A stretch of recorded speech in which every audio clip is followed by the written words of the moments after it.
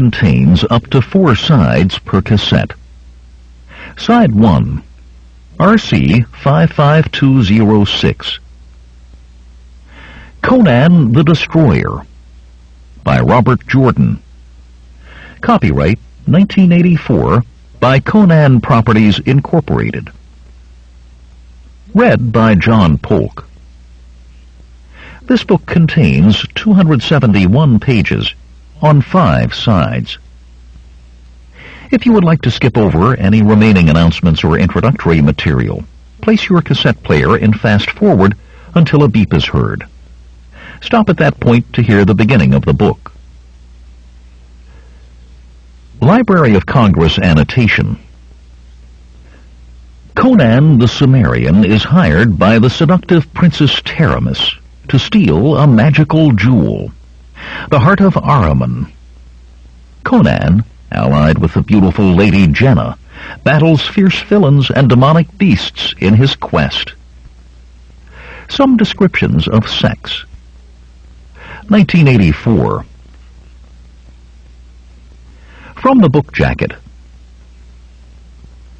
In the fabled city of Shadazar, sultry Princess Taramis hires Conan to recover the magical gem known as the Heart of Ahriman.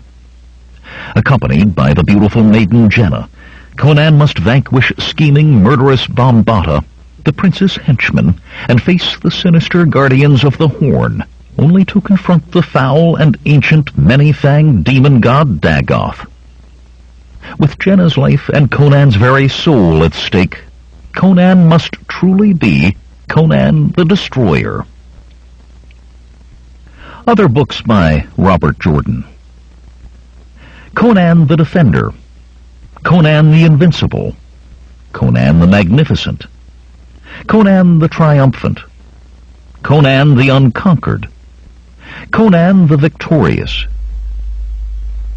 To Shere Khan, for his invaluable aid with the script. Reader's note: the map found in the print edition is not included in this recording. End of note. 1. The bloody sun baked the Zamoran plain, and baked too the procession that made its way across those rocky flats and rolling hills. The riders were armored in ebon breastplates and naseled helms. Sable was the chain mail that covered their arms, and sable the greaves that rose from booted feet to dark-breeched knees. No accoutrement of theirs but was the hue of deepest night. Their horses, too, were sheathed in black iron, chanfrons and crenets covering heads and necks, patrils protecting their chests. A long curved sword hung at each warrior's hip, and spike-headed maces swung at every high-pummeled saddle. But the hands that should have grasped lances held instead wooden clubs and long staves. Nets did they carry as well, thick-woven and weighted, stout enough to hold tigers.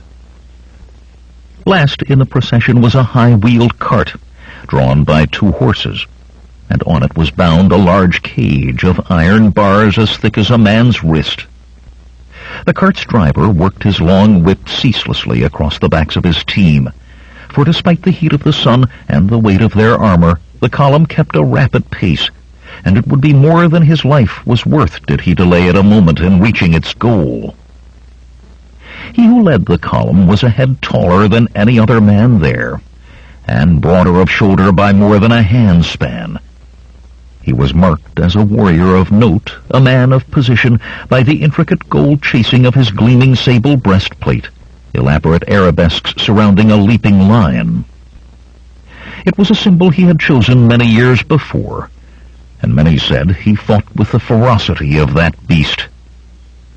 Thin, age-whitened scars, one across the bridge of his broad nose, and another running from the corner of his left eye to the point of his chin, proclaimed him no newcomer to the profession of arms. Now those scars were all but hidden under dust that clung to the sweat pouring from his face. "Useless," he muttered beneath his breath. "No Ehrlich accursed use at all. There is always a use in what I do, Bombata." The big man stiffened as one of the riders, masked in soft black leather as well as helmeted, galloped up beside him. He had not thought his voice would carry further than his own ears. "I see no need," he began, but the other cut him off with a voice distorted by the mask, yet carrying the note of command. "What must be done as it is written in the scrolls of Skelos. Exactly as it is written, Bombata." "As you command," he replied grudgingly. "So do I obey." "Of course, Bombata. But I hear a question unspoken." "Speak it." The tall warrior hesitated. "Speak it, Bombata. I command you." "What we now seek," Bombata said slowly, "or rather where to seek. Surely that cannot be in the scrolls." The black-masked rider's laugh was muffled behind the dark leather. Bombata colored at the mocking tone. "Ah, Bombata, think you my powers limited to knowledge of the scrolls? Do you think I know only what is written there?" "No." His reply was as curt as he dared make it. "Then obey me, Bombata. Obey, and trust that we will find what we seek." "As you command, so do I obey." The huge warrior dug his heels into the flanks of his mount, careless of the men behind who must keep up. More speed, he knew, would be taken as a show of obedience, a sign of trust in the commands he had been given. Let the others mutter angrily in their sweat.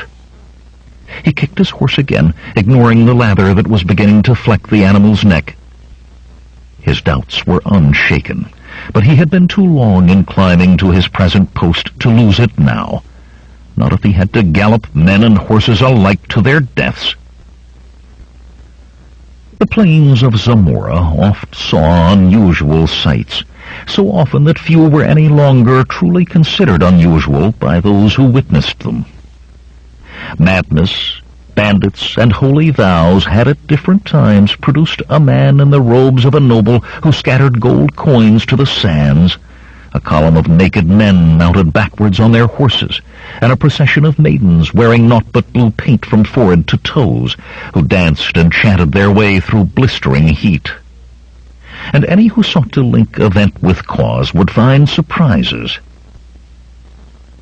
There had been many others, some stranger still, yet few had seemed odder than the two men laboring far from any city or village beneath the blazing sun in a hollow at the foot of a rock-strewn hill. Their hobbled horses cropped sparse, tough grass nearby. The first man was a tall, heavily muscled youth. Massive arms straining, he lifted a thick, flat slab of rock, as long as a man was tall, atop 4 gray boulders he had rolled together. To level the slab, he pushed fist-sized stones beneath it. About his neck, on a rawhide thong, hung an amulet of gold in the shape of a dragon. The sapphire-eyed young man seemed more a warrior than a builder. A broadsword of ancient pattern hung at his belt, and both its hilt and that of his dagger showed the wear of frequent use. His face, a square-cut black mane held back from it by a leather cord, showed only a lack of years to the casual observer. Those who looked deeply, however, could see several ordinary lifetimes' experience written there, lifetimes of blood and steel. The sky-eyed youth's companion was his antithesis, both physically and in occupation. Short, wiry, and black-eyed, with greasy black hair tied behind his neck to fall below his shoulders, the second man stood to his thighs in a narrow pit, laboring to deepen it with a broken-handled shovel. 2 bulging leather sacks sat on the ground beside the hole. Continually, the wiry fellow dashed sweat from his eyes and cursed work of a sort he was unused to, but whenever his gaze fell on those sacks, he set to again with a will. Finally, though, he tossed the broken shovel aside. "It's deep enough, eh, Conan?" The muscular youth did not hear. He frowned at the thing he had built. It was an altar, something with which he had little experience, but in the harsh mountain wastes of his native Samaria, he had learned that debts must be repaid, whatever the cost, whatever the difficulty. "Conan, is it deep enough?" The Sumerian eyed his companion grimly. "If you hadn't opened your mouth at the wrong time, Malik, we'd not have to bury the gems. Euphrates wouldn't know who stole his jewels, the city guard wouldn't know who stole the jewels, and we could be sitting in Abulites' tavern drinking wine with dancing girls on our knees instead of sweating out on the plains. Dig it deeper. I did not mean to shout your name," Malik grumbled. He fumbled open one of the leather bags and scooped out a handful of sapphires and rubies, emeralds and opals. Green glittered in his eyes as he poured the polished stones back again, a sparkling stream of blue and crimson and green and gold. With a regretful sigh, he tugged the drawstring tight. "I just didn't think he would have so much. I was surprised. I did not do it a purpose." "Dig, Malik," Conan said, looking now at the altar rather than the other man. The Sumerian closed his big hand around the golden amulet. Valeria had given it to him, and it seemed to him he felt her near him when he touched it. Valeria. Lover, warrior, and thief, all in one bundle of lithe, golden-haired beauty. Then she died, ripping the joy from his life. He had seen her die. But as well he had seen her return, come again to fight at his side, to save his life. Debts must be repaid. Malik had taken up the broken-handled shovel again, but instead of digging, he eyed the altar. "I did not think you believed in the gods, Sumerian. I have never seen you pray." "The god of my land is Crom," Conan replied, "the dark lord of the mound. At birth he gives a man life and will, and never another gift. He will not pay heed to votive offerings, nor listen to prayers or pleadings. What a man does with the gifts Crom has given him are his own affair. But the altar?" Malik prompted when he fell silent. "This is a different land, with different gods. They are not my gods, but Valeria believed." Frowning, Conan released the dragon amulet. "Mayhap her gods listen, as the priests claim they do. Perhaps I can do something to help her fate with them." "Who knows what will sway gods," Malik said, shrugging. The wiry thief lifted himself from the hole and sat cross-legged beside the leather sacks. "Even the priests do not agree, so how can you—" The clatter of galloping hooves from beyond the hill cut off his words. With a yelp, Malik snatched for the leather sacks. In an instant he had thrust several of the gems into his mouth. His face contorted painfully as he swallowed, and tossed the sacks into the hole. Desperately he began shoveling dirt back in, kicking in stones, anything to fill it before the riders arrived. Conan put a hand to the leather-wrapped hilt of his broadsword and waited calmly, cool blue eyes watching the hill for the first of the newcomers. They could be anyone, he told himself. They could be concerned with matters other than Malik and himself, but he did not believe it. 2. As a lone horseman in black naseled helm and gold-chased ebon breastplate crested the hill, Malik laughed shakily. "One man? He may be big, but we can handle one man if he tries." "I heard more than a single horse," Conan said. "Erlich, take them," Malik groaned. Jamming the broken-handled shovel under the edge of a small boulder, he levered the stone toward the hole. "Our horses," he panted. "We can outrun them." The boulder toppled into the narrow pit, plugging it. Conan snorted, but gave no other answer. The watcher's horse was weighed down with as much armor as its rider, it was true. The two of them would gain a lead, but a short-lived one, he knew. Their mounts were the sort available on short notice to men who had obvious need of leaving Shadazar quickly, though each had cost as much in gems as a king's charger. At a gallop, the animals would founder inside half a league, leaving them afoot to be run down at their pursuers' leisure. The watcher had stopped on the crest of the hill. "What does he wait for?" Malik demanded, tugging two daggers from his belt. "If we are to die, I see no reason—" Abruptly, the black-armored warrior raised his arm, moved it from side to side. Over the hilltop burst more than 80 yelling, armored riders, an ebon wave that split to either side of the man who still sat with upraised arm. At a dead gallop, the warriors roared to the right and left, sweeping out to encircle Conan and Malik at a distance of 300 paces. "You would think we were an army," Conan said. "Someone thinks we are dangerous, Malik."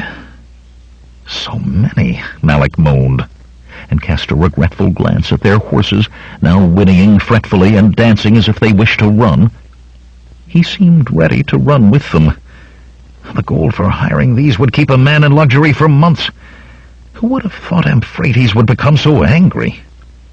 "Perhaps he did not like having his gems stolen," Conan said dryly. "We did not take all that he had," the wiry thief muttered. "He could be grateful that something was left. He could spend a coin or two for incense in the temples to thank the gods for what remained. He did not have to." The Cimmerian was barely aware of his companion's tirade. He had learned long since to listen selectively to the small man, simply no longer hearing Malik's moans of what could have been or should have been, but obviously was not. At the moment, the steely-eyed Northlander was intent on 4 of the encircling warriors, 4 men who had ridden together and now fumbled with a long bundle one of them bore before his saddle. He glanced back at the hilltop. Another rider, masked, now sat beside the first, watching what occurred below. Abruptly, the tall watcher raised a curled brass horn, like the hunting horns used by nobles. A loud note rang from the hilltop, and the 4 who had worked at the bundle suddenly unfurled it between them and broke into a gallop straight for the 2 men afoot. 4 others galloped out to join them. The big Cimmerian's frown deepened. It was a net they held, and the outriders bore long clubs, as if they would cut off a quarry that sought to evade capture.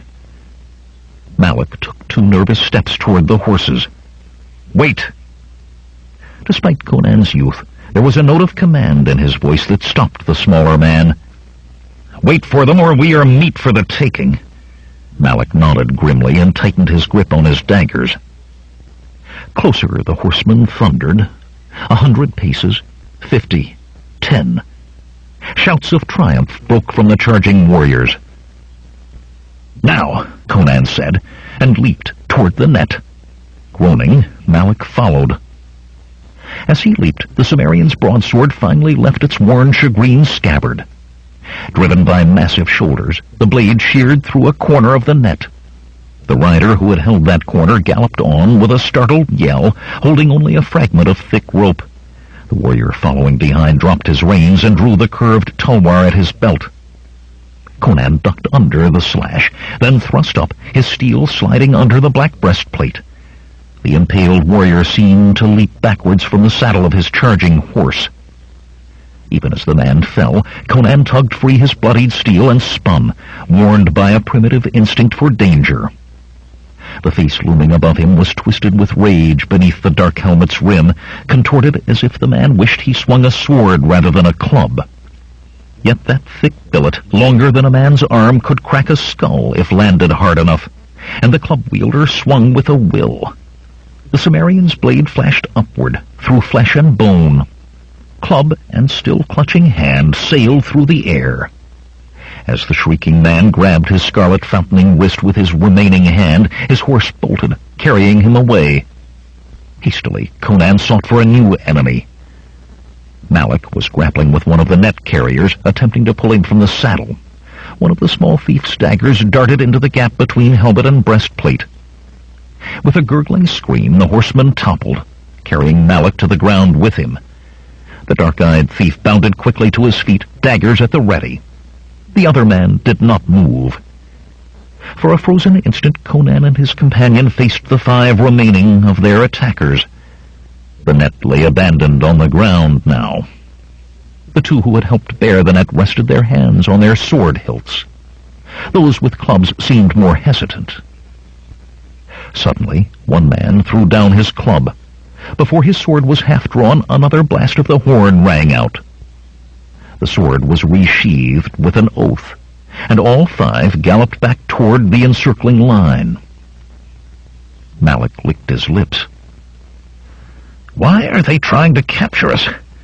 I don't understand."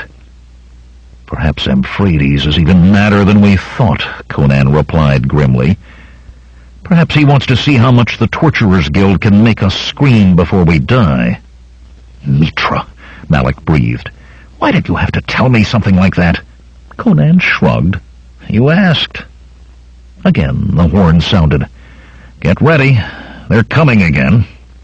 Again, 4 riders bore the net spread between them, but this time the outriders brought their number up to a full score. As the horsemen pounded toward them, Conan motioned unobtrusively. Malik shrugged and nodded.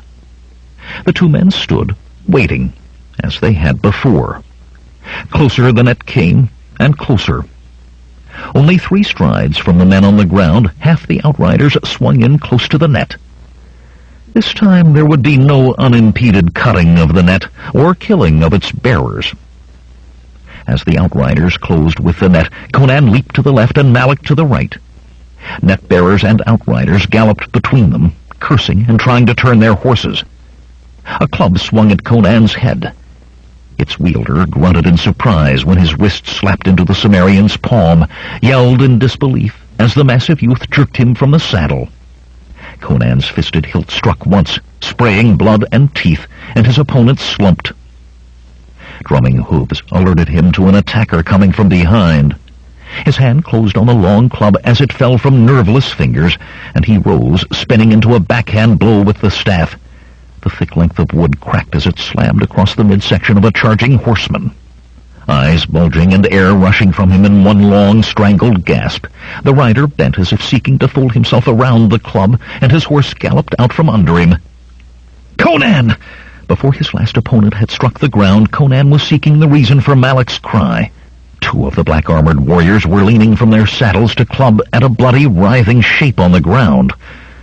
With a wild yell, the Cimmerian was on them, ensanguined steel slashing. 2 corpses fell away from him as he dragged the small thief to his feet, dazed of eye and with scarlet rivulets streaming down his face. The net-bearers were coming once more, he saw, and Malik was barely able to stand, certainly in no shape to fight. Muscles bulging in a massive shoulder and arm, Conan hurled his companion aside and leaped for the net. His hand closed on it, and he heaved. A surprised warrior was catapulted from his saddle to land atop the grid of thick ropes, tangling in it as he rolled.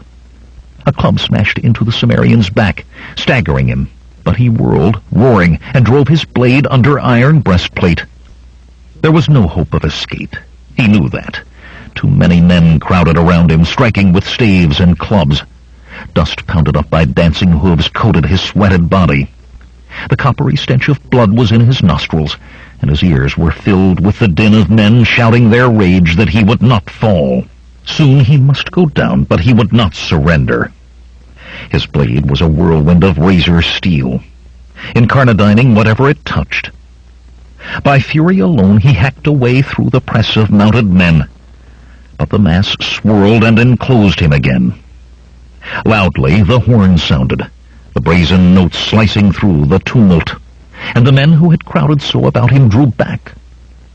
With obvious reluctance they abandoned their silent dead and groaning wounded, galloping back to form once more their circle at 300 paces distant.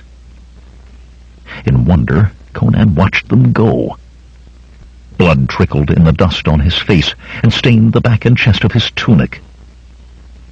Malik was gone, he saw. No, not gone. Captured. Netted, an arm and a leg sticking through the thick mesh like a pig on its way to market. Regret coursed through the Cimmerian and a determination not to end so. Slowly he turned, attempting to keep an eye on all of those about him. Horses wandered riderless between the circle and him. He might seize one of those and fight his way clear if he was willing to abandon Malik. He made no move toward a horse. Close to him there were bodies, some still, some twitching. A few cried out for succor or stretched a hand toward the black-armored watchers. "Come, then!" Conan shouted at the iron circle. "Let us finish it, and you have the stomach!" Here and there a horse moved as if its rider had shifted angrily, but only silence answered him. The rattle of rocks sliding down the hill announced the arrival of the two who had remained on the hilltop. The big man in the gold-chased armor stopped at 10 paces distance from the Cimmerian, but the leather-masked rider halved that before drawing rein. Conan set himself. He could make out little of the one who approached, for the mask covered all but eyes, and a cloak of black wool swathed all else. But if single combat was sought, Conan was ready. The lone figure's hands rose to remove the nasaled helmet. Then the mask came off, and the Cimmerian gasped despite himself. A woman faced him. Dark eyes smoldering above high cheekbones, raven hair pinned in tight coils about her head. Beautiful she was, with the beauty that can only come to the woman who has left girlhood behind. But there was a fierceness to that beauty, in the firm set to her lovely jaw and the penetrating quality of her gaze. Her cloak was thrown back to reveal riding breeches and tunic of sable silk, clinging to every curve of full breast and rounded thigh. Conan drew a deep breath. Of all women, he had never expected to be confronted by this one. "You are the one called Conan." Her voice was sensuous, yet imperious. Conan did not answer. That she had left her perfumed palace and bright gardens for the heat of the plains was surprise enough.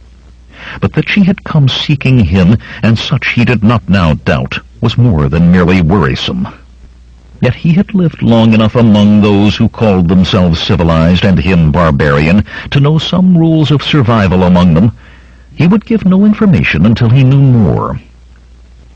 The mounted woman's delicate brows drew down at his silence. "You know who I am, do you not?" "You are Taramis," Conan replied simply, and her frown deepened. "Princess Taramis." She emphasized the first word. His face lost none of its grimness, nor did his sword lower from its ready position. She was tall for a woman, and she drew herself up to the last hair's breadth of her height. "I am the Princess Royal of Zamora. Tiridates, your king, is my brother." "Tiridates is not my king," Conan said. Taramis smiled as if she found herself back on a familiar path. "Yes," she breathed. "You are a Northlander, a barbarian, are you not? And a thief?" Conan stiffened. It was all he could do not to check the encircling horsemen to see if some were drifting closer with their nets. Yet he knew the true danger lay with the woman before him. "What do you want of me?" he demanded. "Serve me, Conan the thief." He had had patrons of the moment before, those who gave him gold for a particular theft, and at that moment it seemed his alternative was to battle the remaining black-armored warriors. Yet perversity touched him. "No." "You refuse me?" Taramis said incredulously. "I do not like being hunted like an animal. I am no wild boar to be netted. I can give you wealth beyond your imaginings, titles and position. You could be a lord in a marble palace instead of a thief in squalid alleys." Conan shook his head slowly. "You have but one thing in your gift that I want, and I will not ask it of you." "Only one?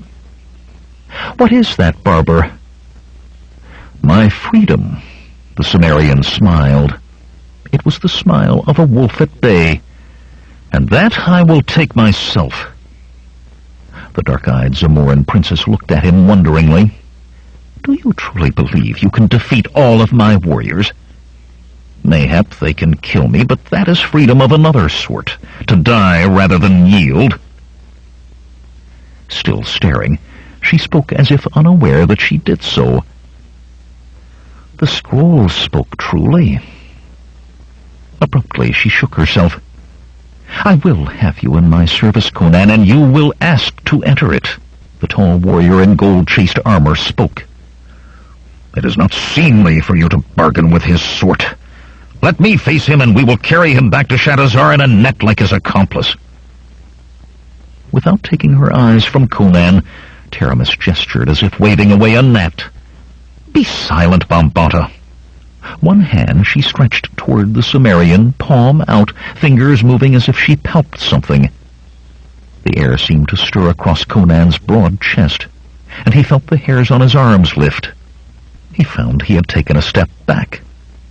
Planting his feet, he firmed his grip on his sword hilt. Taramis' hand dropped, and her eyes went to the crude structure of stones he had built. All men have a heart's desire, something they would kill for, or die for. From the neck of her tunic she drew a chain of delicate golden links from which depended a teardrop of clear crystal. The crystal she clasped tightly in her left hand, and her right pointed to the rough altar. "See now what is your seeking, Conan." From between her fingers closed about the crystal came a pulse of crimson light. Among the encircling warriors, horses snorted nervously. Only Taramis' mount was still, although with eyes rolling and flanks trembling. Once more came the flash, and again, until an unceasing glow of purest vermilion shone from her fist. Suddenly there were flames on the bare stone of the altar, and the warriors' mounts danced and reared in terror. Had Conan sought to flee, then he would have found none opposing, for every rider's whole energy was given to controlling his fear-struck animal. But the big Sumerian did not even notice them. Among the flames lay a figure, a woman. Long blonde hair arranged over her shoulders, firm muscled body sleekly curved and unblemished. He clamped his teeth on a name and muttered instead, "Sorcery." "Aye, sorcery." Taramis' voice was soft, but it cut unnaturally through the terrified screaming of the horses. "Sorcery that can give you what you seek, Conan." "Valeria. She is dead," Conan said roughly. "Dead, and there's an end to it." "Is it an end, Barber?" Within the fires, the form's head turned. Clear blue eyes gazed into Conan's. The womanly shape sat up, held out a hand to the Sumerian. "I can give her back to you," Taramis said. "I can return her to this world." Conan snarled. "As a living corpse? I have encountered such. Better to remain dead." "No corpse, Barber. Warm flesh, supple flesh. I can give her to you and make her as you wish. Would you be certain of her devotion for all time? I can assure it. Would you have her crawl to your feet, worship you as a god?" "No!" The Sumerian's breath was ragged in his throat. "She was a warrior. I will not have—" He let his hoarse words die. "So you believe now?" The dark-eyed woman gestured. The flames and Valeria's image alike vanished, leaving bare unscorched stone. About her neck the teardrop crystal hung clear once again. "I can do as I say." Slowly Conan's sword lowered. He had no liking for sorcery, not even when practiced by those mages he knew to have no malign intent, and such were few indeed. But a debt to be repaid, a life freely given in place of his. "Free Malik," he said wearily. Bombata sneered. "Having cleaned the streets of Shadowzar of a thief, you think we would loose the little scum? He is of no use to anyone in this world. One thief more or less will make no difference in Shadowzar, Conan said, and he is a friend. Either he goes free or our further talking will be done with steel. The huge warrior opened his mouth again, but Taramis silenced him with a look. Free the little thief, she said quietly. Bombata's face was a tight mask of anger and frustration. Viciously, he pulled his horse around and galloped to those who guarded the net-wrapped Malak. In moments, the ropes had been cut, and the wiry man was rolled out on the stony ground. They nearly broke my bones, Malak called as he trotted toward Conan. What was that with the fire? Why are we still alive? His eyes fell on Taramis and widened. Aye! He began to jerk fawning bows, all the while casting frantically questioning looks at the Cimmerian. We are honest men, O most honored princess, no matter what you may have heard from lying tongues in Shadowzar. We hire ourselves out as caravan guards. Why, never have we taken so much as a pomegranate without payment. You must believe— Be gone, little man, Taramis said, before I tell you how much truth I know of you. Eyeing Conan doubtfully, Malak took a hesitant step toward their horses. We must part for a time, Conan told him, even as we did after the fight in the Inn of the Three Crowns. Go, and fare you well. With a last helpless look at the surrounding guards, the small man darted for his mount. When Malak had galloped out of sight over the hill, laying his quirt to his horse and staring back over his shoulder as if he still did not believe he was actually free to go, Conan turned back to Taramis. What is it you wish me to do? He asked. In good time you will be told, the beauteous woman replied. The smile that played on her lips was tinged with triumph. For now, there are words I would hear from you. Conan did not hesitate. I would enter your service, Taramis. A debt must be repaid, whatever the cost. 3. Shadowzar was a city of golden domes and alabaster spires thrusting toward the cerulean sky from the dust and stones of the Zamoran plain. Crystal pure fountains splashed among fig trees in shaded courtyards, and a glaring sun was reflected from gleaming white walls that sheltered dark cool within. Shadowzar the Wicked was the city called, and a score more of names, each less complimentary than the last, and all well-earned. Within the great granite city walls, pleasure was sought as avidly as gold, and one was oft exchanged for the other. Sleek lords licked their lips over quivering maidens as over pastries. Hot-eyed ladies stalked their prey like sinuous, sensuous cats. One nobly born husband and wife, each committed to a life of fleshy delights not encompassing the other, were currently the butt of many jokes, for after intrigues and machinations too involved for recounting, they discovered too late that each had managed to arrange an assignation with the other. Yet if perversion and debauchery were the soul of Shadowzar, it was trade that provided the gold to purchase them. From the far reaches of the world they knew came the caravans, from Turan and Corinthia, from Iranistan and Koraja, from Koth and Shem. Pearls, silks and gold, ivory, perfumes and spices, all provided the music for the licentious pavan of the city of 10,000 sins. The streets of the city were crowded with commerce, as Conan rode into the city with Taramis' party of black-armored warriors.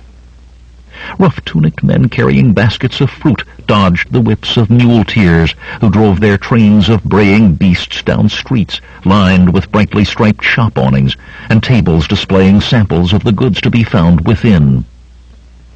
Haughty silk-clad nobles and fat merchants in somber velvets, leather-aproned apprentices and harlots wearing little but jingling girdles of coin, all dodged between the long-striding camels of caravans, driven by dusty men of foreign mien and greedy eyes.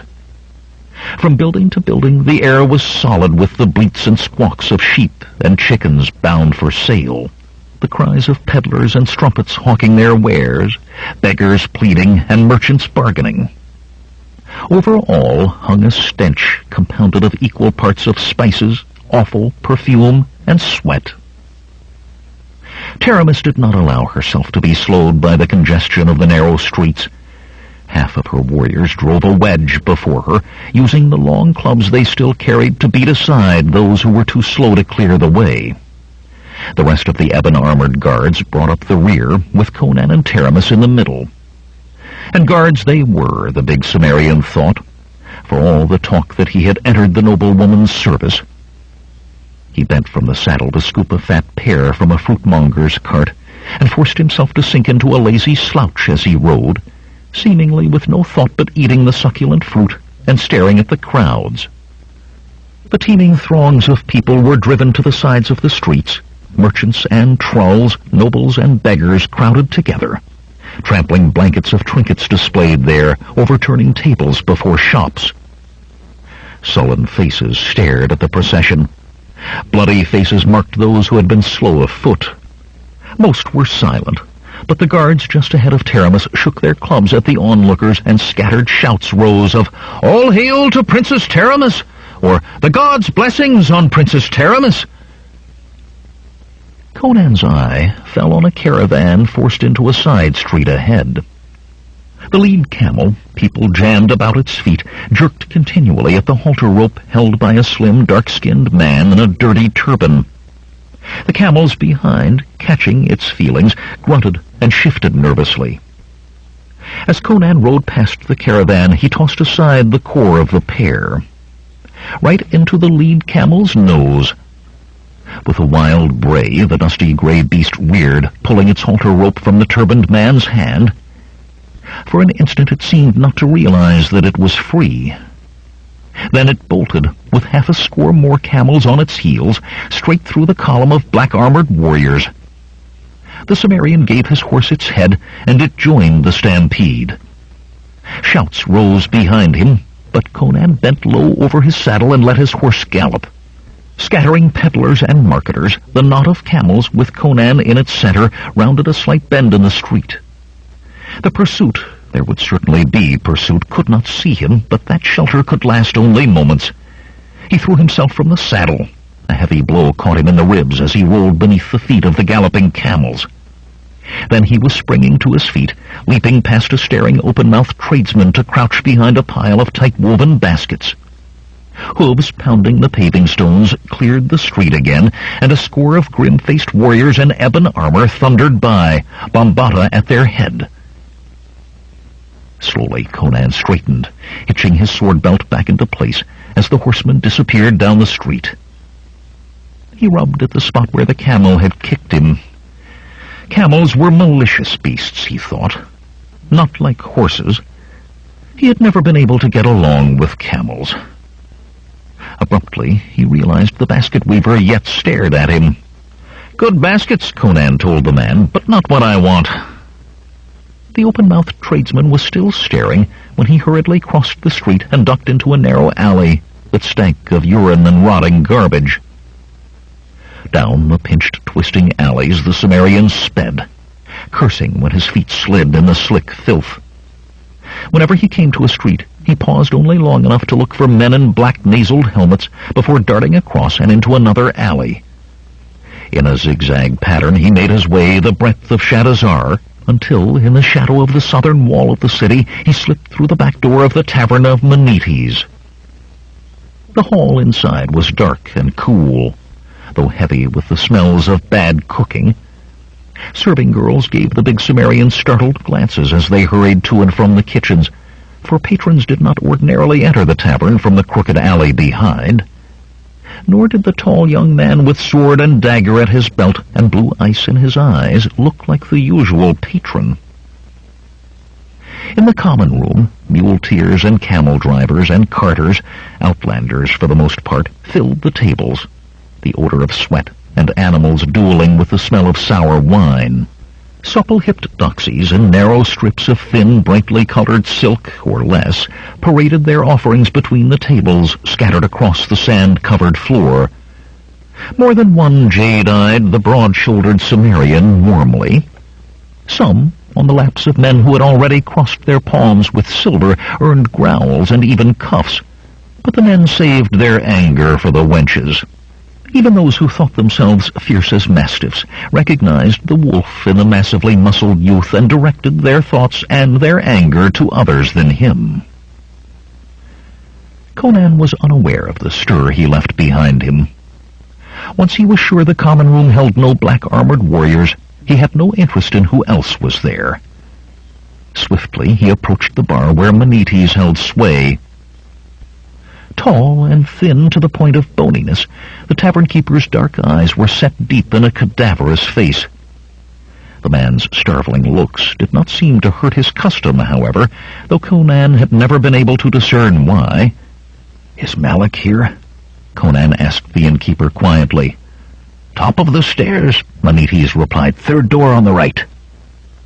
He wiped thin hands on a dirty apron and cast his eyes suspiciously behind the Cimmerian as if looking for pursuit. "Is there trouble in this?" "Not for you," Conan told him, and headed for the stairs. He had no worries concerning the gaunt-faced man's discretion. There was the matter of saving Menetes' daughter from the clutches of two Iranistanis who had intended her for sale in Agrippur. Menetes would keep silent if there were hot irons at his feet. On the second floor, Conan slapped open the indicated door and jerked back as a slashing dagger barely missed his throat. "'Tis me, you fool!" he growled. Grinning nervously, Malik sheathed his blade and backed into the room. Conan slammed the door behind him as he entered. "Sorry," the wiry thief laughed shakily. "It's just... well, Mitra's mercies, Conan. Taramis herself out there hunting us, and that fire. That was sorcery, was it not? And I did not know what had happened to you, and... how did you get free? I'd almost forgotten the fight at the Inn of the Three Crowns and meeting hereafter. Do we leave the city now? Did they dig up the gems? We'll go there first thing and dig them up ourselves. Those stones will keep us..." "Calm yourself," Conan said. "We are not leaving Shadazar. At least not yet. I have a commission from Taramis." "What kind of commission?" Malik asked warily. "And how much gold is she offering?" "What she wants, I don't know yet. As for price, Taramis claims she can bring Valeria back." The smaller man's breath hissed in through clenched teeth. His dark eyes darted as if looking for a way out. "Sorcery," he managed at last. "I know that fire was sorcery. But do you think she has that much power? And even if she does, can you trust her? I must take the chance. For Valeria. I owe..." He shook his head. Malik was a friend, but he would not understand. "You have no such reason, so I will give you my half of Abuletes' gems if you will help me." Malik brightened immediately. "You did not have to make this offer, Cimmerian. We are companions, eh? Still, I will accept it, just so everything is fair. That is, so long as I don't have to enter Taramis' palace. She put 3 of my cousins in her dungeon a few years gone, and 2 of them died there. She doesn't know you from Hanuman's goose girl, Malik. Still, I will not ask it of you, and you can be sure Taramis won't. On the plain, all she wanted of you was that you leave." "That just shows how little she knows of talent," the small thief huffed. "If she wants a thief, who is better than me? What am I saying? I'll burn incense in Mitra's temple to give thanks that she chose you rather than me. What do you want me to do?" "I will go to Taramis' palace. You watch it carefully. I do not know where I may have to go, and I may not have time to seek you out first if I must leave the city. Also, find out where Akiro is." "Another sorcerer?" Malik exclaimed. A sorcerer indeed was Akiro. A short, plump man with yellow skin like the men of Far Kitai, Though he had never named any land as his place of birth, he had aided Conan once before with his powers. The Cimmerian did not trust him entirely. He did not truly trust any wizard. But Akiro had liked Valeria. Perhaps that would weigh in the balance. I may have need of him in this, Malik, to watch Taramis' sorceries, to make sure Valeria is not returned with some bond spell on her. I will find him, Cimmerian. Do you have time for a drink to luck, or must you return to Taramis' palace immediately? I must go there for the first time, Conan laughed. I left her company without farewells, and her guards scour the streets for me. But I hope to reach the palace without killing any of them. Malik shook his head. You will be lucky if she is not angry enough to have a pike decorated with your head. She may be angry enough, but she will not do it. She sought not just any thief, Malik, but me. She knew my name, and she rode onto the plain to find me. Whatever she intends, Conan of Cimmeria is necessary to it.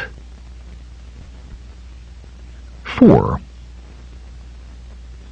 To the city that surrounded it, the palace of Taramis presented the look of a fortress, though not, of course, so much a one as the royal palace. That would have been a good way to be shortened a head, drunkard though Tiridates might be. Taramis' crenellated granite walls stood 4 times the height of a tall man, being thus 2 paces shorter than those of the king. Square towers stood at the 4 corners of the walls, and 2 more flanked the tall iron-bound gates. Those gates stood open as Conan approached, guarded by 2 warriors in naseled helms and black breastplates, with long-bladed spears slanted smartly. Other pairs stood as rigid as the stone they guarded atop the towers, and more along the walls. The big Cimmerian's lip curled in contempt for such guards. Like statues they were, and as much use. On a moonlit night, a blind thief could find his way between them without being seen. The sun now dropped toward the western horizon, and the guards at the massive gates were near the end of their watch, bored and with their minds filled with the food and wine and serving girls that awaited them in their barracks. Conan was within 3 paces before they realized that he truly meant to enter rather than merely pass by. In their experience, men such as he did not enter the palace of the Princess Royal unless on their way to her dungeons. Their spears dropped as one, long points presented to his chest. "Be off with you," one of them growled. "I am here to see Taramis," Conan announced. Their eyes ran over the sweat-caked dust that covered him, and sneers painted their faces. He who had spoken before opened his mouth. "You were told to—" Suddenly Bombata was there, flinging a guard to either side as if he barely noticed they had been in his way. The guards slammed against the thick iron-bound planks of the open gates and collapsed groggily. Bombata stood where they had been, glaring at Conan, his hand opening and closing on his sword hilt. "You dare come here after—" The massive scar-faced warrior drew a shuddering breath. His black eyes were on a level with Conan's. "Where in Sandru's 9 hells did you get to?" "The camels frightened my horse," Conan said carelessly. "Besides, I needed a tankard or 2 of wine to clear the dust from my throat after the ride back to Shadazar." Bombata ground his teeth. "Come with me," he snapped, spinning to re-enter the palace. The guards, just now rising to their feet, stayed carefully out of his way. But he shouted, "Togra! Replace those buffoons at the gate!" as soon as he was inside the walls.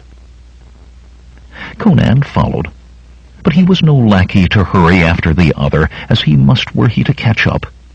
Instead, he took his own pace, ignoring Bombata's darkening face, as he had to slow his own steps or leave the Cimmerian behind. A broad flagstoned way led from the gate to the palace proper, through an elaborate garden where marble fountains splashed and shimmered with watery mists, and alabaster spires rose to treble the height of the outer wall. Here tall trees cast a pool of gentle shade, There, open spaces were filled with flowering shrubs and plants brought from as far as Venya and Zingara. Formal walks laced through it all, and merely within Conan's sight half a score gardeners, their short tunics and bare legs marking them slave, labored to increase its beauty. A portico of tall fluted columns surrounded the palace itself, and within was a profusion of courtyards, floored with polished marble, and overlooked by balconies piercing niveous walls that gleamed even in the fading light. Tapestries of wondrous workmanship draped the corridors, and fine carpets from Venya were strewn in profusion. Slaves scurried to light golden lamps against the coming night. Ever inward Bambata led, until Conan wondered if he were being taken through the entire palace. Then he entered a courtyard and stopped, neither noticing nor caring that the other man had stopped as well. Pedestals stood about the court, on each a symbol carved in alabaster or porphyry or obsidian. Some he recognized from the charts of astrologers. Others he was glad he did not know. His gaze did not linger on those. Among the pedestals stood knots of men in robes of saffron and black, embroidered with arcane signs in varying degrees of complexity. Others, in robes of gold, held to themselves apart. All their eyes swung to him as he stepped into the court, eager eyes that weighed and measured and evaluated. "The man Conan," Bambata said, and the Cimmerian realized he addressed not the watching men, but Taramis, on a balcony overlooking them all. The voluptuous noblewoman still wore her travel-stained garments, and her face was filled with arrogant fury. Her eyes locked with Conan's. She seemed to be waiting for him to look away, and when he did not, her head jerked irritably. "Have him washed," she commanded, "and brought to me." Without another word she left the balcony, even her back eloquent of rage. Her anger was no greater than Conan's own, however. "Have me washed," he growled. "I am no horse." To his surprise, Bambata's scarred face reflected his ire. "The baths are this way, thief." The ebon-armored man all but snarled the words and strode off, not looking to see if Conan followed. The Cimmerian hesitated only a moment, though. He would welcome the chance to sluice away the dust. It was only the means of its offering, if it could be called an offer, that rankled. The room to which Conan was led had walls mosaicked in images of blue skies and river rushes, and in its center was a large white-tiled pool. Beyond the pool was a low couch and a small table bearing vials of oils. It was the bath attendants who brought a smile to his face, though. 4 girls flashed dark-eyed glances at him and hid giggles behind their hands. Their hair was uniformly black and pinned in identical coils tight about their heads, but short tunics of white linen fit snugly over curves that ranged from slender to generous. "You will be sent for, thief," Bambata said. Conan's smile faded. "Your tone begins to grate at me," he said coolly. "If you were not needed, do not let that stay your hand. I shall still be here after." Bambata's hand twitched toward his sword. Then, the scars on his face livid, he stalked from the chamber. The 4 girls had fallen silent during the exchange. Now they huddled together, staring at Conan with frightened eyes. "I will not bite you," Conan told them gently. Hesitantly they moved to him, simultaneously beginning to tug at his garments and chatter. "I thought you were going to fight him, my lord." "Bambata is a fierce warrior, my lord, a dangerous man." "Of course, my lord, you are as tall as he. I thought no man could be as tall as Bambata." "But Bambata is bigger. Not that I doubt your strength, my lord." "Hold," Conan laughed, fending them off. "One at a time. Firstly, I am no lord. Secondly, I can wash myself. And thirdly, how are you called?" "I am Aeneas, my lord," the slenderest of them answered. "These are Taphis, Anuk, and Liella, and to wash you is what we are for, my lord." Conan ran an appreciative eye over her lithe curves. "I can think of better things," he murmured. To his surprise, Aeneas blushed deeply. It is forbidden, my lord," she stammered. "We are sealed to the sleeping god." Gasps came from the other three, and Aeneas' face paled as quickly as it had colored. "The sleeping god?" Conan said. "What god is that?" "Please, my lord," Aeneas moaned. "It must not be spoken of. Please. If you reveal what I have said, I will be punished." "I will hold my silence," Conan promised. But for all he said, they would speak no further word that did not concern his bathing. He held still for being soaped and rinsed, then soaped and rinsed again. They dried him with soft toweling, then massaged fragrant oils into his skin. Not the most fragrant, to be sure. He managed to avoid those, though he still thought he smelled as perfumed as a noble fop by the time they were done. They were dressing him in robes of white silk when a bald and wizened man entered. "I am Jarvanius," the old man said, bowing slightly. "Chief steward to the Princess Taramis." His tone indicated he considered that position infinitely higher than that of a thief. "If you are finished, I will take you to—" He coughed as Conan took up his sword belt. "There is no need for that here." Conan fastened the belt and settled the broadsword and dagger into place. He had little liking of being unarmed in any circumstances, and the more he learned, the less he wanted to be so in Taramis' palace. "Take me to Taramis," he said. Jarvanius choked. "I will take you to the Princess Taramis." The Cimmerian waved him to lead on. Surprise upon surprise, Conan thought when the old man left him. It was no audience chamber he had been taken to. Golden lamps gave light against the deepening night. A huge round bed veiled with sheer white silk took up one end of the great room. The marble-tiled floor was strewn with rugs from Venya and Iranistan, and in its center stood a low table of polished brass, on which rested a crystal flagon of wine and 2 goblets of beaten gold. Taramis, swathed in black silk robes from neck to toe, reclined on cushions piled beside the table. They were not alone in the room. In each corner stood a black-armored warrior, unhelmeted and with his sword slung across his back so that the hilt stuck above his right shoulder. Straight ahead these men stared, not moving a muscle, not seeming to breathe or to blink. "My bodyguards," Taramis said, gesturing to the 4. "The best of Bonbata's warriors, almost as good as he himself. But do not let them worry you. They attack only at my command." "Wine?" She rose smoothly and bent to fill the goblets. Conan's breath caught in his throat.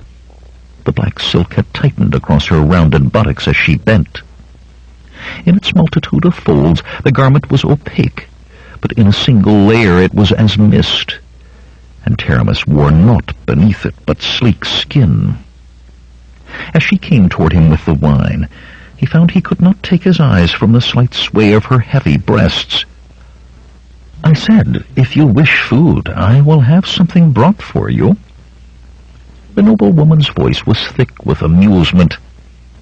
Conan started, colored, then colored deeper when he realized what he had done. No, I want nothing to eat." Furious with himself, he took a goblet. What was he about, he wondered, staring like a boy who had never seen a woman before? If he could not keep his wits better than that, he had as well give it over. He cleared his throat. There is a commission you want me to carry out. I cannot do it until I know what it is. You want this Valeria returned to you? She moved closer till her breasts brushed against his chest. Even through his tunic they seemed to burn like two hot coals. I want her alive again. He stepped to the cushions, casually he hoped, and lay back. Taramis came to stand over him. He looked up and had to pull his eyes away from the tantalizing line of thigh and belly and breast. He did not see the small smile that flashed across her lips. Hold hard in your mind to what you want, thief, and do as I command. You still have not told me what I must do. He had to suppress a sigh of relief when she moved away from him and began to pace. I have a niece, the Lady Jenna, Taramis said slowly. She has lived her life in seclusion. Her parents, my brother and his wife, died when she was little more than an infant. The shock was too much for her. The child is delicate, her mind fragile. But now she must go on a journey, and you must accompany her. Conan choked on a mouthful of wine. I must accompany her, he said when he had his breath back. I am not accustomed to being a companion to noble women. I mean, it is not the sort of thing I do. You mean you are a thief, Taramis said, and smiled when he shifted uncomfortably. I have not turned you over to the city guard yet, Conan. Why should I now? It is a thief I need, for Jenna must steal a key only she can touch, and also the treasure that key will open the way to for her. Who better to aid her in that than the best thief in Zamora? The big youth felt as though his head was spinning. Carefully, he set the goblet on the table. The last thing he needed then was wine. I am to take this child, this Lady Jenna, on a journey, and help her steal an ensorcelled key and a treasure, he said wonderingly. If you say this is the service you require in return for Valeria, I will do it, though I cannot see why she does not travel with a retinue of servants and 100 of your guards instead of with one thief. Because the scrolls of Skelos say she must journey without such. Taramis stopped, biting at her lower lip. These scrolls, he began, but the silk-draped woman waved a quick hand in dismissal. Prophecies, she said hastily. They tell what must be done and how. Put them from your mind. They are in an ancient tongue known only to scholars. She eyed him consideringly, then went on. There is some vagueness about numbers, but only 2 companions are mentioned specifically. I have decided to risk sending no more than that. The 2 will be yourself and Bombata. Conan grunted, abandoning the scrolls for more immediate concerns. Bombata to ride with him. Well, he would deal with the man when and if he had to. Where is this key to be found? The Lady Jenna will show you. It will be best if I have a map, he told her, and a plan of the place where the key is kept. The treasure, too.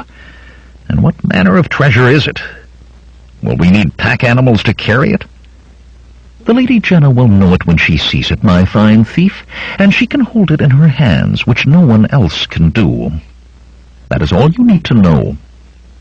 As for a map, there is none, can be none, outside of Jenna's head.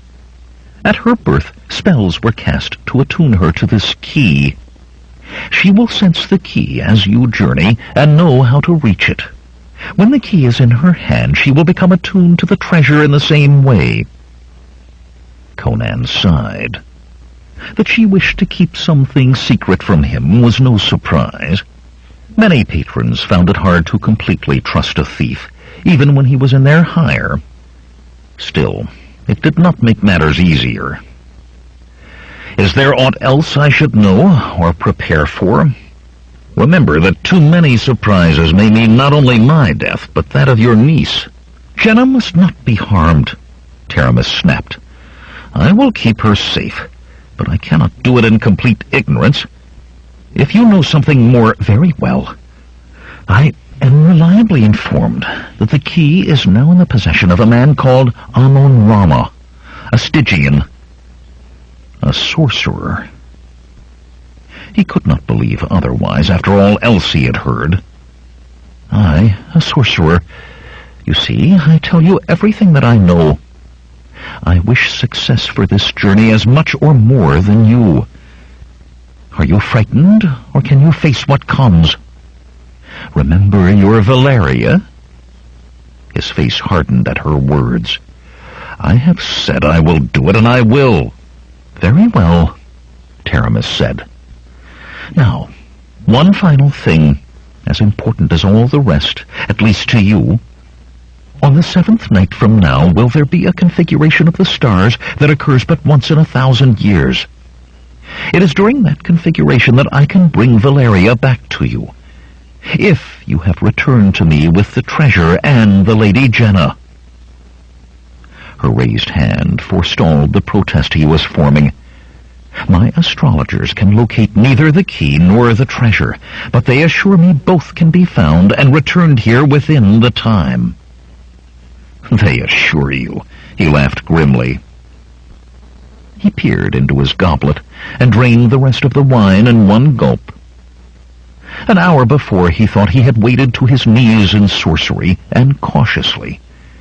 Now he knew he waded to his neck, and in the fog. Suddenly, a scream ripped through the palace. A girl's scream. Again it came, and again. Conan leaped to his feet, a hand going to his sword. He saw the guards tense and realized it was in response to him. The screams had brought no stir from them. It is my niece, Taramis said hastily. Jenna suffers nightmares. Sit, Conan, sit. I will return when I have seen to her comfort.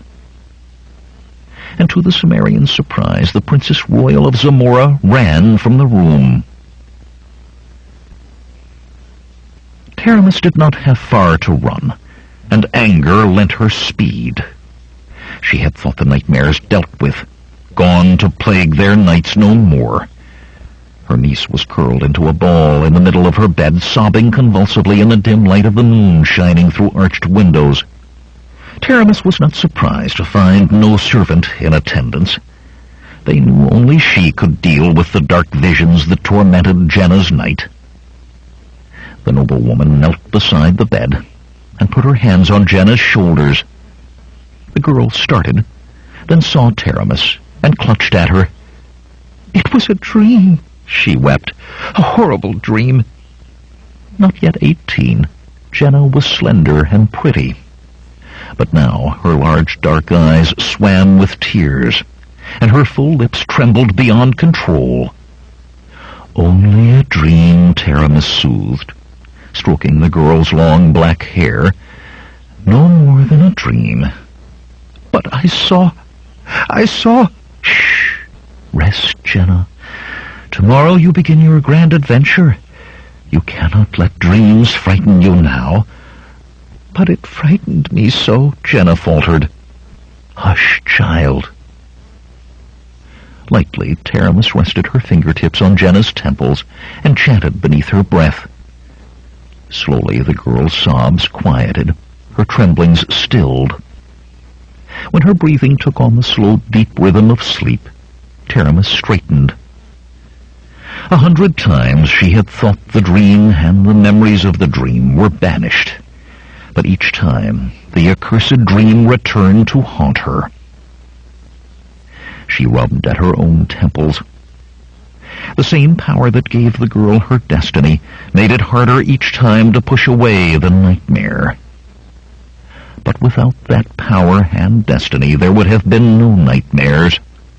Jenna was the one spoken of in the scrolls, and that was what was important.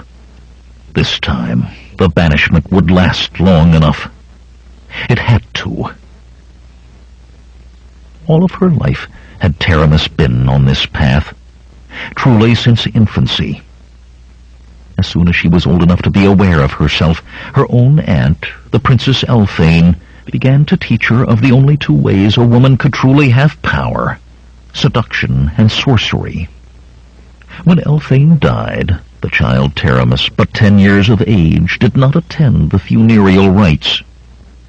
Older heads thought her absence was an indication of her grief. In actuality, she had been ransacking her aunt's private chambers, stealing the sorceress tomes and magical artifacts that Elphane had spent a lifetime collecting. And there she found the scrolls of Skelos. Within a phasing of the moon, she began the 20 years of labor that now approached culmination.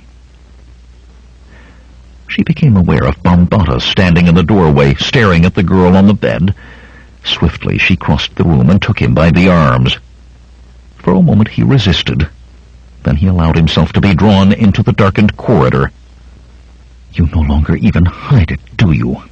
she said with deceptive quiet. "You desire my niece. Do not attempt to deny it."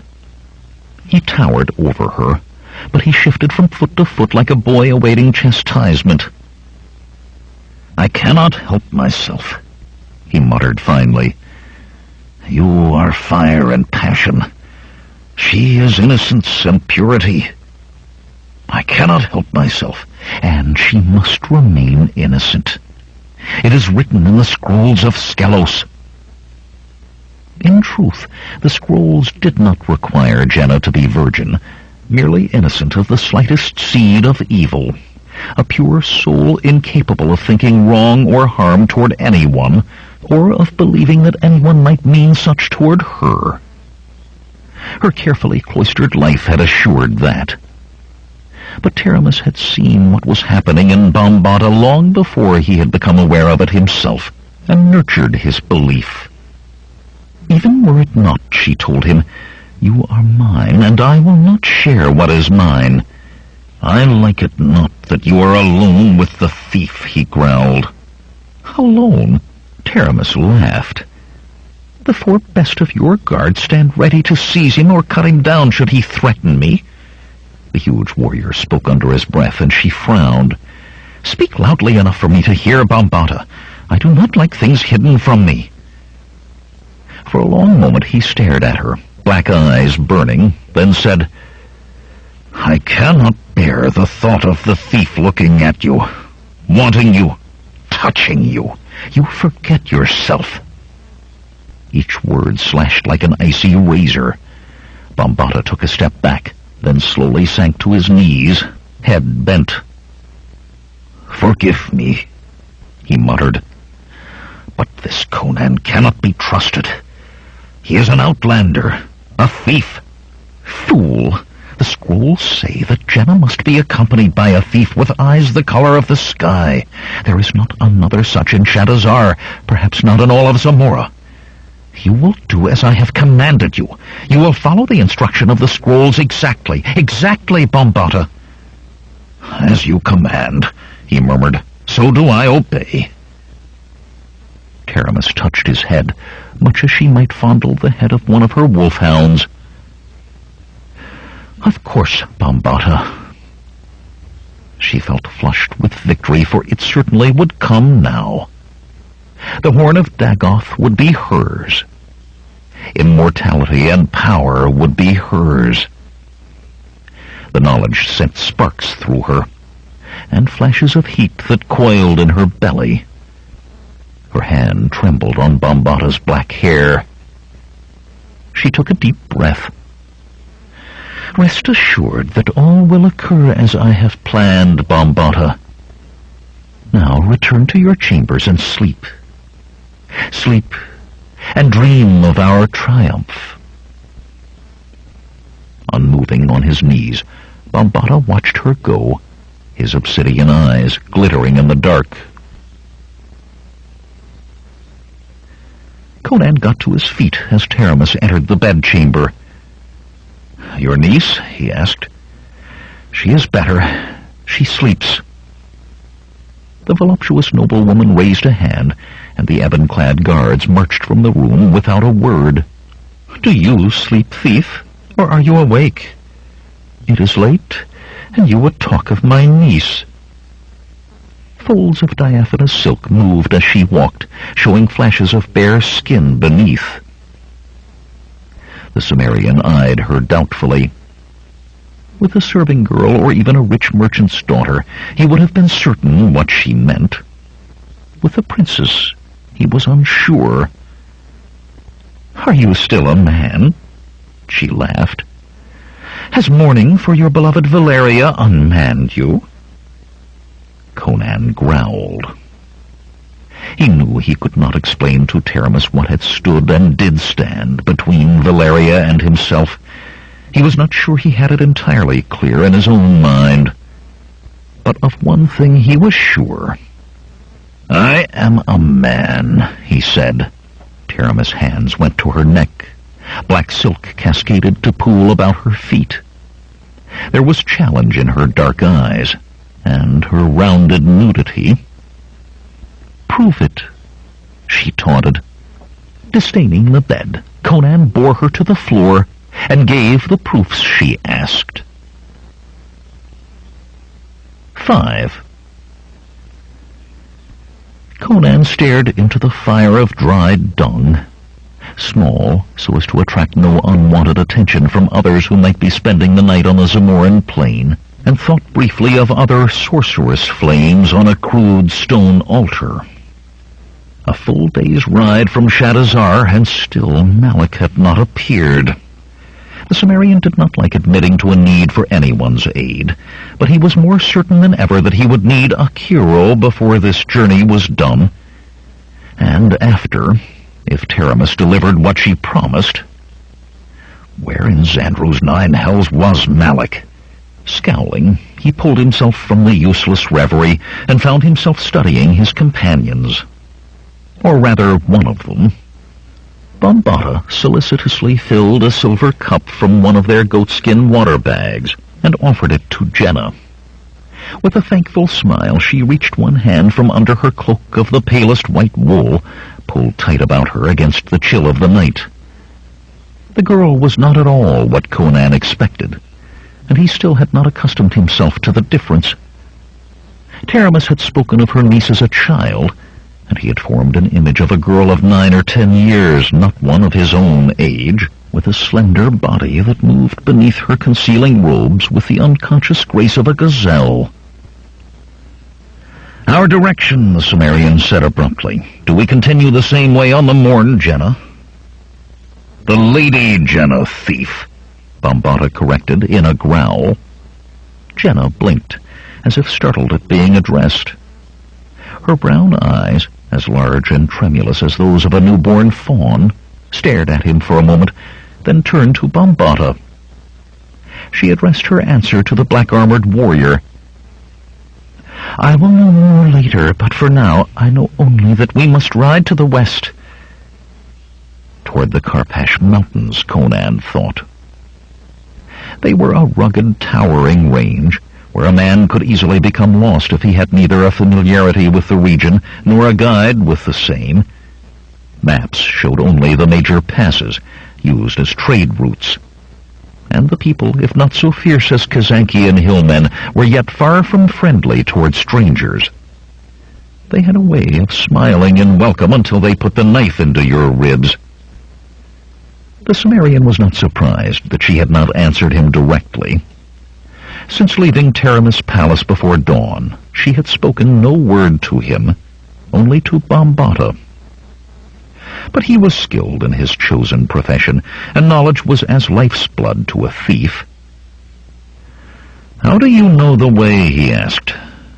"Does the key draw you to it?" "She is not to be questioned, thief," Bambata growled. A wolf howled in the night. The long, mournful sound seemed to blend with the crescent-mooned darkness. "What was that, Bambata?" Jenna asked curiously.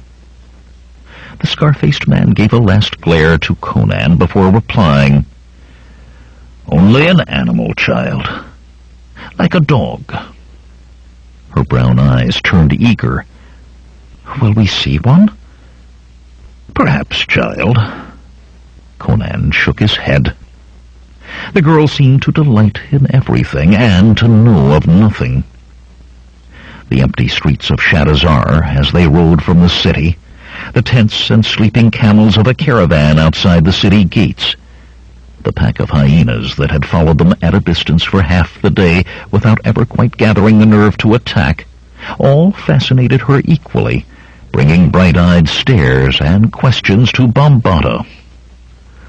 "What I do not know can kill us," Conan said. "Do not frighten her, thief," Bambata snapped. Jenna laid a hand on the tall warrior's chain-mailed arm. "I am not frightened, Bambata. My good Bambata." "Then tell me how you know where to find the key," Conan insisted. "Or tell Bambata if you still will not speak to me." Her eyes flickered to Conan, then settled on a space halfway between the Cimmerian and the black-armored warrior.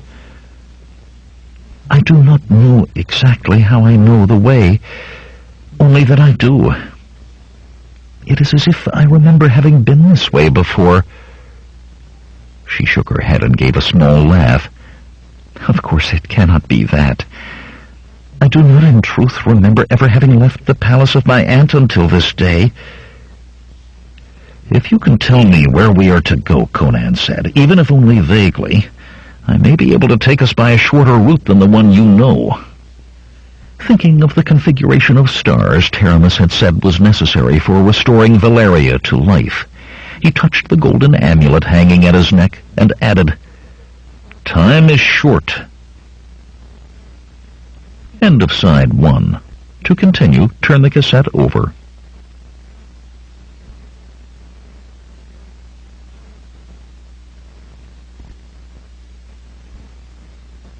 Side 2. Conan the Destroyer, by Robert Jordan. Continuing on page 64. Once more, Jenna gave a slight shake of her head. "If what I see before me is the proper way to go, then I remember it. But I must see it first." Abruptly she laughed and let herself fall back to stare up at the sky.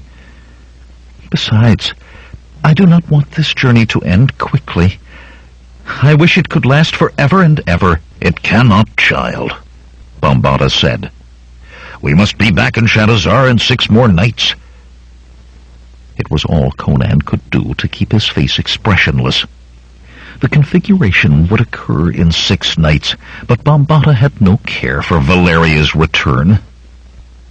What else was to occur on that night? "Now it is time for you to sleep, girl," the scarred man went on. "We must travel onward early."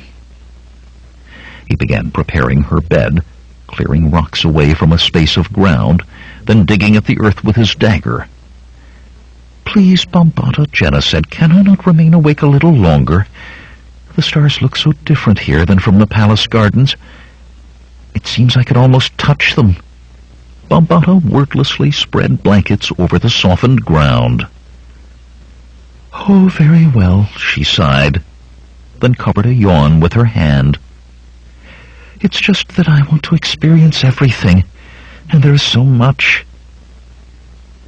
As she lay down, Bambata put another blanket over her with surprising gentleness. "I will let you experience as much as I can," he said softly. "As much as I can, child.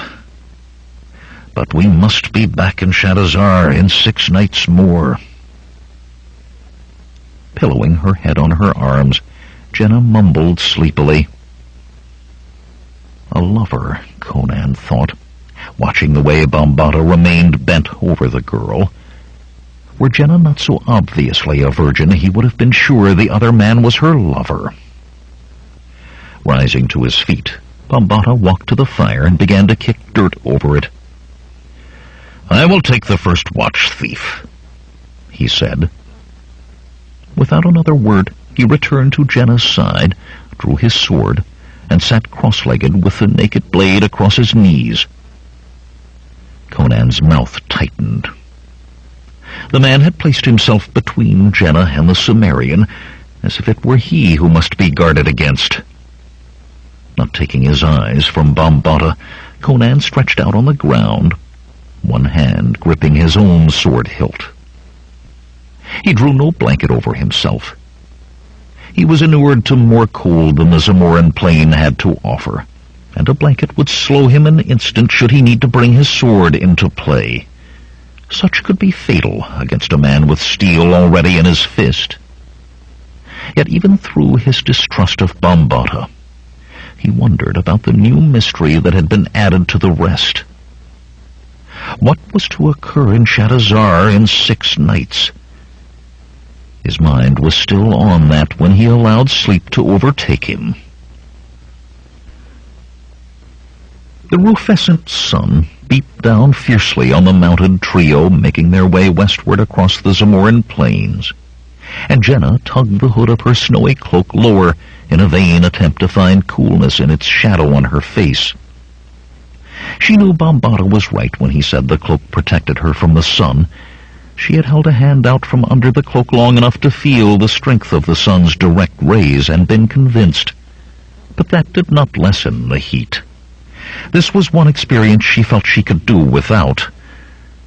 Ahead loomed the gray bulk of snow-capped mountains, the Karpash Mountains, promising both cool and wetness. She licked her lips, but they were dry almost as she was done.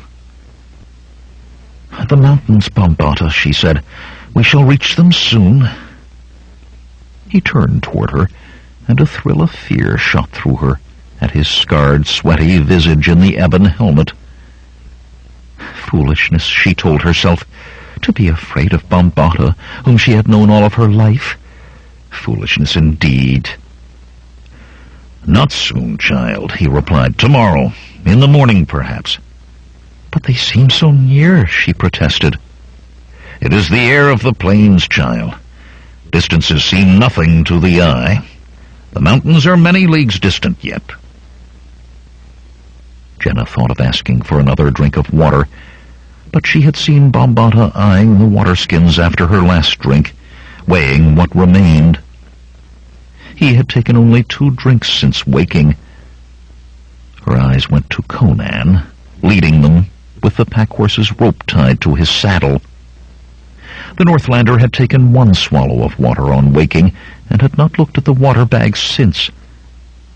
Now he rode easily, one hand resting lightly on his sword hilt, eyes always searching ahead, apparently not even noticing that the sun had broiled them since dawn and was still not halfway to its zenith. What a strange young man he was, she thought, though she had little with which to make comparison. He was no older than her, she was sure, but his eyes, such a peculiar color for eyes, blue, seemed unimaginably older. Thirst did not bother him, nor the heat. Could anything slow him? Rain, or wind, or snow? She had heard stories about snow in the mountains, piled as high as a palace. No, she was certain he would go on, deterred by nothing. Perhaps that was why her aunt had sent him. Perhaps he was a hero, a prince in disguise, as in the stories some of the serving girls told her when her aunt was not there. She shot a glance at Bambata from the corner of her eye. "Is he handsome, Bambata?" "Is who handsome?" he asked gruffly. "Conan." His head swiveled toward her. For an instant she was afraid again. "You should not think of such things."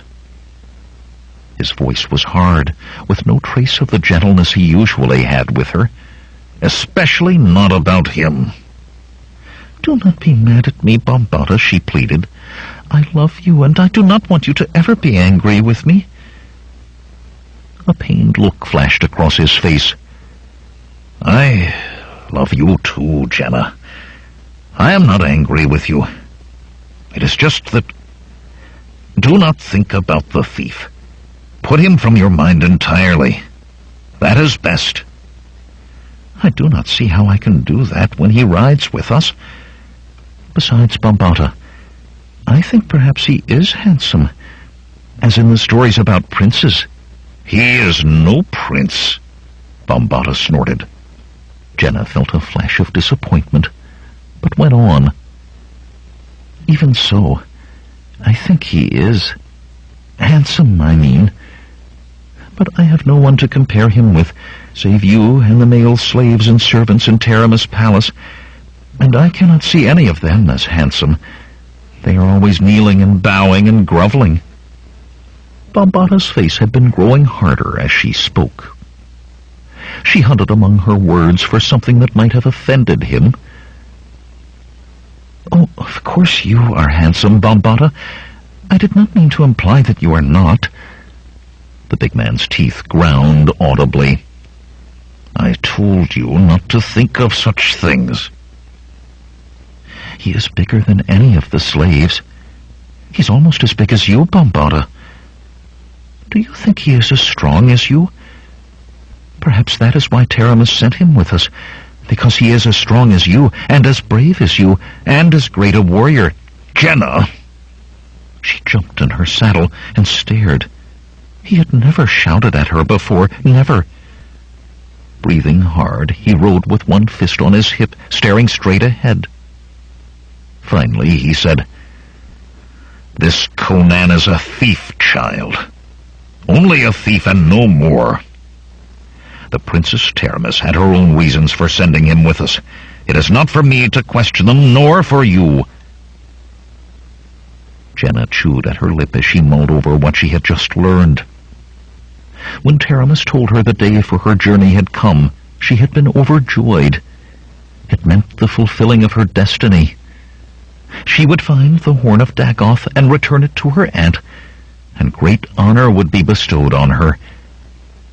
But if Conan was a thief, and Taramis had sent him with them, Bambata, are we going to steal the Horn of Dagoth? He made a chopping motion with his hand and looked quickly toward Conan. The blue-eyed young giant still rode before them, too far ahead to hear words that were not shouted. From the stiffness of his back, Jenna thought he was deliberately ignoring Bambata and her. For some reason she did not quite understand, it annoyed her that he might ignore her, and on purpose. "Child," Bambata said quietly, "Taramis told you not to mention that name in the hearing of anyone but her or me. You know that. It is our secret." "He cannot hear us," she protested. "And are we going to—" "No." His tone became overly patient, the way it did when she had pushed him to a limit. "No, Jenna, we do not steal. No one save you can touch the key. No one save you can touch the horn. No one in the entire world. Is that not proof that your destiny is true? You cannot doubt your aunt or me." "Of course not, Bambata. It is just— Oh, I'm sorry. I did not mean to make a bother." The scar-faced warrior muttered something angrily under his breath. She stared at him. "What, Bambata?" Instead of answering, he galloped ahead of her toward Conan. She stared after him and abruptly realized someone had ridden over a hill to the north of them and was fast approaching, leading another horse behind him on a rope. He was an ugly little man, she saw as he came closer, short and wiry, in a leather jerkin and dirty breeches. Suddenly her mind puzzled out what it was that Bambata had muttered. "Malak," he had said. Conan permitted himself a grin when Malak appeared, riding across the hilltop, a saddled horse behind him on a lead rope. He shifted the smooth pebble he was using to bring moisture to his mouth from under his tongue to his cheek. "Ho! Malak!" he called. "Ho! Conan!" A broad grin split the wiry thief's face. "I had a hard time finding you, Cimmerian. I am no tracker, you know. I am a man of the cities, a civilized... Bambata cut between the two of them, reining in with a spray of dust and rocks.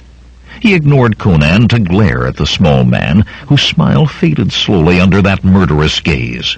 "The Princess Taramis gave you your life," Bambata snarled. "You should have lost yourself in a pigsty while you had the chance." "I asked him to come," Conan said. Bambata pulled his horse around, his scars livid lines across his face. "You asked him? What made you think you could decide who came on this journey, thief? The Princess Taramis..." "Taramis wants me to accompany Jenna," Conan cut him off, "and I want Malik." "And I say no." Conan took a deep breath. He would remain calm. He would not kill this fool. "Then continue the quest without me," he said with more coolness than he felt. It was Bambata's turn to take a deep breath. His teeth grated, though, as he failed in showing the same outward equilibrium as the Cimmerian. "There are reasons, thief, that you cannot know. You and I and the Lady Jenna must go on alone." "Taramis said the numbers were vague," Conan said, and was pleased to see the other's face go slack with surprise. "She told you that?" Conan nodded. "Taramis does not want us to fail. She told me everything." "Of course," Bambata said slowly, but there was that about his tone that suddenly made Conan doubt his own words. Yet surely she would not have kept anything back if that would hinder their chances for success. "Well," Conan said, "does Malik ride with us, or do he and I go our own way?" Bambata's hand tightened on his sword hilt until his knuckles paled. "Keep the little wretch, then," he breathed hoarsely. "But make no mistake, thief. If we fail because of him, I'll slice both of you for dog meat, and keep a proper respect about you for the Princess Taramis and the Lady Jenna." Sawing at his reins, he galloped back to Jenna, who sat her horse watching worriedly. "I do not think that man likes me," Malik laughed weakly. "You have survived other men who did not like you," Conan replied. "You will survive Bambata. A sorry beast," he added, then gestured to Malik's spare horse when the small man raised a questioning eyebrow. Malik chuckled. "It was all I could steal. It's for Akiro. Is he close? I have no time to seek him very far. Not far. The way you're traveling and to the south." "Then we must ride," Conan said. "Time is lacking." Malik fell in beside him as he started forward again. The Cimmerian twisted in his high-pommeled saddle to make sure Bambata and the girl were following. They were, but still at the distance they had maintained all morning. Conan was not sure if Bambata simply wanted to avoid his dust, or if the other warrior simply did not want to ride with him. He suspected the latter, and did not care, save for missing the opportunities to look at Jenna. As they rode, Malik continually glanced at him and muttered to himself. After a time, he said, "Conan, what was all that about reasons why I shouldn't be here, and Taramis telling you everything?" "I wondered when you would ask," Conan grinned, and detailed all that Taramis had said to him, at least all that related to the seeking of the key and the treasure.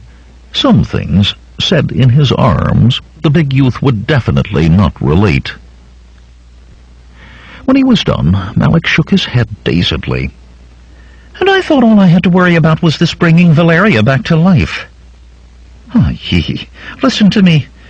All, I say, as if it was done by every street-corner faker in Shatazar. That's what comes of being too close to too much sorcery, Cimmerian. You're beginning taking it for granted. That is when it will kill you, or worse. Mark my words." He mumbled something quickly, and Conan recognized a prayer to Bel, the Shemitish god of thieves. "It is not so bad as it could be," the Cimmerian said. "Not so bad?" Malik all but squealed. "A girl with a map in her head. There is sorcery there, grant me.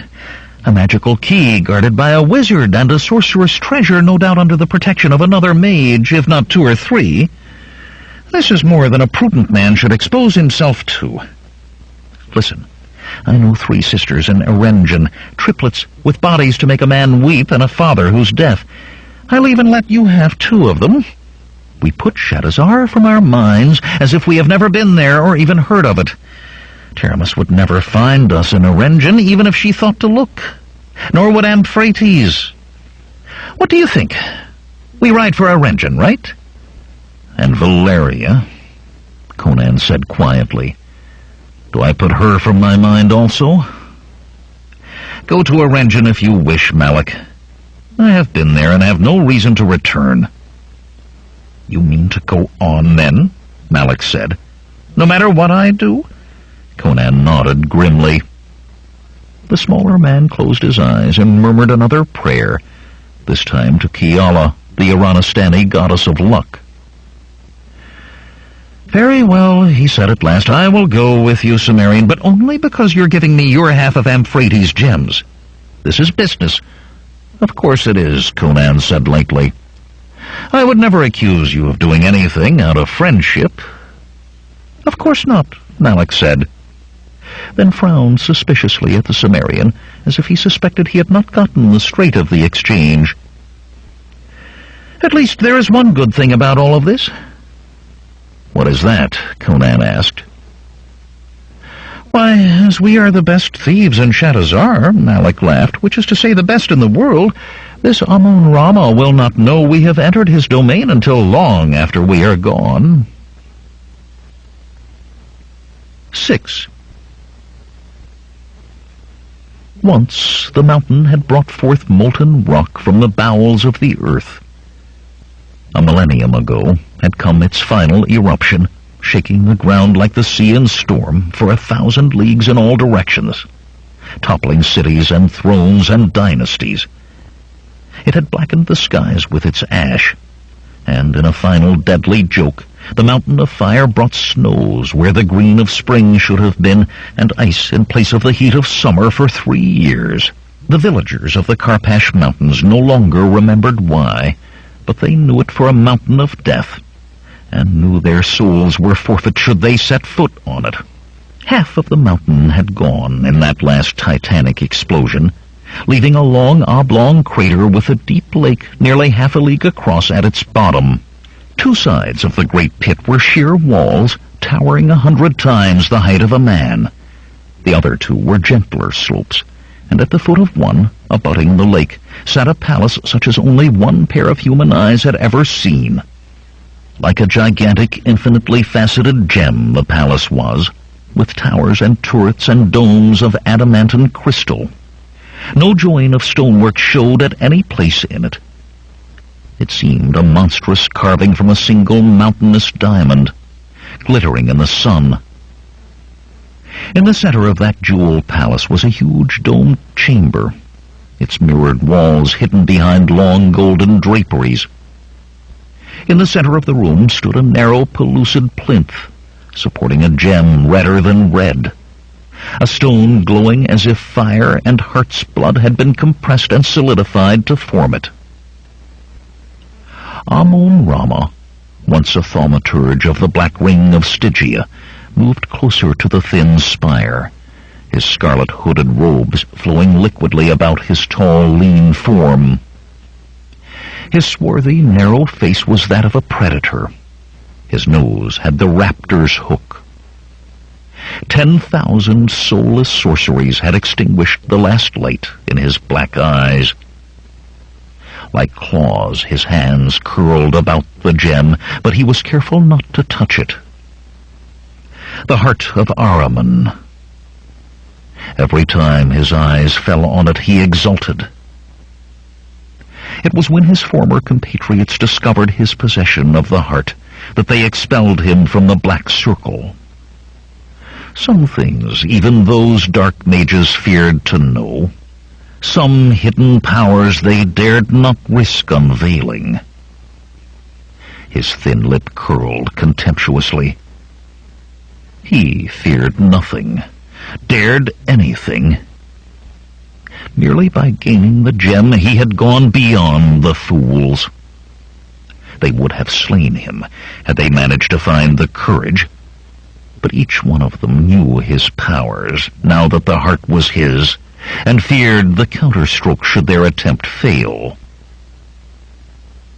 On either side of the heart, his long fingers set themselves in a precise fashion, and he began to chant in a language dead for 1,000 years. Abath tabak, udamai moras, Abath tabak, endal kafa'ar, Abath tabak, Abath moras, Abath kafa'ar. The crystal walls of the palace chimed faintly with the words, and with each word the glow of the heart of Ahriman deepened and clarified. Still more crimson than rubies and blood, it yet became clear as water, and within its depths figures moved across stony hills. Amon-Rama's eyes narrowed as he studied the shapes. Riders. 1 girl and 3 men, with 2 extra horses. The pattern formed by his fingers changed slightly, and the girl seemed suddenly to fill the gem. The girl, he thought, and smiled cruelly. She was the one he had sought these many years. She was attuned to the heart of Ahriman, and the heart to her. The woman in Shadazar thought to use her. This Taramis had courage, that she dared think of using the heart for its ultimate purpose, and she possessed no small ability in the use of powers. Yet she reckoned without Amon-Rama. There were many powers of the stone, many uses other than that one she intended. Once the girl, the one, was in his grasp, he would have access to all of those powers, and he would know which to use and which not to. He would let this foolish Taramis live, he thought, as a naked bondmaid cowering at his feet. But that was for later. "Come to me, girl," he whispered. "Bring her to me, my brave warriors. Bring the one to me." Yet again his fingers formed a new shape about the stone, and he chanted, this time in words never meant to be uttered by a human throat, never meant to be heard by a human ear. They burned in the air like purest pain, and the crystal walls groaned with the agony of them. The heart of Ahriman glowed redder, brighter, ever brighter. The fierce sanguine light split and coalesced and split again, casting his bloody shadow on every surface of the room, till it seemed as if a score of men were there, 50 men, 100. And still he chanted, and brighter still grew the piercing light. A sense of urgency built in Conan, intensifying with his horse's every stride toward the towering Karpash range, so near now, so near. He must turn aside to find Akiro, he told himself, but the rejoinder came that time was desperately short. Every hour spent seeking the rotund wizard was an hour less available to search out the key. Somewhere in the mountains ahead, an hour less to find the treasure and return to Shadazar. Each hour's delay was the risk of being an hour late, the risk that Valeria would not be reborn. The necessity of finding Akiro faded gradually to insignificance. The need to reach the mountains became paramount. Above all else, he must take Jenna to the mountains. "Here, Conan." The Cimmerian turned his head at Malak's words, but he did not slow his mount. "Akiro," Malak said. He gestured with the hand holding the lead rope of the spare horse. "We must turn south here. That is, we were going to. I thought we—" With a shaky laugh, he shook his head. "Maybe it isn't important after all." Doubtfully, Conan reined in. Frowning, he gazed toward the mountains, then to the south, then once more to the mountains. Akiro was important. Speed was of the essence, delay intolerable. Bombata and Jenna drew their horses up beside the two mismatched thieves. Strands of the girl's raven hair stuck to her flushed face, and her gaze was fixed on the gray heights filling the horizon. The black-armored warrior scowled through his sweat. "Why have you stopped, Barber?" Conan's jaw tightened, but he made no answer. Irritably, he twitched the halter rope of the pack mule. Time, he thought. Time. He knew that he wasted time sitting his horse there, neither seeking out the old mage nor riding for the mountains. But which was the correct decision? "Erlich, curse you, Barber, we must keep moving. We are almost to the mountains. We must reach the heart, the key. We must reach the key quickly." Malak broke in on Bombata's tirade. "What about Akiro, Cimmerian? Do we find him or not? By Ogun's toenails, I no longer know what to do." A strangled curse erupted from the scarred man's throat. "Another, Barber? You would add still another to our number? Taramis may say you are essential, but I say you endanger us all. One more in our party may be enough to rupture the prophecy.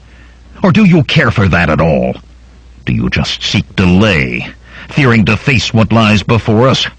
Do you stinking Northland coward?" He ended on a shout, with a handbreadth of sword bared and bloodlust eager on his face. Conan stared back with glacial eyes. Rage, beyond his strength to control, burst into white heat. His words were flat and hard. "Draw your sword, Zamoran. Draw it and die. I can take Jenna to the key just as easily without you." Abruptly, Jenna rode her horse between the two glaring men. To the surprise of both, her large brown eyes snapped with fire. "Cease this, both of you!" she commanded sharply. "You are to escort me to the key. How can you do that if you squabble like two dogs in an alley?" Conan blinked in disbelief. Had a mouse attacked a cat, he could not have been more taken aback. Bombata's jaw had dropped open as she spoke. Now he snapped it shut, but he sheathed his steel as well. "We go to the mountains," he told her gruffly. Ruthlessly, Conan quenched the anger that threatened to flare again, controlled his emotions as tightly as the leather wrappings of his sword hilt. Outwardly calm, he turned his horse south. "You cannot," Jenna protested. A small fist pounded on the pommel of her saddle in frustration. The imperious air was gone like gossamer on the wind. "Conan, you are supposed to go the way I show you. You are supposed to." With a sigh, the big Cimmerian stopped and looked back over his shoulder. "Jenna, this is no game played in the gardens of your aunt's palace. I do what I must, not what anyone thinks I am supposed to do." "I think it's very much like a game," Jenna said sulkily. "Like a giant maze, only now you refuse to play." "In this maze," Conan told her, "death may lie around any turning." "Of course not." The slender girl's face was a portrait of shock. "My aunt has raised me for this. It is my destiny. She would not have sent me if I might be harmed." Conan stared. "Of course not," he said slowly. "Jenna, I will take you to the key and the treasure, and back to Shadazar, and I promise I will allow no harm to come to you. But you must come with me now, for we may well need the abilities of the man I seek." Hesitantly, Jenna nodded. "Very well. I will come with you." Once more, Conan started south, and Malak and Jenna rode close behind. Scarred face as dark as a thunderhead, Bombata followed at a distance. There were no shadows in the chamber of mirrors within the crystal palace. The vermilion blaze was gone, and the heart of Ahriman gave off only its normal sanguine glow. Amun-Rama staggered slightly as he walked away from the crystalline plinth that supported the gem. His narrow face seemed narrower still, and pale beneath its swarthiness. There was effort involved in working sorceries at a distance. He needed rest and sustenance before he could try again. For the moment, however, he thought less of food or sleep than of the failure of his enchantment. He had been unable to see what occurred on the plain. The heart could not be used to scry and as a nexus of power at one and the same time. He rejected out of hand the possibility that the girl had had anything to do with it. She was the one, true, but no wielder of thaumaturgies. Her life had but one purpose, and sorcery was forbidden to her by the very nature of what was required of her. That left only the men with her. They were not mages either. He would have detected vibrations of their power when first he viewed them in the heart, had that been so. Any talisman capable of shielding them from the energies he had unleashed would have showed as clearly as a wizard. That left only a single answer, however impossible it seemed. One of them, one of the two warriors surely, possessed a force of will so strong as to pass belief. The Stygian necromancer's smile was cruel. An adamantine will. Beyond acquisition of the girl, there might be sport to be had from such a one. But first, food and wine and sleep. Wearily, Amun-Rama left the chamber of mirrors. On its thin, transparent column, the heart of Ahriman smoldered malevolently. 7. The sanguinary sun sat on the mountain tops, a burning ball that baked the four riders even as daylight dwindled. Bombata had cursed steadily since they turned south, but he did it under his breath, and Conan did not try to hear what was said. Had he heard, he might have had to take action, and he had decided that Jenna should not have to see the other man slain, pleasant though the idea might seem were she not there. "Over this next hill, Conan," Malik said suddenly. "Selket stab me if Akiro's camp does not lie there, if I was not lied to in Shadazar." "3 times have you said that," Jenna said irritably. The wiry man shrugged and grinned. "Even I make mistakes now and again, my lady, but this time I assure you I am right." Stones turned beneath the hooves of Conan's mount as it made its way up the slope. The Cimmerian was beginning to wonder if Malik even had an idea in which country Akiro was to be found. Then he topped the hill and growled, "Hanuman stones." "Watch your tongue before Jenna," Bombata snarled, but as he reached Conan's side he muttered, "Black Erlic's bowels and bladder." Below them was indeed Akiro's camp, a crude hut of clay and stone built into the side of a hill. The plump yellow-skinned wizard, however, was bound hand and foot to a thick upright post set in the ground before the hut, and about his feet piled branches were just leaping into flame. 3 men, their backs to those on the hill, stood in front of the growing fire, with heads thrown back to chant at the sky, and arms outstretched so that their long white robes hung beneath them like wings. More than a score of others, their filthy, tattered rags contrasting sharply with the Triad's pristine garments, watched, howling and shaking their spears in approbation. "I never liked Akiro all that much," Malik said weakly. "We need him," Conan replied. He looked at Bombata, not asking the question, but the Zamoran saw it in his eyes. "No, Barber. If this is the man you've brought us all this way to find, then he is your affair." "Why are you all talking?" Jenna demanded angrily, "instead of helping that poor man down there?" "Bombata, My duty is to guard you, child. Would you have me take you among those savages below, or leave you here alone when there might be others about? There is still time to ride for Arenjan, Malik suggested. Go straight for Akiro, Malik. Conan's broadsword came easily into his hand, the setting sun lighting its length with premonitory crimson. He cannot stand those flames much longer. With that, he kicked his horse into a gallop down the hill. Donar, help me, Malik hissed at the Cimmerian's back. Think you of the kind of men who can tie up a wizard? Muttering quick prayers to half a score of gods, the small thief loosed the horse he had brought for Akiro and followed. Silently, Conan charged. The clash of shod hooves on stone drowned beneath the yells and chants of the spearmen before him. His horse burst into a knot of them, throwing suddenly screaming men to either side like a ship breasting a wave. Others scrambled toward him, spears dropping to the ready, but he ignored them for the moment.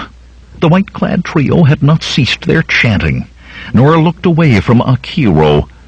Wizardry of some kind it surely was, and the Cimmerian was just as sure it must be halted if Akiro was to be saved. The center of the three went down beneath the hooves of Conan's horse with a startled scream and the crunch of bone. The big youth had no compunction about riding him down from behind. This was no sport, but rather war in miniature. These men meant to kill a friend of his, and he would stop them how he could. The long-robed man to his right snarled at him, produced a dagger from his voluminous sleeve. The Cimmerian could not help staring in horror even as his sword went up. That snarling mouth held teeth filed to points, and below it hung a necklace of shriveled human hands, small hands, children's hands. Conan made his first sound then since leaving the hilltop, a roar of rage as his steel slashed into that foul, sharp-toothed gap. With a gurgling scream, the man jerked himself off the blade. Clawed hands rose to clutch at a ruined face. Blood poured between quivering fingers, and spreading scarlet stained the pale robe. Then Conan had no more time to think of the wizard, if such he was, or of the last of the three who seemed to have disappeared. Shock had frozen the trio's followers at first. Now they came at a rush. The first spear to thrust at him, Conan grabbed just behind the head, ripping it from the grasp of a man whose throat was torn out by the Cimmerian's broadsword an instant later. With the haft of that spear, he beat aside another thrust, while his blade was slicing yet another shaft in two. Desperately, he shifted his hold on the spear and sank its long point into the face of one of his attackers. His steel clove a skull to the eyes. 3 were dead in as many heartbeats, and the rest fell back. They were enough to sweep over him by sheer weight of numbers, but some would surely die. They had proof of that now, and none wanted to be in the forefront. They shuffled nervously, edging forward, dark eyes burning with a mixture of fear and shame at that fear. Carefully, not taking his eyes from the slowly approaching spearmen, Conan stepped down from his horse. They would have the advantage with their long spears should he remain mounted. Not, he told himself wryly, that there was not some advantage for them merely in outnumbering him 20-1. Best to take the initiative. He eyed their straggly line, chose the weakest point, and set himself to attack. Suddenly, a ball of fire shot past his shoulder to strike a ragged spearman in the face and explode in lumps of charred flesh. Conan jumped in spite of himself and looked over his shoulder. Beside the fire, Malik capered wildly, grinning like a fool. In front of the wiry little thief stood Akiro, his rough brown tunic and cross-gaitered leggings still smoldering in patches. The old wizard's lips moved as if he were chanting, but no sound emerged that Conan could hear. Parchment-skinned hands moved in elaborate patterns, ending in a clap at chest height. And when Akiro's hands parted, another fireball hurtled from between his palms. Immediately he began gesturing again, but 2 corpses with blackened stumps where their heads had been were more than enough. Howling with terror, the rag-clad spearmen threw down their weapons and ran into the deepening twilight. Their cries faded quickly to the south. "Misbegotten half-breed spawn of diseased camels," Akiro muttered. He peered at his hands, blew on his palms, dusted them together. His wispy gray hair and long mustaches stood out in disarrayed spikes. He smoothed them angrily. "I will teach them a lesson to make their grandchildren's grandchildren shake at the mention of my name. I will make their blood freeze and their bones quiver like jelly." "Akiro," Conan said. Malik squatted to listen, an interested expression on his face. "I will visit them with a plague of boils to the 10th generation. I will make their herds fail, and their manhoods wither, and their teeth fall out." "Akiro," Conan said. The saffron-skinned mage shook a fist in the direction of the fleeing men. "They claimed I maligned their gods." "Gods!" He grimaced and spat. "Fool shamans do not know a fire elemental when they see one. I told them if they sacrificed one more child, I would bring lightning down on their heads, and by the ninefold path of power I will do it." "Maybe you can't," Malik said. "I mean, they managed to tie you up and half-cook you. Maybe you had better leave them alone." Akiro's face smoothed to an utter lack of expression. "Do not fear, Malik," he said mildly. "I will not make your stones fall off." Malik toppled over backwards, staring with bulging eyes at the wizard. "Is that proper respect that I see on your face?" Akiro asked gently. "Then I shall recount what happened. The 3 shamans who call themselves priests managed to put a spell on me while I slept. A minor spell, but it enabled their followers to fall on me and bind me." His tone hardened as he spoke, and his voice rose higher word by word. "They tied my hands so I could make no gesture of significance. They stuffed rags into my mouth." He paused to spit, "so I could utter no words of power. Then they proposed to sacrifice me to their gods. Gods! I will show them gods. I shall be a demon in their pantheon at least before I am done. That girl!" Conan blinked. He had decided to let Akiro run out of wind. It was the only thing to do when the old mage got the bit firmly between his teeth like this, but the sudden softening of voice and change of subject caught him by surprise. Bombata, he realized, was finally bringing Jenna down from the hill. The pair of them were barely visible shapes in the dusk, and Conan, for all his mountain-bred vision, would not have wagered that either was a woman had he not known it already. "She is an innocent," Akiro said, and Malik laughed shrilly. "You mean that you can tell from here that she's never—" "Hold your tongue, Malik," the old man snapped. "This has naught to do with the flesh. It is of the spirit, and it is a terrible thing." "Terrible?" Conan exclaimed. "It is not what I would choose for myself, but terrible?" Akiro nodded. "Such must be protected like children till they gain some knowledge of the world, else they are fated to be prey. It is rare that an innocent occurs naturally. Most have been raised so for some sorcerous purpose." "Raised so," Conan murmured, frowning. Well away from the hut and the bodies before it, Bombata was helping Jenna down from her mount. The black-armored warrior stood between her and the charnel scene, not allowing her to look. "Valeria," Akiro said, and the Sumerian started. "She is part of why I came to you, Akiro." "Wait!" Akiro bustled into the rude hut. Oaths and the clatter of rummaging drifted out. When he returned, he handed Conan a small polished stone vial sealed with beeswax. "This is for Valeria," he said. "I do not understand," Conan said. Akiro pursed his lips and tugged at his mustaches, one with either hand. "Long did I study this question, Sumerian. I tossed the bones of fate, read the stars, told the kafar cards, all to find an answer for what troubles you. I am troubled no longer, Akiro. At least do not dissemble with me." The wizard cut him off. "How can I help you if you do not speak truth to me? Valeria's life and yours were most strongly intertwined. She was at once lover and companion warrior. She died in your place, and so strong was the bond between you that even death could not stop her returning to save you. Sumerian, that great a bond between life and death is dangerous. Valeria would sever it herself if she knew. But some knowledge is hidden to those beyond the dark. Akiro, I do not want the bond severed, and it is not necessary. Listen to me, you stubborn Northlander. You cannot cut your way out of this with a sword. I know your fate if you will not listen. The cards, the bones, the stars all agree. Eventually the bond will pull you into a living death.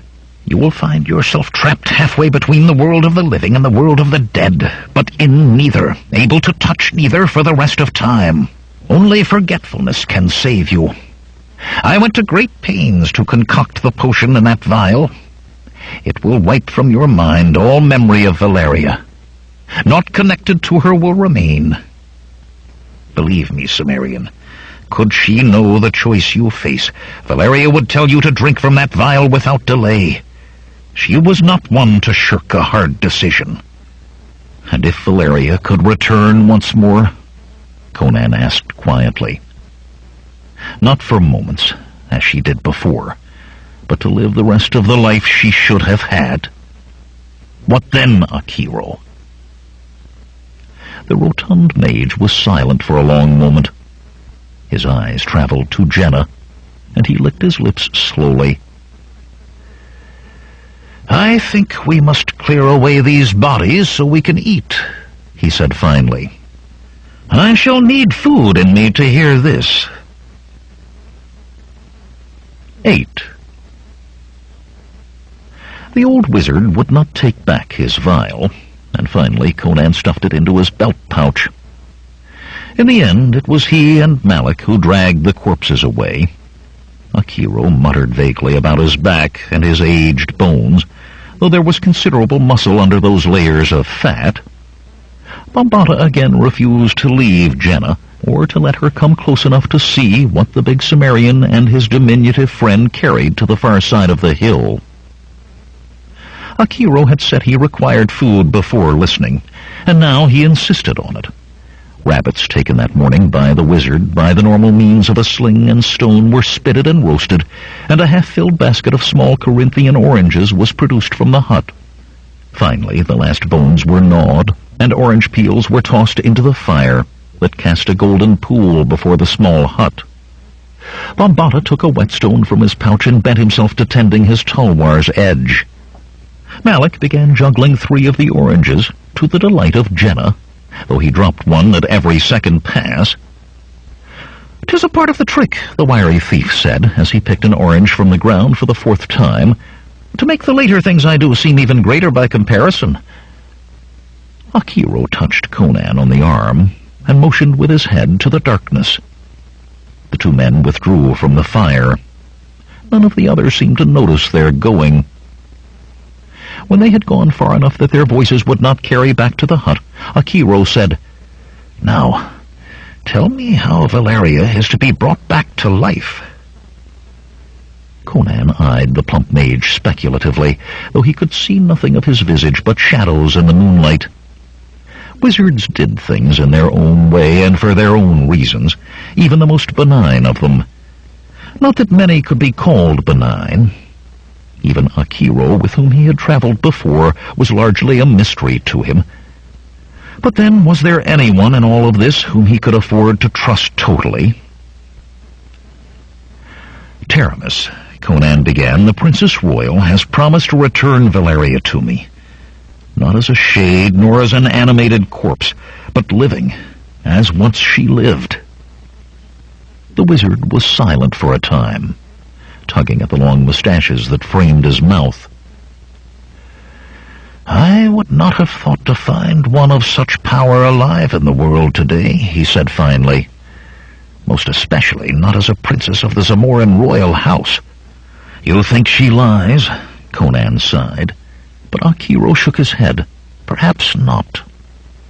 It is written that Malthanius of Ophir did this thing 1,000 years gone, and possibly Ahmad al-Rashid in Samara twice so far in the past. It could be that it is time for the world to once more see such wonders."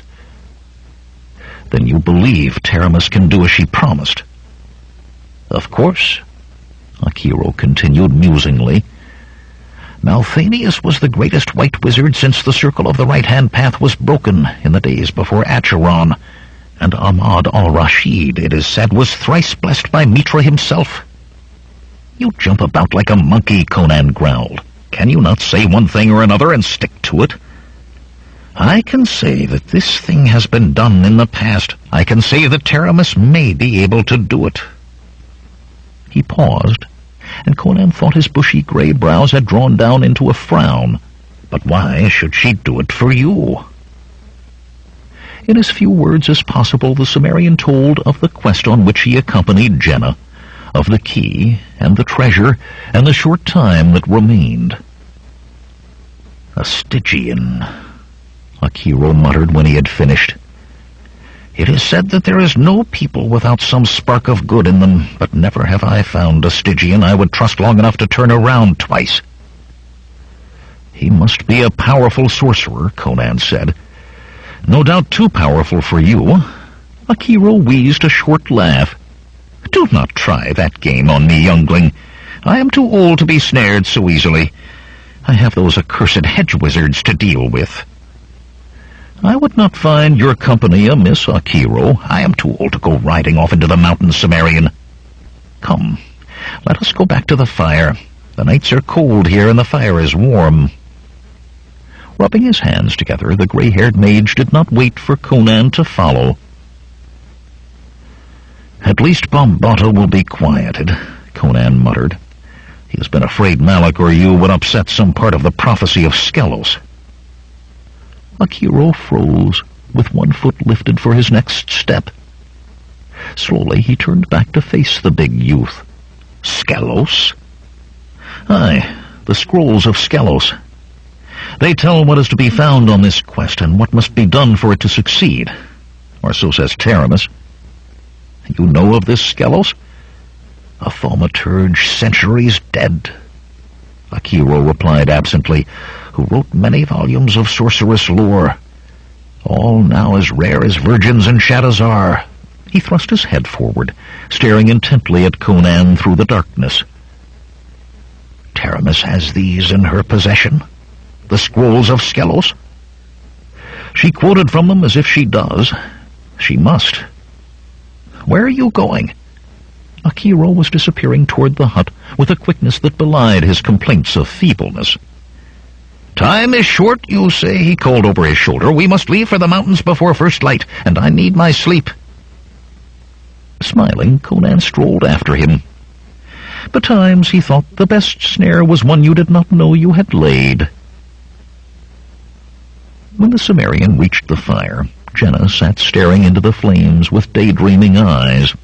Bombata, still drawing the whetstone along his blade, shot irritable glances at Malik, who sprawled beneath a blanket with snores like ripping sailcloth coming from his open mouth. The scar-faced warrior was not the only one bothered by the all-intrusive sound. From within the hut came angry mutters, of which only the words, "Need my sleep," "old bones," and "like an ox with a bad belly" were recognizable. Abruptly, Akiro's frowning face appeared in the doorway of the hut, eyes fixed intently on Malik and lips moving. Malik's snore ended as if sliced by a razor. With a gasp, the wiry thief bolted upright, staring about him fearfully. Akiro was no longer to be seen. Hesitantly, one hand feeling at his throat, Malik stretched himself out again. His breathing deepened quickly, but barely enough to be heard above the crackle of the fire. Moments later, snorting rumbles began to erupt from the hut. Jenna giggled. "Is he going with us?" "Yes." Conan sat cross-legged beside her. "We will leave before the sun rises." "In the direction I say this time?" "In the direction you say." He could feel her eyes on him. They made him unaccustomedly awkward. He had no small experience with women. He could deal with impudent serving girls and old merchants' 2 young wives, with brazen doxies and nobles' hot-eyed daughters. This girl was a virgin, and more. An innocent, Akiro termed her, and Conan thought the word fit. Still, there was one thing that did not fit with that description. "Before," Conan said, "when Bambata and I all but came to blows, you changed, for a space of moments at least. You sounded much like Taramis. For a few moments I was Taramis." His eyes widened, and she giggled. "Oh, not in truth. I did not want the two of you to fight, so I pretended that I was my aunt, and that two of the servants were squabbling." "I am no servant," Conan said sharply. Jenna seemed taken aback. "Why do you sound offended? You serve my aunt and me. Bambata is not offended that he is my aunt's servant." The susurration of whetstone on steel stopped, unnoticed by the two at the fire. "He can bend his knee if he wishes," Conan said. "I hire my sword and my skill for a day or for 10, but I am servant to no man, woman, or god." "All the same," she replied, "I am glad that you accompany me. I cannot remember ever speaking more than 2 words together to anyone other than my aunt, or Bambata, or my dressing maids. You are very different, and interesting. It is all different and interesting. The sky and the stars, and so many leagues and leagues of open space." He stared into her big brown eyes and felt 100 years older than she. As lovely a maiden as he had ever seen, he thought, and so very truly the innocent indeed, unknowing of the feelings she could raise in a man. "It is a dangerous land," he muttered, "and the mountains are more so, even without a Stygian sorcerer. This is no place for you." "It is my destiny," she said simply, and he grunted. "Why?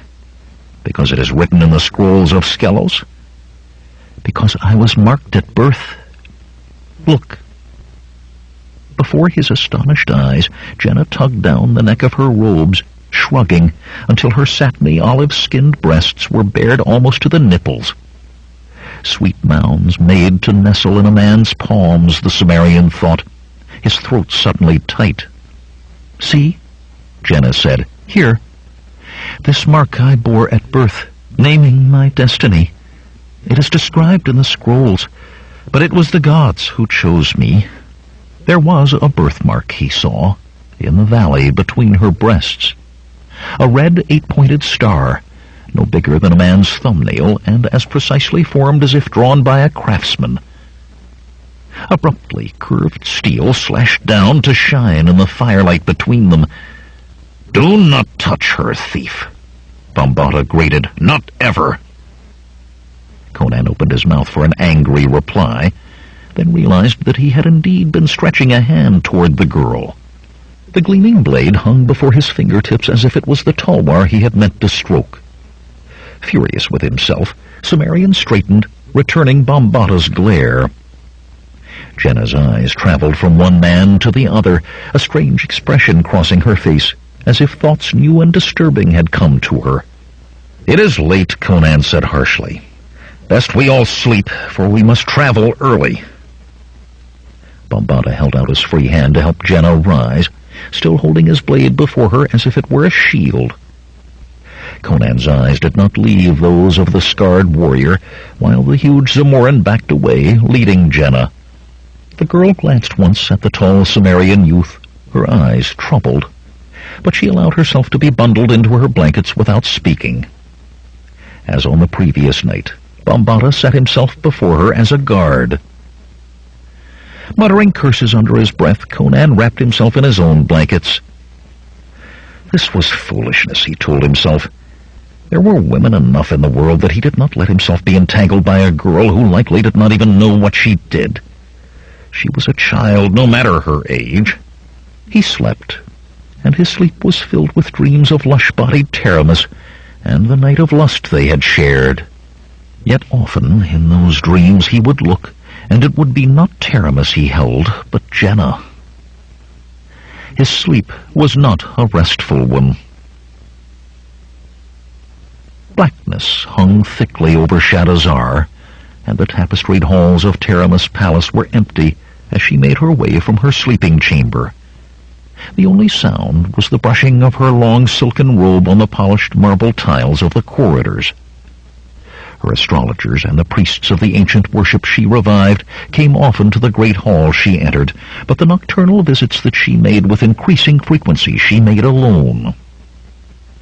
About the edges of the room, cunningly hooded golden lamps gave off a soft glow that could have been moonlight, so pale was it. The floor was black marble, polished to a mirror sheen, and fluted alabaster columns supported the high arched ceiling, tiled with onyx and set with sapphires and diamonds to represent the night sky, the sky as it would be on one night in each 1,000 years. Centered beneath that false sky was a couch carved of crimson marble, polished with the hair of virgins, and on it lay what seemed to be the alabaster statue of a man with his eyes closed, nude and half again as large as any living man, more handsome than any mortal man could ever be. But a single thing marred the perfection. Sunk to the depth of half a finger joint in the broad forehead was a black depression, a circle as wide as a man's hand. There was about the figure a sense of timeless waiting. Slowly Taramis approached the marble couch, stopping at its foot. Her gaze roamed the alabaster form, and her breath quickened. Many men had she had in her life, choosing the first most carefully at 16, choosing each since with as great a care. Men she knew as well as she knew the rooms of her own palace. But what would it be like to be the lover of a god? She slipped her robe from her shoulders and sank naked to her knees at the feet of the figure. No word in the scrolls of Skelos required this of her, but she wanted more than even they promised. Pressing her face to those cold alabaster soles, she whispered, "I am thine, O great Dagoth." A compulsion to go further than ever before seized her, and she rained moaning kisses on those feet. Slowly she worked her way upwards, leaving no portion of that pale surface undampened by her ardent lips, caressing it with her lush roundness, until she writhed atop the great form as she would atop a man. Trembling fingers reached up to softly stroke the face. "I am thine, O great Dagoth," she whispered again, "and forever will I be thine. When thou wakeneth, I will build temples to thee, overturning the temples of other gods. But I will be more than thy priestess. Thy godly flesh will merge with mine, and I will hold myself chaste hereafter, save for thee. I will sit on thy right hand, and by thy grace will I receive the ultimate powers over life and death. Once more will the sacrifices be made to thee, and once more to thee will the nations bow. All this I vow, O great Dagoth, and seal it with my flesh and my soul." Suddenly her breath caught in her throat. That on which she lay had still the hardness of stone, but now it held the warmth of life. Not daring to believe, fearing that perhaps it was but the heat of her own body absorbed, she brought her hands down over the broad, perfect shoulders to the deep chest. Everywhere was the warmth. Almost at once it was gone again, and her last doubts were shattered by the unnatural quickness of its going. Her God had given her a sign. Her offering would be accepted. The rewards would be hers. Smiling, she let her own sleep claim her there, lying atop the form of the sleeping god. 9. Conan's eyes narrowed as he studied what lay ahead. Shadows stretched before him, and behind the sun had not yet risen 2 handbreadths above the horizon. There were shadows in plenty on the sheer rock wall that faced them half a league on, the narrow lines of folds and creases in the stone, but no sign of any pass. "Jenna!" he called, looking over his shoulder. He did not have to say more. All had fallen silent as they saw what they approached, and even the slender girl wore a worried frown. "We must go this way," she said insistently. "I know this is the right way. Straight ahead now. I know it." Conan booted his horse into a trot. Whatever lay ahead, and there had better be something, by all the gods, he was impatient to find out what it was.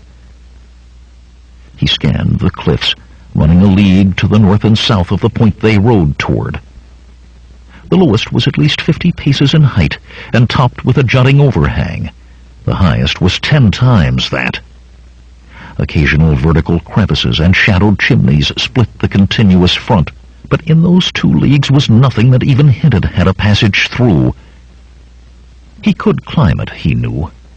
He had climbed higher cliffs and sheerer in the windswept mountain fastnesses of his native Samaria. Malak likely could as well, and perhaps even Bombata. But Akiro was no scaler of cliffs, and the Sumerian could see no way at all to get Jenna over them unless she grew wings. Wings. He hummed thoughtfully. Actual wings were out of the question, of course, but perhaps Akiro could provide an answer. Mayhap the old man could use his powers to lift himself and the girl to the top of the cliff, while the rest of them climbed in more ordinary fashion. Abruptly, he realized what lay directly ahead of him. Straight ahead, she had said, and straight ahead was a narrow crevice, but a crevice that stretched deep into the cliff, losing his eyes with a sharp bend in 50 paces. He could not be so lucky, he was sure, that this would not be their path. Wings, he thought, would have been much better. Conan looked around at the others. It was clear by their faces that they all saw what he had seen. Even Bombata wore a doubtful grimace, and Malak was muttering prayers under his breath. Only Jenna appeared sure, and even so the Sumerian could not help asking, "This?" She nodded firmly, and he sighed. "I will go first," he said, loosening his broadsword in its worn leather scabbard. "Malak behind me, then Akiro and the pack-horse, then Jenna. Bombata, you bring up the rear." The scar-faced warrior nodded, easing his own curved blade. "And keep a watch above," he finished.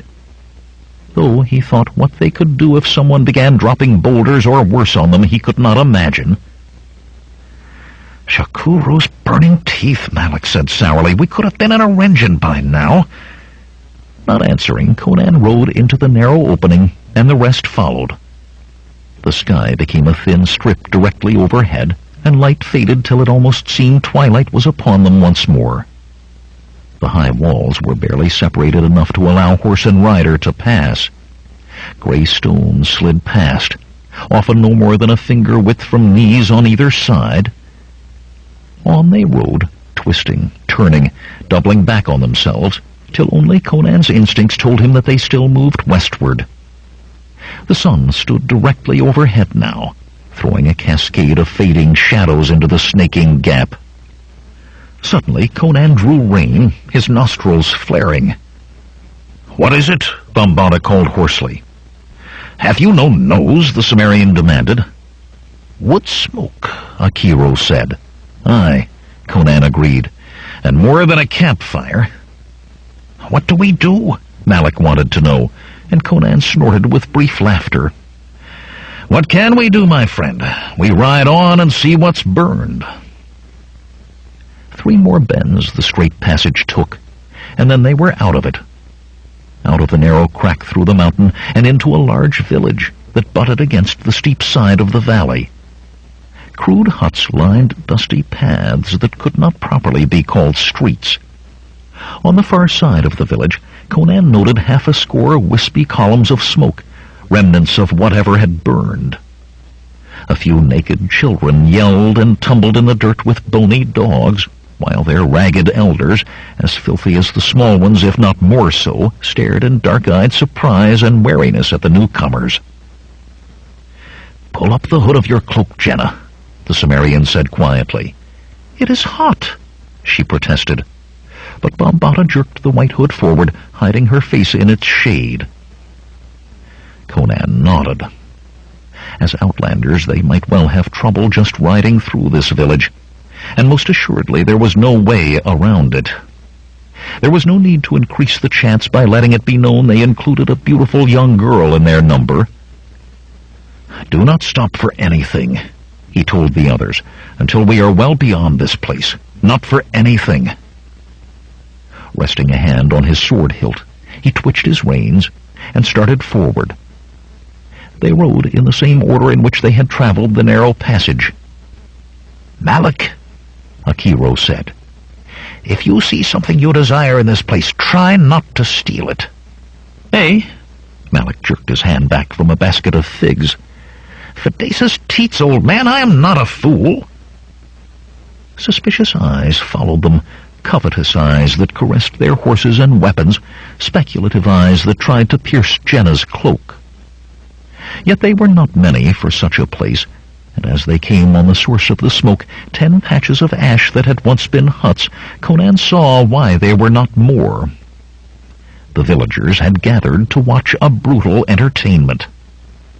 6 soldiers in boiled leather breastplates and red-crested helms stood leaning on their spears and laughing in a wide circle around a woman who clutched a wooden staff taller than she and as thick as a man's 2 thumbs. Her skin, as black as polished ebony, proclaimed her origin far to the south. A tightly bound strip of cloth about her small breasts and a slightly wider bit about her loins were all of the garb on her hard-muscled body, and a thick rope bound about one ankle kept her within a pace of a stake driven into the ground. "Those men are not Zamorans," Jenna said. "This is Zamoran land, is it not?" Conan did not think that it was the proper moment to explain the border situation to her. The men wore the armor of one of the Corinthian city-states. The mountains on the border between Zamora and Corinthia were claimed by both, and the villages paid such taxes as they could not avoid to whomever sent soldiers, denying the sovereignty of either when there were no soldiers. The black woman stooped slowly, not taking her eyes from the encircling soldiers, to feel the knot at her ankle. As her fingers touched the rope, one of the Corinthians dashed forward, jabbing with his spear. The woman leaped back as far as the rope would allow, the staff spinning in her hands like a thing alive. The spearman stopped his rush, laughing, and another behind her jumped forward. Again she darted away from the spear point, then had to dodge yet another. "What did this woman do to deserve this?" Jenna demanded. Conan stifled an oath and gripped his sword hilt more firmly. A dirty-faced man on the edge of the crowd looked up at Jenna, frowning. "She's a bandit." He twisted his neck, trying to see her face under the edge of her hood. "We took another and killed him slow, but the soldiers came before we could get to her." "They'll do for her," another man said, joining the attempt to make out Jenna's features. A swollen bruise stood out blue beneath the grime on his forehead. "They shouldn't have given that stick back, though. She killed a man with it and near got away." His gaze slid from Jenna to each of the others in turn, and his mouth pursed thoughtfully. "Bambata," Jenna said, "you must stop them. Whatever she has done, these men have no right to treat her so. They are Corinthians, and this is Zamoran land." "Bandits and thieves deserve to die," the scar-faced Zamoran said harshly. "And it is time we were going on." He snatched for her bridle, missing as she pulled her horse around to face Conan. "And will you do nothing either?" she demanded. Conan drew a deep breath, but the situation had gone beyond cursing. More villagers were turning to look at them, weighing the value of their possessions with intent eyes, trying to see if Jenna were pretty enough for the auction block. Such were not usually dangerous in the open and the daylight, but their blood was heated by the bandits' raid and by the soldiers' cruel sport. The desire was there, writ plain on their faces, in licked lips and shifting glances. In moments, soldiers or no, daylight or no, these men would try for fresh prey, and an attempt to leave now would only set off the eruption on the instant. "Stand ready," the Cimmerian commanded quietly. "They'll watch over us," Malik breathed as Conan moved his horse into the crowd. Wondering villagers parted slowly before him as he rode slowly toward the soldiers. Casually, nodding to the Corinthians, he rode into their circle. They frowned at each other, at him, obviously unsure what he was about. He drew his broadsword. "Do not kill her and spoil the fun," one of the Corinthians shouted. The sable-skinned woman stepped smoothly to the limits of the rope, her staff at the ready and untrusting eyes on his face. Conan gave her a smile he hoped was reassuring. His blade flashed in the sun, slashing through the rope close to her ankle. Their eyes met. She had not moved a muscle. There was no fear in her, he thought admiringly. "What did he do?" a soldier called. "I could not see. Did he strike her?" As casually as he had entered the circle, Conan rode out of it, heedless of the doubtful glances the Corinthians cast at him. Before the Cimmerian reached his companions, the black woman took advantage of her chance. Staff mooning with the speed of its whirling, she attacked. "Ride!" Conan roared. The thick butt of the woman's weapon crushed a soldier's throat before her captors had time to realize she was truly free of the rope. The wooden shaft crashed against a crested helmet, buckling the Corinthian's knees, then spun to shiver a spear from another's grasp, and rebound into his face with the crunch of bone and a spray of blood. Shouting villagers scattered before Conan's waving sword and prancing horse. Bombata struggled to reach Jenna's reins while she protested, yelling words the Cimmerian could not hear and pointing at the woman who fought. 3 soldiers had gone down in almost the space of as many breaths, and the 3 remaining hesitated at closing with the woman responsible. She whirled the long staff about her head, giving a high, ululating cry. The 3 exchanged glances and reached their decision. As one man, they ran. Again, the woman gave voice to her battle cry, this time in triumph. Then she disappeared after the soldiers. Angrily, Conan snatched Jenna's reins from her hands. She tried to speak, but he booted his horse to a gallop, pulling hers behind, and all she could do was cling to the high pommel of her saddle.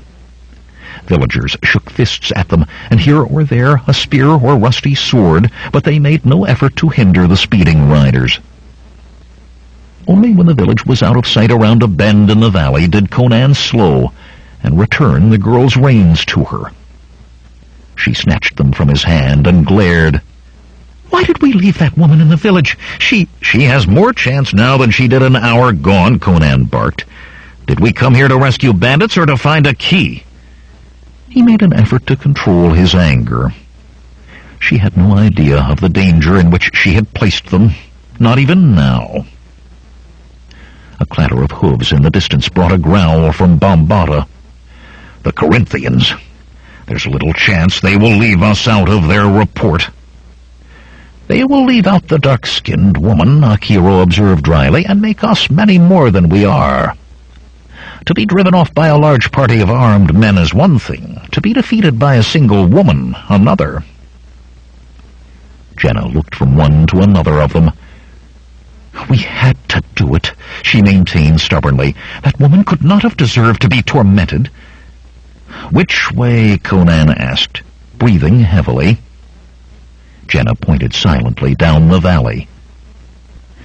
At least, the Cimmerian thought, it was not back toward the village. There was no talk among them as they resumed their journey. 10.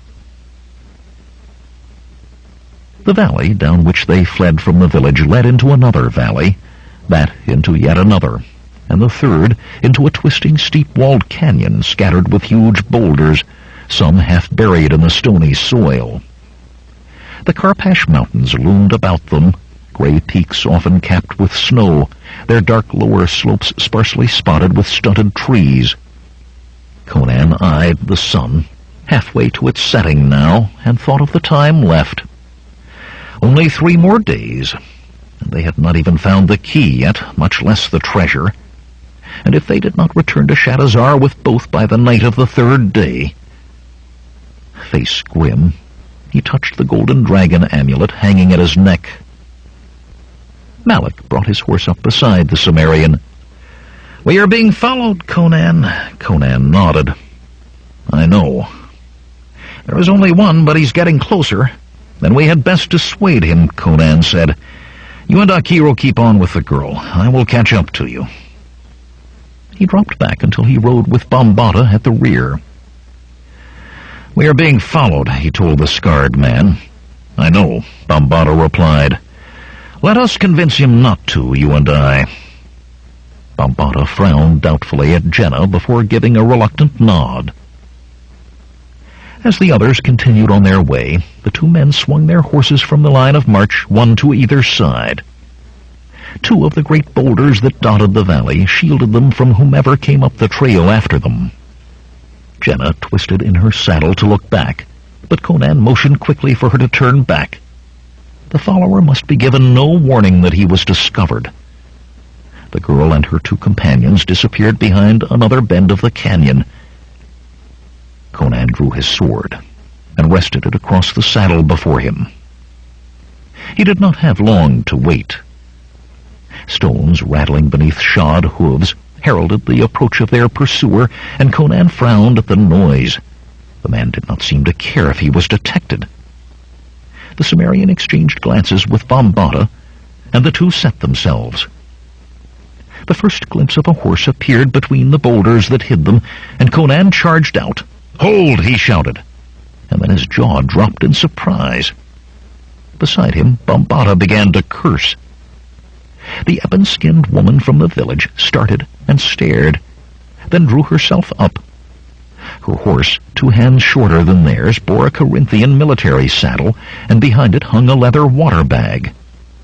"I am Zula," she announced proudly, "a warrior of the people of the mountain, who live to the south of the land called Keshan. I would know the name of he who gave me my life again."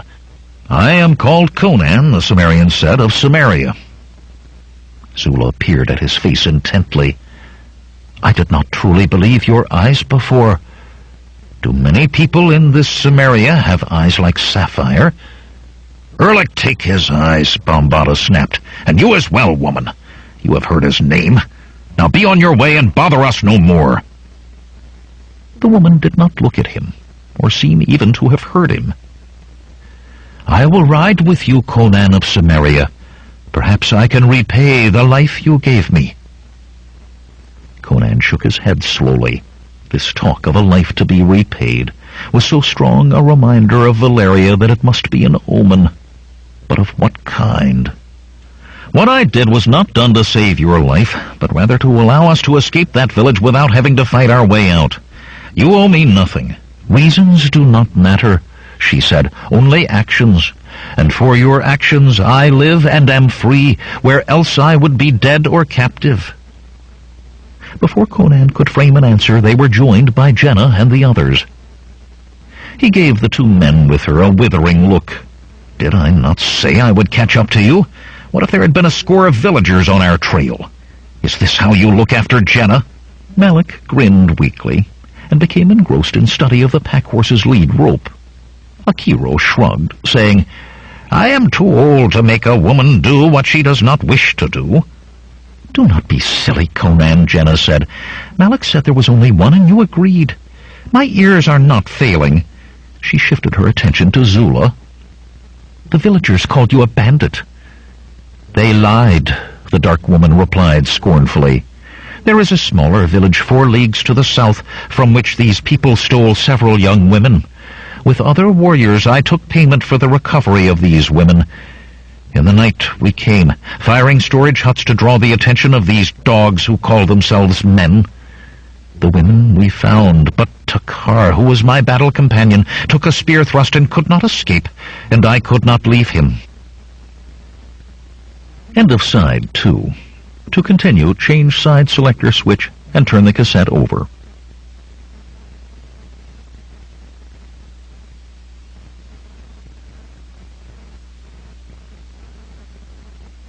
Side 3.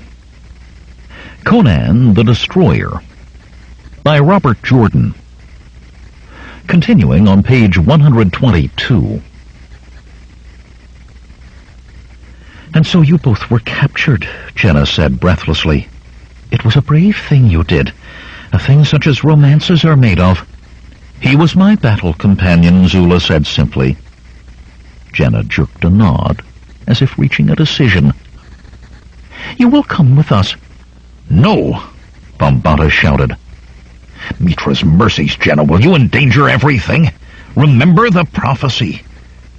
I remember nothing that says I cannot have a woman with me.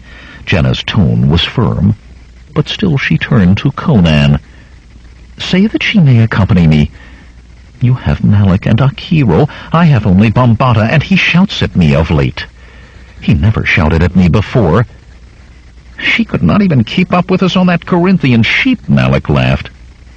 Zula eyed him calmly. I will ride you into the ground, little man, even after you attain full growth. Conan touched the amulet on his chest.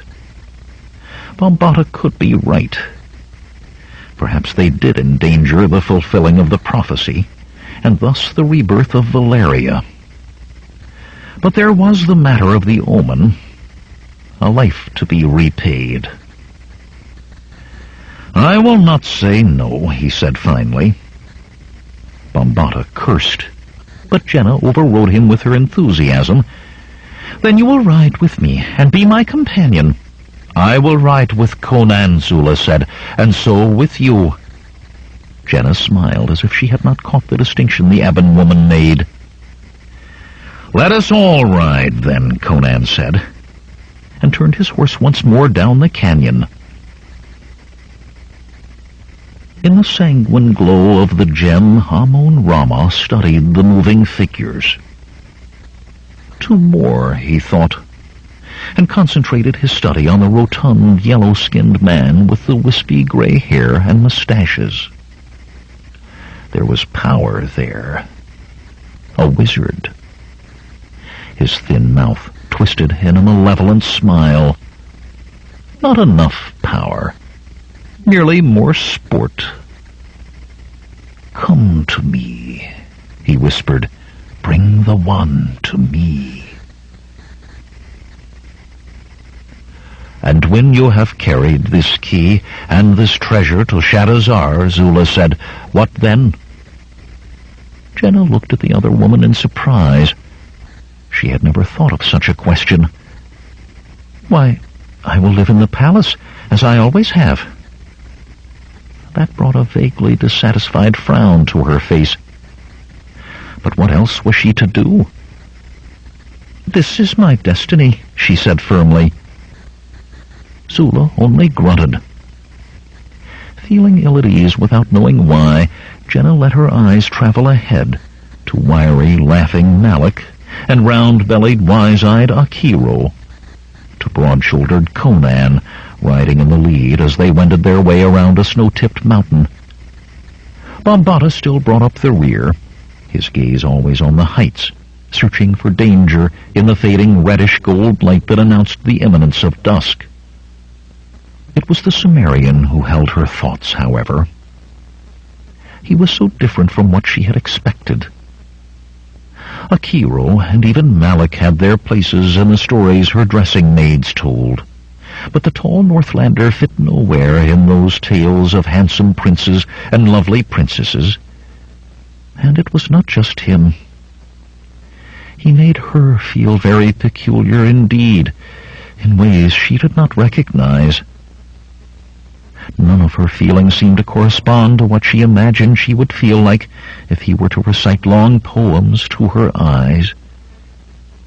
It was difficult to imagine him doing that in any case, or to see him giving her a single golden rose for her to weep crystal tears over while he went far away.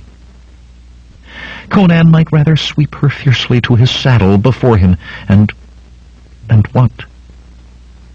She was not sure, but she was certain that whatever he would do would be something not in the stories. Zula, she thought, might have useful advice, but something made her feel awkward about simply asking. But perhaps if she made her way to it in slow steps. Women warriors, she said abruptly, are strange to me. Are all women of your land warriors? The dark woman nodded. Our mountains are surrounded by enemies, and we are few. Too few to allow us your ways, where only men are warriors, and some few women who want to be. All of us must fight if we would live. I did not know there were women in my land who are warriors, Jenna said, diverted for the moment. Could I be a warrior? It would certainly be a different thing than living the rest of her life in Taramis Gardens, she thought. Perhaps, Zula replied, if you were willing to accept hard training, and if you have the heart. It is a harsh life, though, and you must ever be ready for death, your own or that of someone close to you. The sadness in the other woman's voice reminded Jenna of her purpose. Takar, she said softly, you called him your battle companion. Was he your true love? My lover, you mean? Aye, he was my lover, and in all ways as good a man as I have ever known.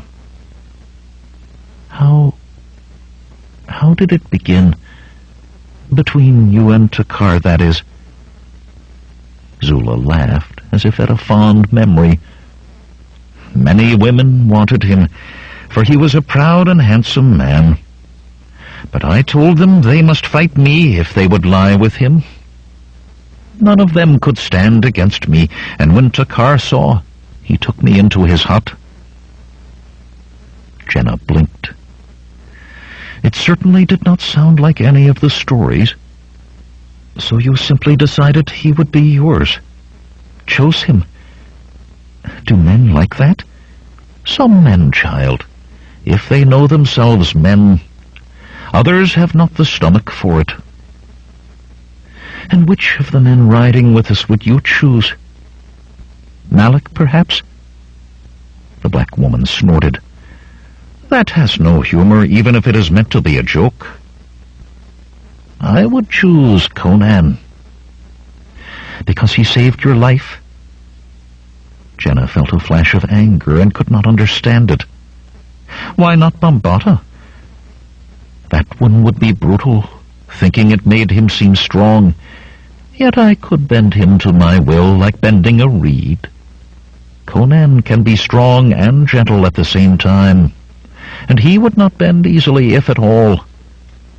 As well lie with a rabbit as with a man you can bend too easily.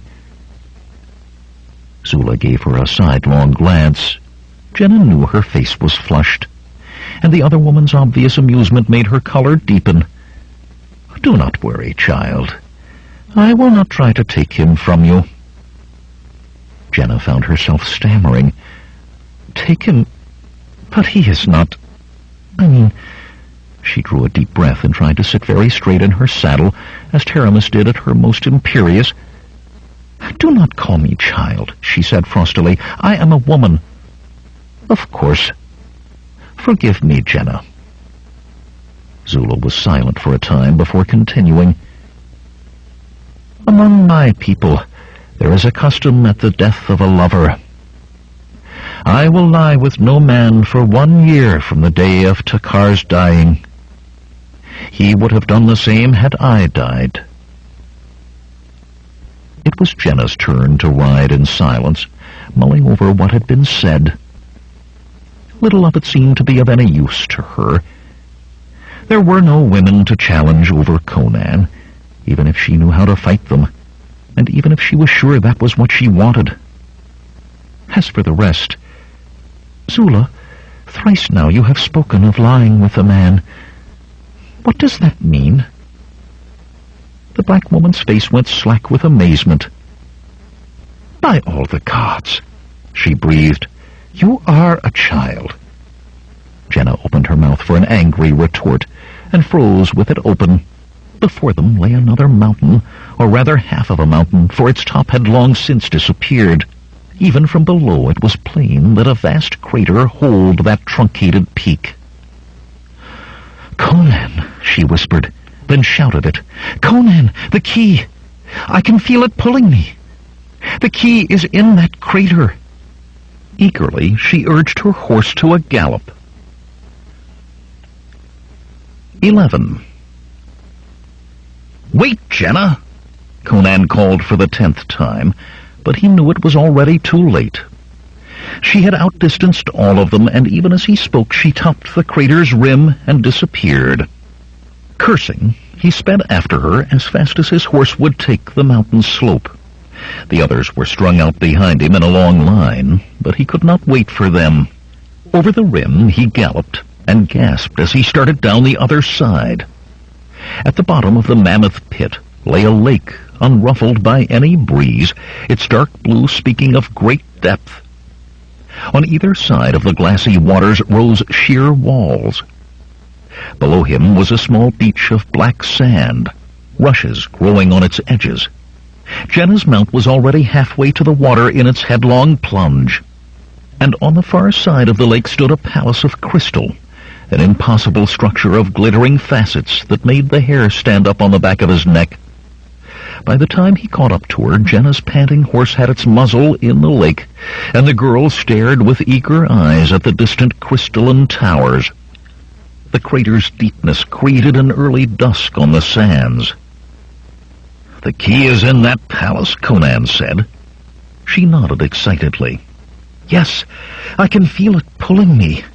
"We must leave the crater, then," he told her, "and go around the side of the mountain. There is no way from here except to swim." The others began to arrive, first Bombata and Zula almost together, then Akiro, and lastly Malik with the pack horse. "Are you all right, child?" Bombata shouted at the same instant that Zula cried, "Jenna, are you unharmed?" The scar-faced man and the ebon woman glared at one another. "This is the way," Jenna said insistently. "This is the proper way." "How?" Conan demanded. Even Bombata looked doubtful. "We could go around, child. It can make no difference." "This is the way," Jenna repeated. Suddenly, Malik leaped down from his horse and waded into the rushes. When he came out again, he was dragging a long, narrow boat of hides stretched over a wooden frame. He held up a handful of cords and bone fish hooks. "Villagers provide the way, eh?" He grinned. "The fisherman will not care if we borrow his boat. There are paddles in it, too." "Convenient," Akiro murmured, "to find it here. Mayhap too convenient." "What do you mean?" Conan asked. The wizard tugged at a dangling gray mustache and peered toward the palace, sparkling still, even now that direct sunlight was gone. "I do not think the Karpash mountain folk are fishermen. And even if they were, would you fish in a place where that was?" "But here it is," Malik protested. "You cannot deny your eyes." "I can deny any of my senses," Akiro replied mildly, "except those of the mind. As for the boat, perhaps someone knew we were coming." With a gasp, the small thief dropped the boat and fishing lines as if they were serpents. He stepped back from them quickly, wiping his palms on his leather jerkin. "The Stygian knows we are coming? Banbus buttocks! We make a cold camp just the same," Conan said, stepping down from his saddle. "If he does not know we are here, there is no point telling him with a fire." "We must cross now," Jenna said. "Now! The key is there, I tell you."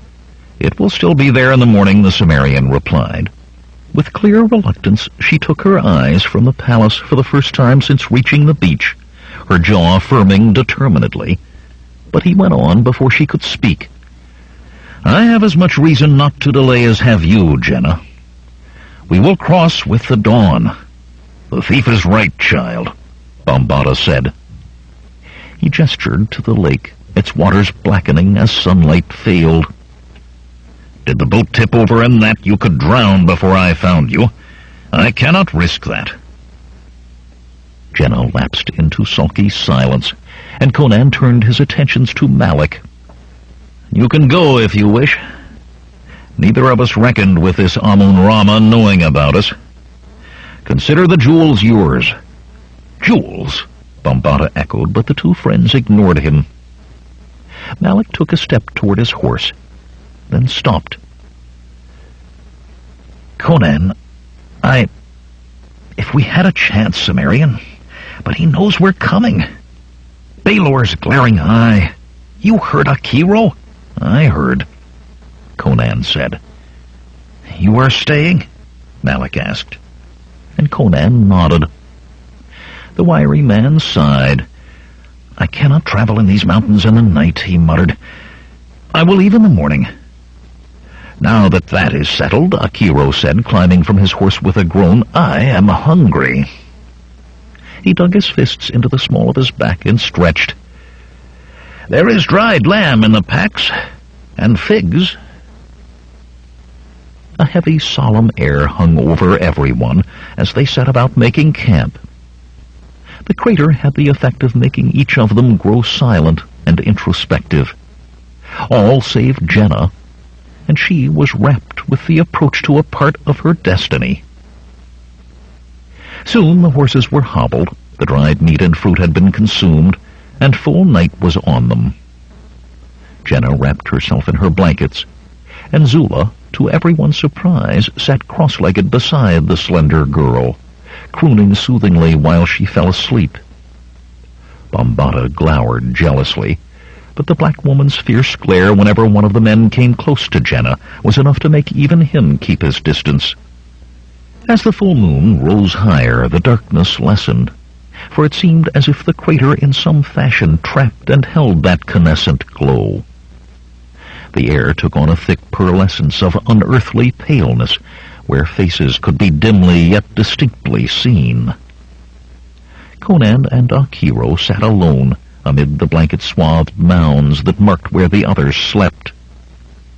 They sat and stared across the dark waters at the palace, shining yet illumining nothing, as a diamond on black velvet shone by holding every glimmer of light. "This place presses in on me," the Sumerian said finally. "I cannot like it."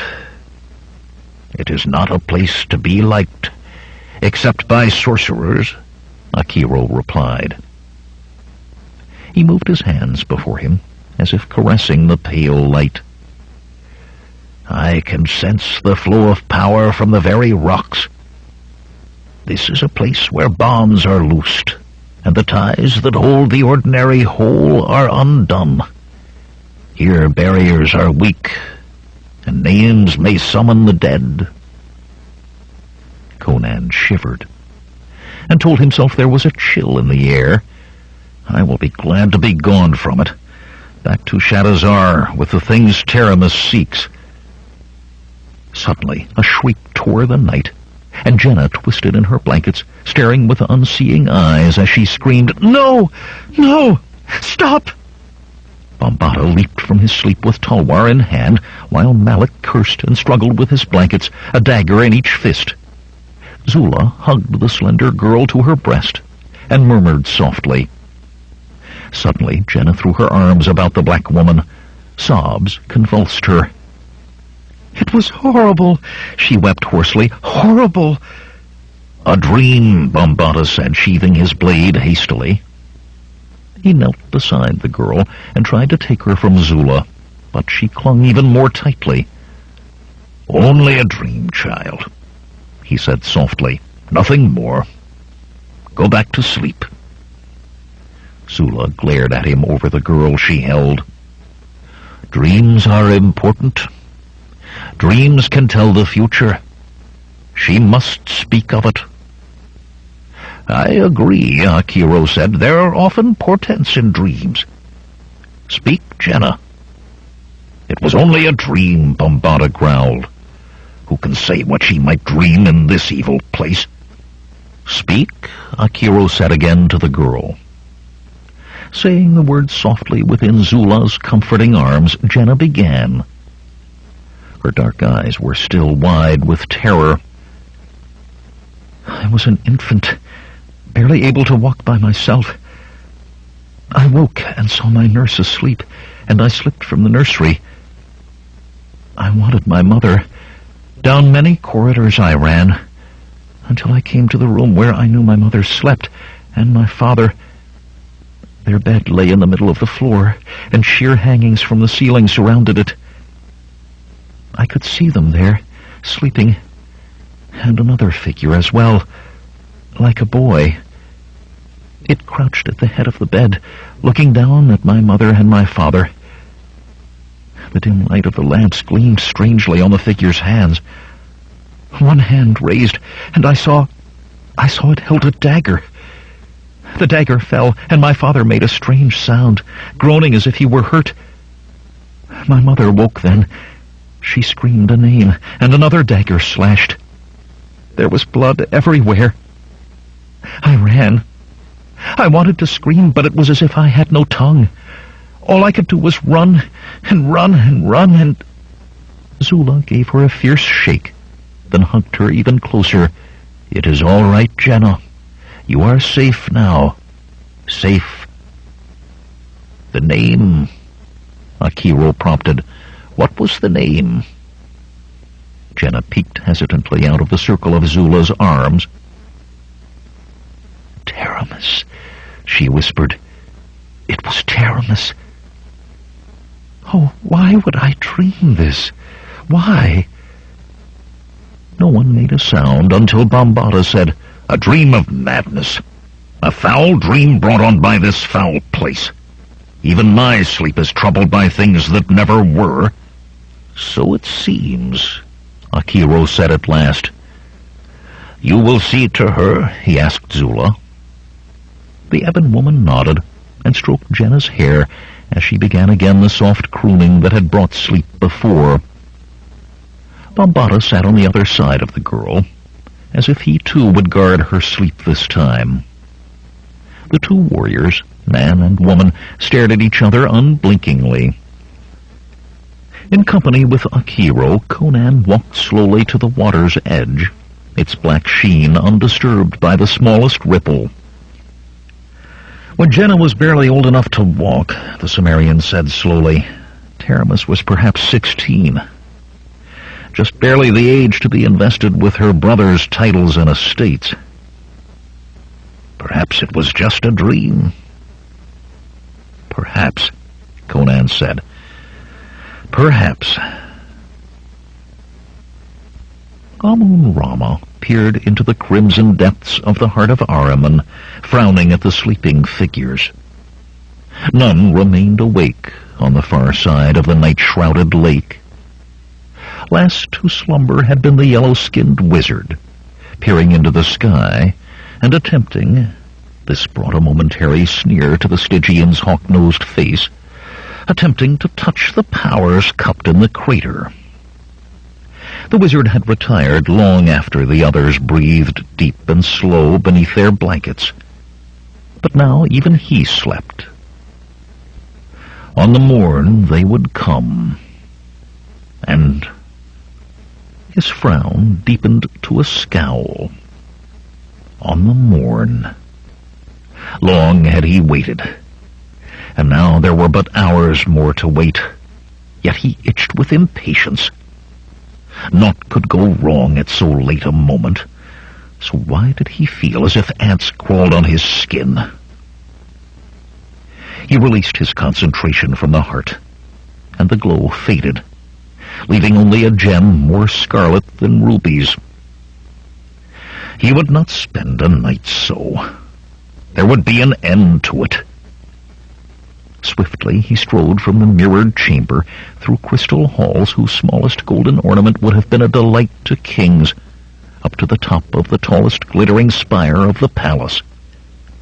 From that towering height he looked once toward the far shore, as if his unaided eyes could pierce the unnaturally pale night, then produced from beneath his hooded vermilion robes a black chalk compounded from the burned bones of murdered men and the life's breath of virgins. In quick strokes he scribed a pentagram, leaving one break so it would be safe for him to enter. In each point of the star he drew two symbols, one the same and one different in each of the 5. The like symbols would add their warding to the protective power of the pentagram. The other 5 would summon. Holding his robes carefully so as to smudge no part of the pattern, there could be disaster in that. He stepped within and completed the last segment of the unholy diagram. Slowly at first, then with greater force, he began to chant, until he howled the words at the night. Yet he heard no word he spoke. Such words were not meant for men. His ear could not hear them. Only with long years of painful practice could he speak them. In that place where bonds were broken, Amun-Rama invoked spirits of change and dissolution. Bit by bit, the paleness of the night seemed to gather around him, thickening, swirling, enfolding, hiding him as in a pillar of smoke. And that smoke grew and shaped, changed. Wings stretched forth in a span 4 times the height of a man. Massive talons scraped at the adamantine crystal of the tower top. Within the scribed lines of power stood a gigantic bird, a fierce-beaked eagle, but all of smoke that swirled and roiled within. The great wings beat. There was no sound, as if they did not beat at the air of this world, and the monstrous form rose into the night. Swiftly the vaporous creature flew, until it circled far above the black sand beach. Ethereal pinions folded, and the bird shape swooped. Unerring, it struck, straight at the slender form of the girl. Huge wings smote downward to break. No flutter of air disturbed the blankets of the black woman or the scar-faced man sleeping on either side. Talons closed firmly about her slender body, but she did not wake, nor give any sign that she felt any other than deep, normal sleep. Upward the smoky creature flew then, wings seeming to sweep the breadth of the sky as they hurtled it back across the Raven Lake to the coruscant spire. As it lowered toward that vitric tower, the bird form dissolved once more to a pillar of smoke, a pillar that touched down within the pentagram, swirled, and dissipated to reveal Amun-Rama bearing Jenna in his red-robed arms. Carefully, he scrubbed out a section of the diagram with his foot, then stepped out. The rest he could dispose of later. Now there was a matter more important. The lifeless-eyed necromancer smiled thinly, yet touched no more than his lips, down at the lovely face she turned up to him in her unbroken sleep. A matter infinitely more important. Crystalline stairs that chimed beneath his hurried tread carried him down into the palace. To the chamber of mirrors he hastened, and beyond, to a room like no other in that sparkling, faceted structure, nor like any other to be found on the face of the earth. Elsewhere in that crystal palace was there always light and brightness, without need of lamp or sun. Here was darkness. The walls seemed tapestried with blackest shadow, if walls there were, or ceiling or floor, for the chamber appeared to extend in all directions infinitely, and no spark of light in it save 2. Brightness framed the doorway that gave entrance from the chamber of mirrors, but that brightness failed abruptly at the very door. No pool of light stretched from it. The second light was indeed a pool, a soft glow without apparent source that surrounded a huge bed piled high with silken cushions. On that bed, Amun-Rama laid his slight burden. He looked down at her, no expression in his flat black eyes, then slowly traced one hand along the line from slim ankle to rounded thigh, to tiny waist, to swelling breast. Normal vices had been burned out of him by his thaumaturgies long years ago, but others remained, others that gave him dark pleasures. And he thought, as he had not the same use for the girl as that foolish woman Taramis, there was no reason for him not to indulge himself in them. But when his sport with the others was done, now that the girl, the one, was finally in his grasp, his impatience was gone. Now was a time for preparations. "Hear me now," he called, his voice rolling into vast distances. "No door, no window, no crack nor opening to air. So do I say it, so must it be. The crystal palace tolled brazenly, like a great bell, and it was so. The palace was sealed. "Let us see first how they deal with that," he murmured. With a final glance at Jenna's unmoving form, he made his way from the place. When he had shut the door behind him, only the one pool of light remained, and Jenna floated in the midst of infinite dark. 12. Eerily pearlescent darkness still filled the crater when Conan woke, but he did not need a paling of the sky to the east to tell him that dawn approached. To cross the lake at dawn they must be awake before dawn. Therefore he had awakened in good time. It was a useful trick he had, though he would admit that too much wine could befuddle it. Tossing aside his blankets, he sheathed the bared broadsword that had lain by him through the night, and rose, stretching. He frowned as his eye fell on Jenna's empty blankets. Swiftly he scanned the slope of the crater above their camp. The horses stood with heads down, sleeping. Nothing moved. He bent to prod Akiro and Malik. "Wake," he said quietly. "Jenna is gone. Up with you." Leaving then, Malik spluttering and cursing, Akiro muttering direly about his age and need for sleep, Conan strode to where Bambata and Zula slept, one to either side of the empty blankets where Jenna had been. He glared at the scar-faced warrior, snoring in a low buzz, and planted his booted foot in the man's ribs. With a startled yelp, Bambata came awake. A heartbeat later he was snarling to his feet, hand darting to his tulwar. "I will kill you, thief! Jenna is gone," Conan said with grim coldness. "You all but tie her to you, then let her disappear. She could be dead." Bambata's fury vanished with the first words. He stared at her blankets as if struck in the head. "The horses are all here," Malik called. The ebon-armored man shook himself. "Of course they are," he roared. "Jenna would not ride away from her destiny." "Destiny?" Zula sneered. "You call it her destiny. Why can she not choose her own destiny?" "If you have done something with her," Bambata grated, and the black woman bristled back. "I would never harm her. It is you who think she is a plaything, to be used as you see fit." The scars stood out as white lines across the big warrior's face. "You diseased she-jackal! I will carve you." "Fight later," Conan snapped. "Now we must find Jenna." Tension between the two lessened, but did not disappear.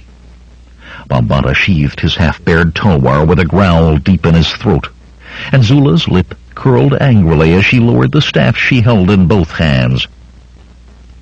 Akiro had knelt by Jenna's blankets and begun running his hands over them. Now his lips moved silently and his eyes closed. When he opened them again, only dead white spheres showed. Malik gagged loudly and turned away. "The girl was taken by a bird," the old man announced.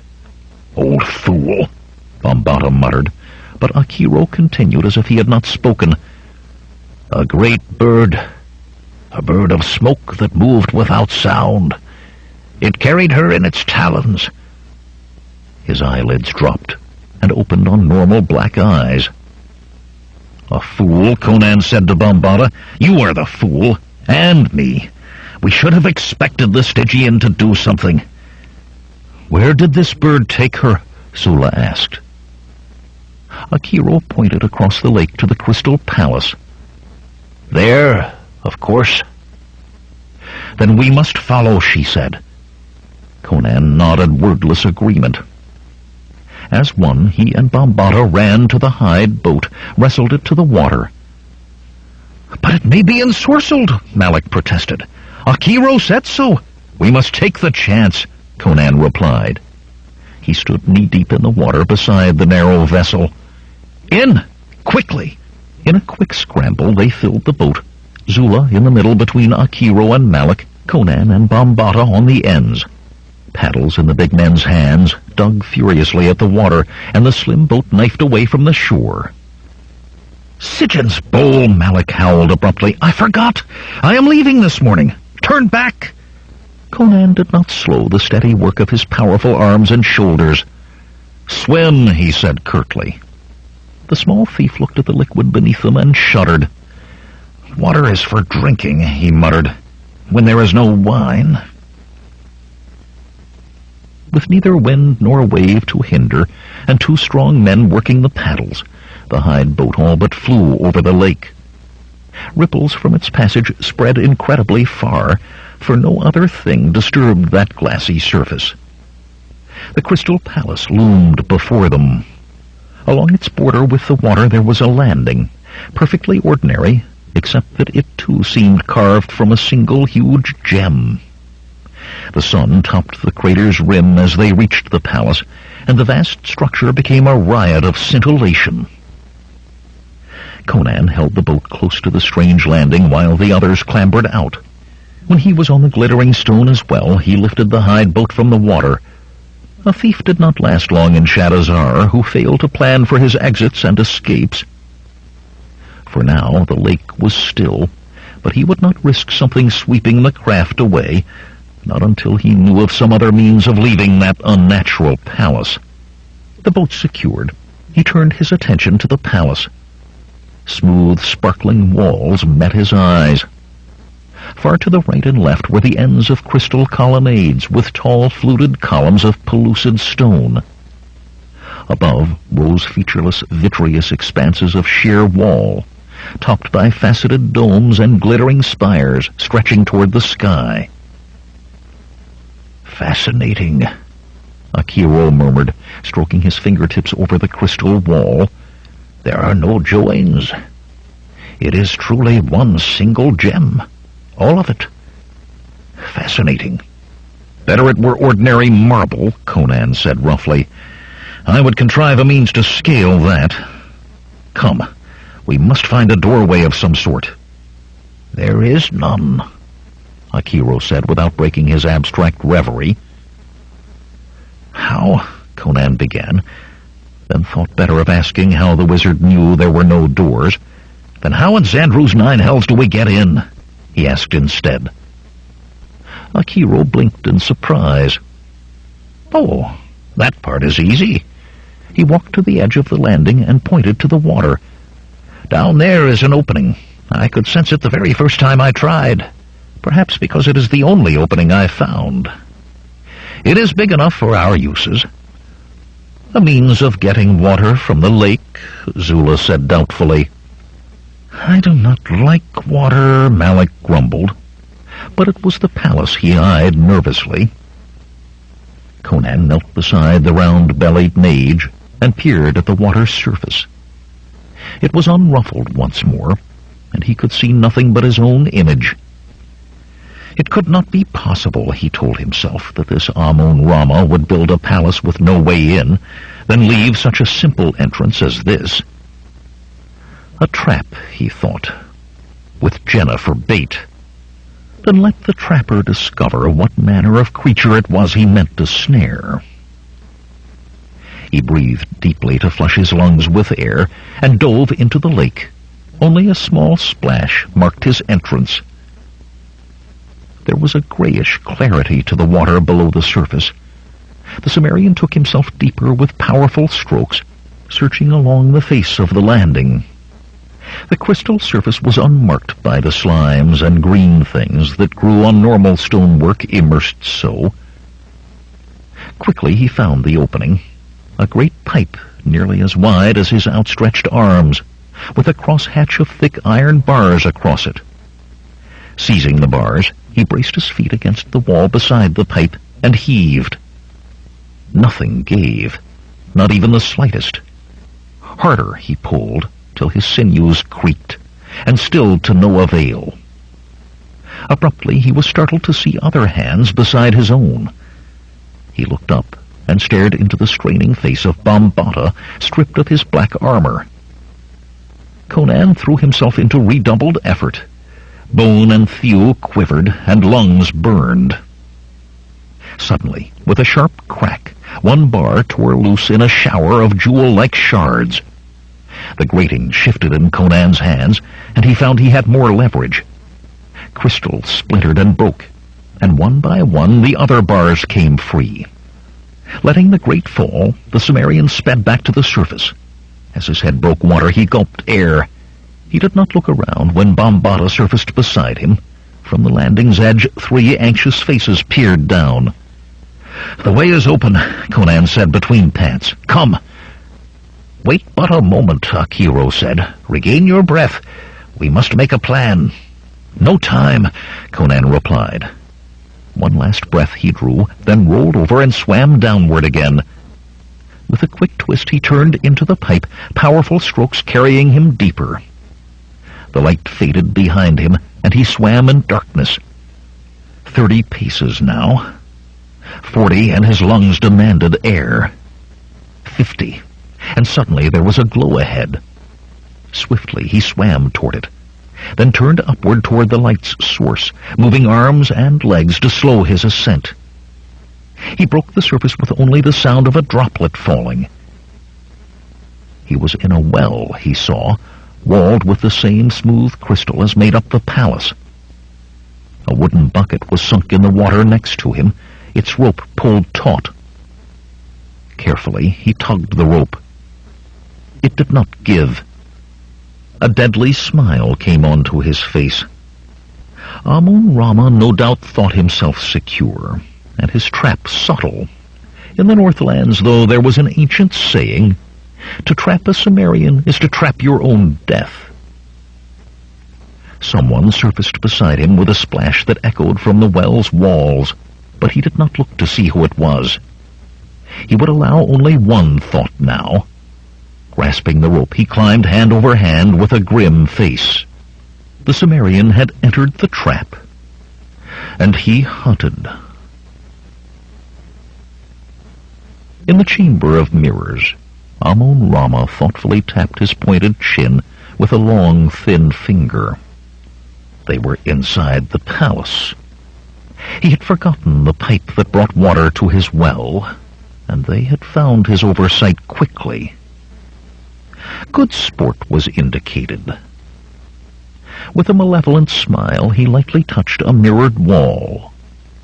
It was not, of course, as if these interlopers had some chance of escape, or all the powers of darkness forfend victory. This palace was his in ways no king could dream of. The shriek of the crystal as the bars were torn free, that had come to him. The tread of their feet in the corridors, the disturbing of the air by their breath, all came to him. But then he found sport in other ways than offering true hope to his prey. Their false belief in false hope sufficed, and even greater sport came when all hope was stripped away. Now was time for preparations.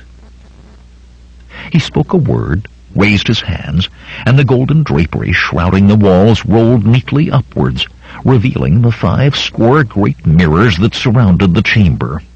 Each mirror reflected the clear plinth that held the glowing heart of Ahriman, but none showed Amun-Rama. A lifetime drenched in darkest thaumaturgies had many peculiar effects on the earthly body of the practitioner. He had no reflection to be shown in any surface. Only 2 breaks were there in the phalanx of mirrors. One was the door to the corridor.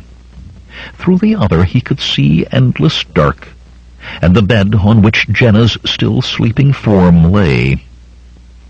It was through this last that Amun-Rama moved. A sound rolled round the chamber like the splash of a rock in a pool of water, and there was but a single gap unmirrored in the wall. 51 reflections of the heart of Ahriman waited with the original. Akiro pulled himself from the well with a grunt, and ignoring the water that dripped from him, stood staring at gem-like walls and ornaments of gold and silver so finely wrought that it seemed the mind of man could not have conceived them.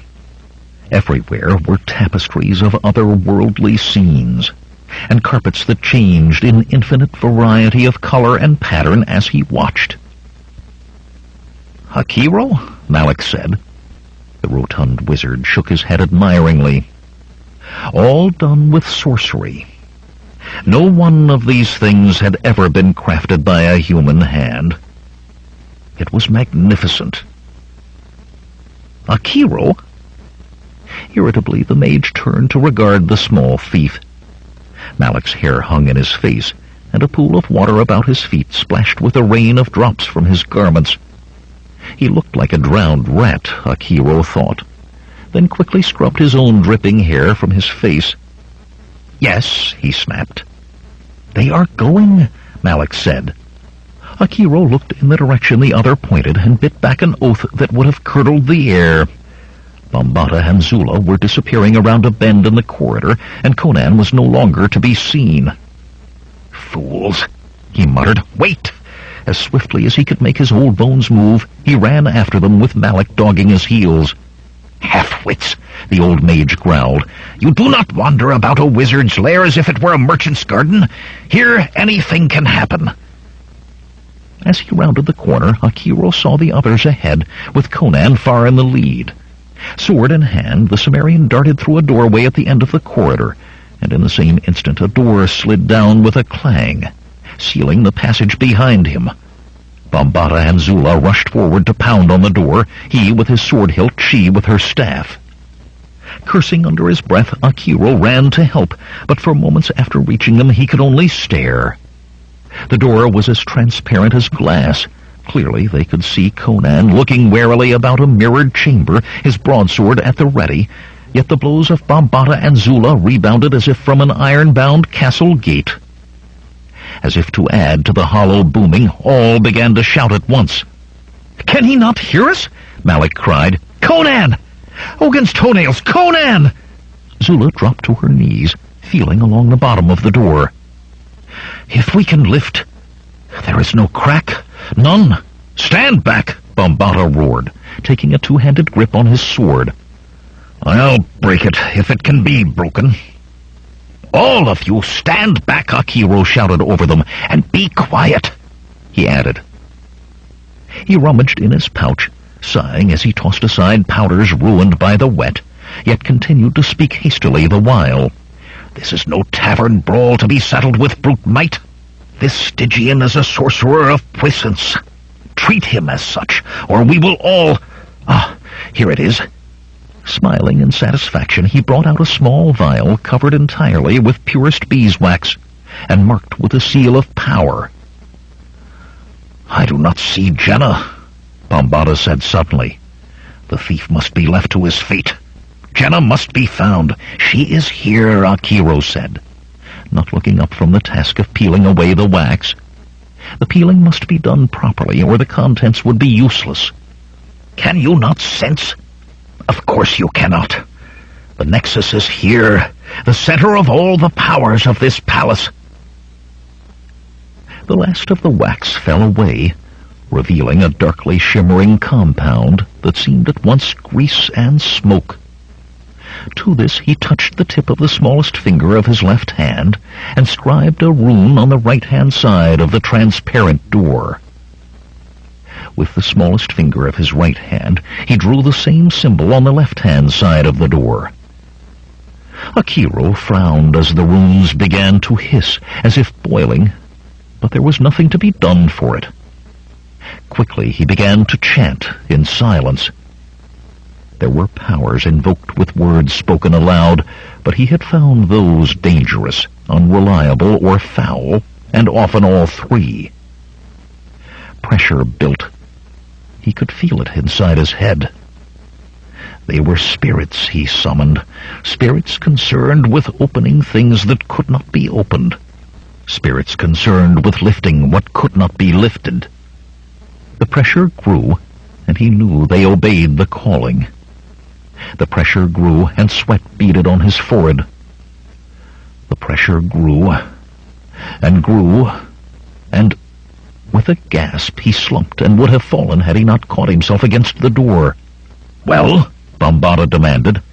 Shaking, Akiro stared at the door in wonder. The pressure was still there, enough to burst the gate of a castle, and to no effect. "A wizard most puissant," he whispered, then added as he peered into the mirrored chamber, "If you believe in gods, then pray." 13. Slowly, Conan moved around the mirrored chamber, broadsword held ready for any attack. The huge mirrors cast back his stalking form, multiplied 10,000 times as reflections of reflections were in turn reflected, and that of the glowing crimson gem that stood on a slim crystalline spire in the center of the room. Without break was the wall of grim images, and he realized that he was no longer certain which had fallen to hide the door through which he had entered. He had avoided the gem before. The glow and its color told him all he needed of its nature. Never had he seen anything so scarlet. The hue alone made him want to squint. Such items of sorcerous power were dangerous when not understood, as he had learned in hard lessons, and scarcely less so when comprehension was complete. Still, it was the only thing in the chamber other than himself. Slowly he approached the narrow plinth and stretched forth a hand. "You'll provide little sport, barbarian." Spinning, the big Sumerian searched for the source of the words, and when he found it, he was hardly less surprised than at hearing them in the first place. One tall mirror no longer depicted him, but rather a man in hooded blood-red robes. At least he assumed it was a man from the voice and the size. The deep hood hid the face in shadow, while the robe hung in vermilion folds to the floor, and even the hands were covered by long sleeves that depended to points. "I will provide no sport at all for you, Stygian," Conan said. "Release the girl, or you'll become tiresome." A score of voices behind him spoke the words, and all were the Stygian's voice. Suspecting some form of trick to divert him, Conan risked a glance back, and stared. 20 mirrors now held the hooded form. "I will keep the girl, and you can do nothing. She is the one, and the one is mine. Muscles and steel avail you not against my power." Conan felt as if his head were whirling.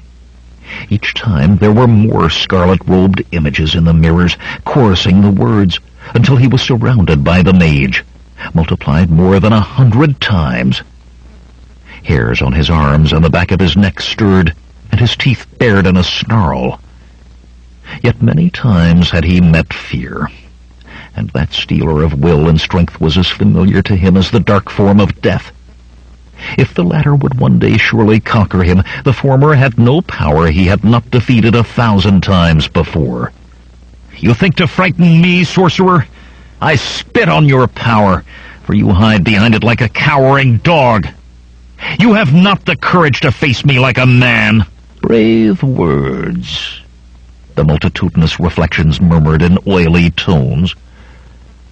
"Perhaps I shall face you." Abruptly, 2 of the images split in twain. From each of those mirrors, one shape streaked in a blur of scarlet. The 2 blurs struck, merged, and the shape of the mage stood at one end of the chamber as well as in the mirrors. "Perhaps you will give some small sport after all. You will not like it, barber. I will kill you slowly, and you will scream for death long before it comes. Your strength will be as that of a child against me." With every word, more of the mirrored forms divided, more flashes of crimson blazed across the chamber to sink into the hooded figure, and with each the figure grew slightly larger. Twice, as blood-red streaks passed close to him, Conan struck at them with his sword. The steel whistled through them as through the air, with only a tingling along his arms to tell him the blade had met anything. The Sumerian stood then, waiting rather than waste his effort in futility, until at last each mirror had given up its portion of the red-robed form that faced him. Taller than he by a head it was, and twice as broad. "This you call facing me?" Conan sneered. "Well, come then." The huge shape stripped back its hood, and as Conan started in spite of himself, hundredfold laughter rolled from the mirrors. An ape's head glared at him from atop the scarlet robes, as black as pitch and with gleaming white fangs made for the ripping of flesh. Its eyes held malevolent ebon fire. A tiger's claws tipped its thick, hairy fingers. Slowly it shredded the robes, revealing a massive ebon-haired body and heavy bowed legs. No sound came from it, not even that of breathing. A creation of sorcery it most certainly was, Conan thought. But perhaps it still could bleed. With a roar, he bounded the length of the chamber, his broadsword a razor-edged windmill. Like a leopard, the creature danced away from him, moving faster than he would have believed anything of that bulk could possibly move. And even in its dodging, it struck, almost casually it seemed, opening 4 crimson welling slashes across his chest. Grimly, Conan followed. 3 more times he struck at the great beast. 3 more times, with silent snarls, it avoided his steel like quicksilver, and blood now dripped from his thigh, his shoulder, and his forehead. Full-throated laughter flowed from the mirrors in counterpoint to the frustrated curses the Cimmerian muttered under his breath. The creature's every move was lightning, exhibiting none of the clumsiness of its shape. He had not so much as touched it yet. Abruptly, the monstrous sable ape charged, seized him in an instant, lifted him toward that slathering, fanged mouth. He was too close to hack or stab with his sword, yet he slashed his blade sideways across the snarling face, slicing a gash through eye and nose and mouth. Claws dug into his ribs as green ichor rose in the wound, and the one remaining bulged in agony. With a heave of its massive arms, Conan was sent hurtling across the chamber. It could be hurt, flashed through the Cimmerian's mind, and then he slammed into the wall, all the air leaving his lungs, and slid to the floor. Desperately he struggled to breathe, fought to regain his feet before the beast could reach him.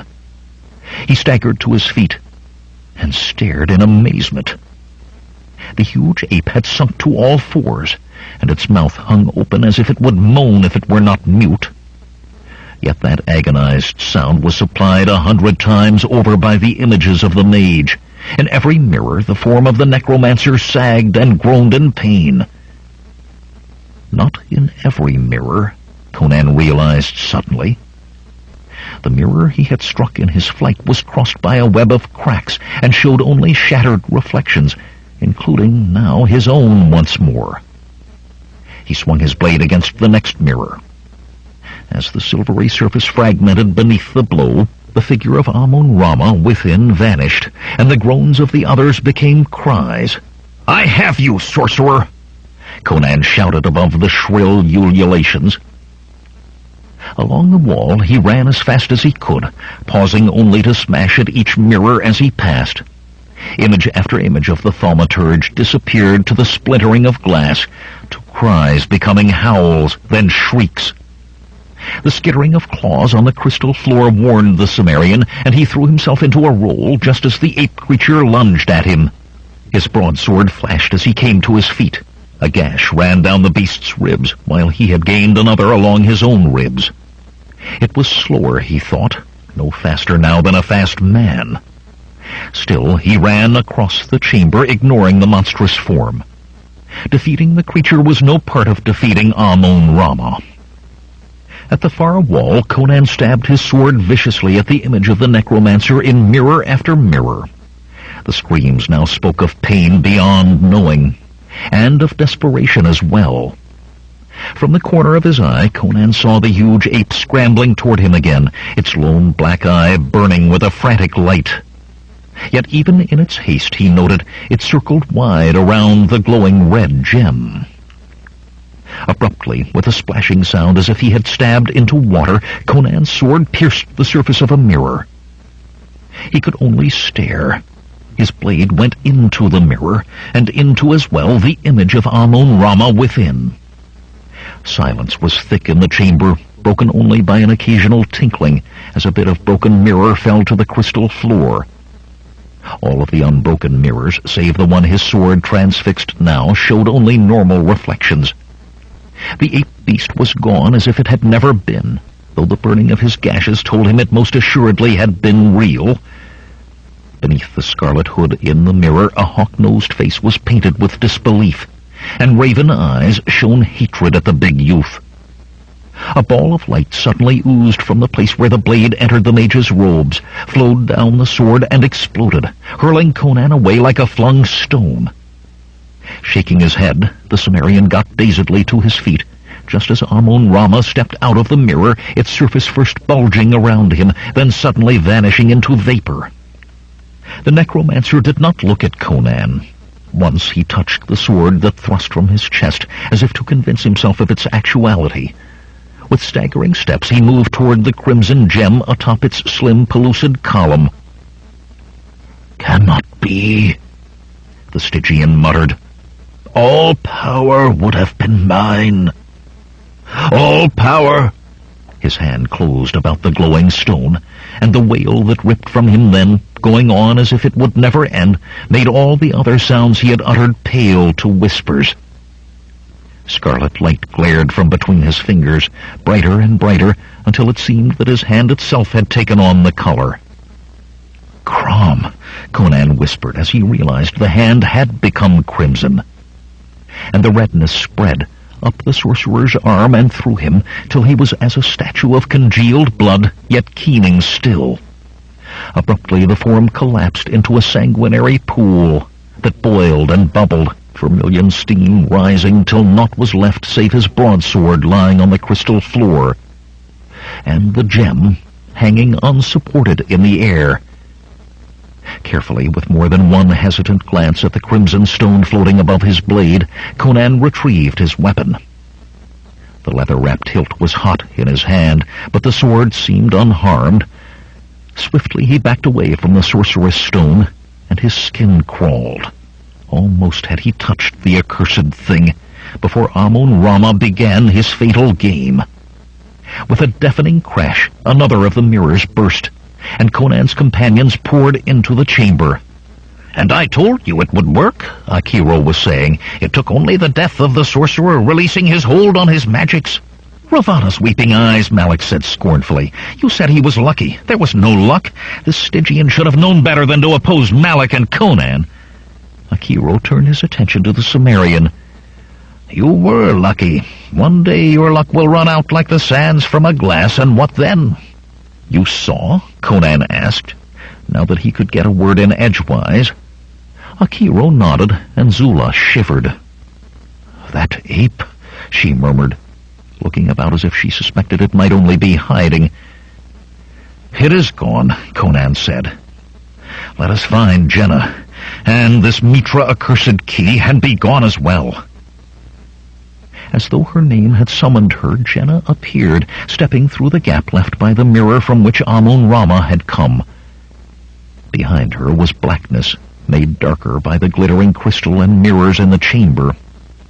She did not look at any of them, but walked slowly, surely, to the radiant red gem hanging still where the Stygian sorcerer had left it. "No!" Conan and Bambara shouted together, but before either man could move, she plucked the stone from the air. "The heart of Ahriman," she said softly, smiling at the blood-red jewel in her hand. "This is the key, Conan." "That?" Conan began, then cut off as a tremor shook the floor. The walls shivered, and ominous crackings sounded. "I should have known," Akiro mused. "It was Amon-Rama's will that held it, and with him dead."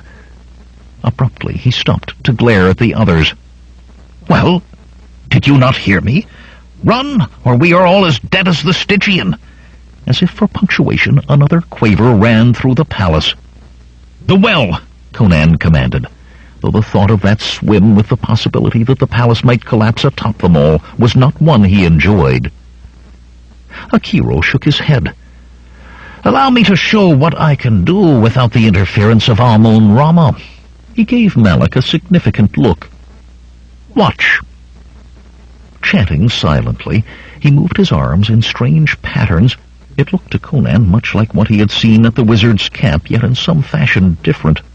Clapped his hands, and a fiery sphere shot from between his palms to strike a mirrored wall. There was no eruption this time.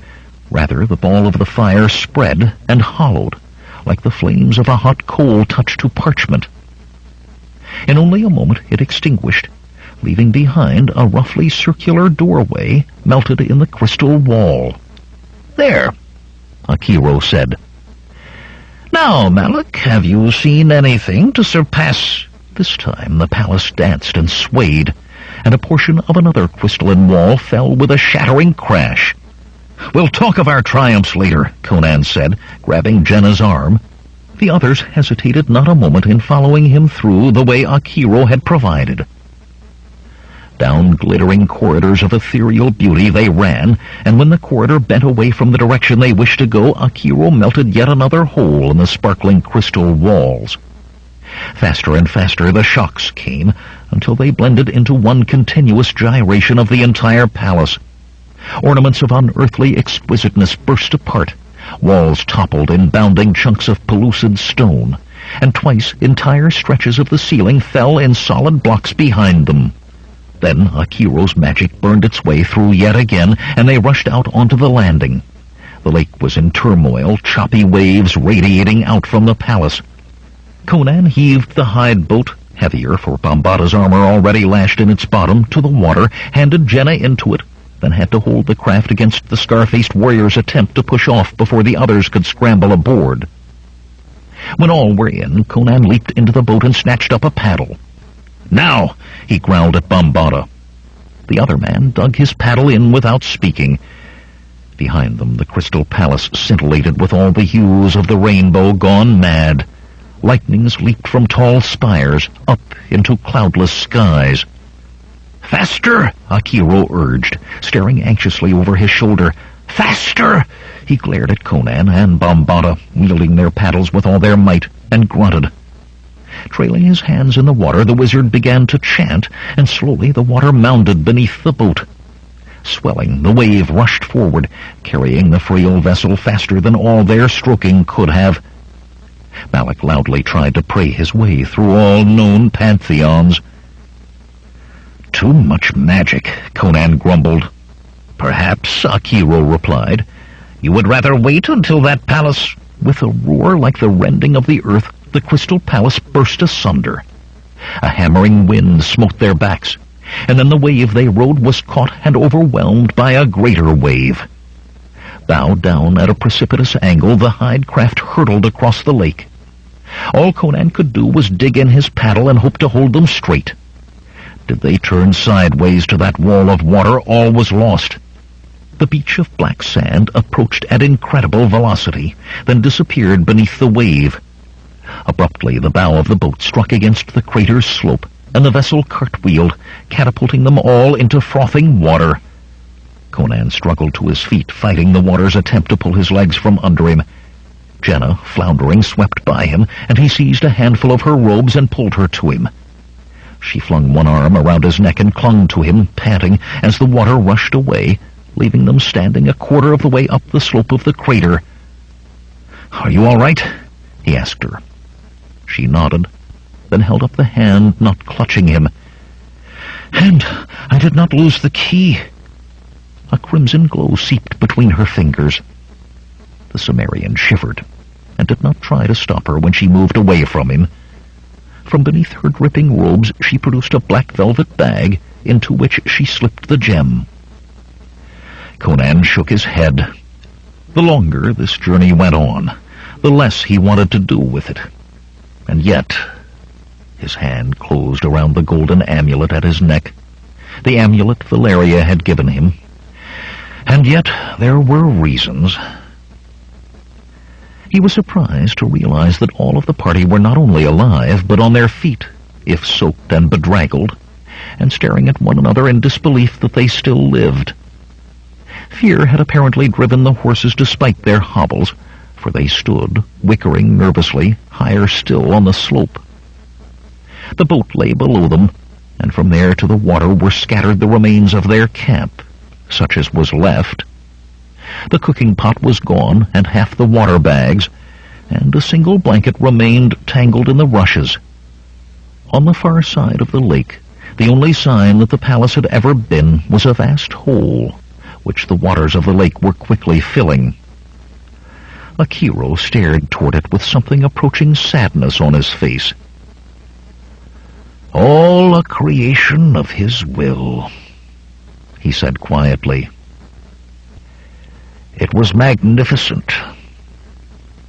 "Magnificent?" Zula's voice squeaked with incredulity. "Magnificent? I would as soon be far away from it," Jenna said. "And I can sense the treasure, now that I hold the key." At that, Bambata hurried to her, hovering protectively and glaring at Zula and Conan, as if the greatest danger came from them. Malik rubbed his hands together and lowered his voice for the Sumerian's ear alone. "Treasure? I like the sound of that better than wizards. We will help ourselves to whatever the girl does not want, eh? Soon we'll be in Shadowzar, living like kings." "Soon," Conan agreed. His eyes on Jenna were troubled, and his hand tightened on the amulet until the golden dragon dug into his palm. Soon. 14. It was possible, Conan reflected as he rode southward, that Akiro's cures were worse than the wounds they were meant to heal.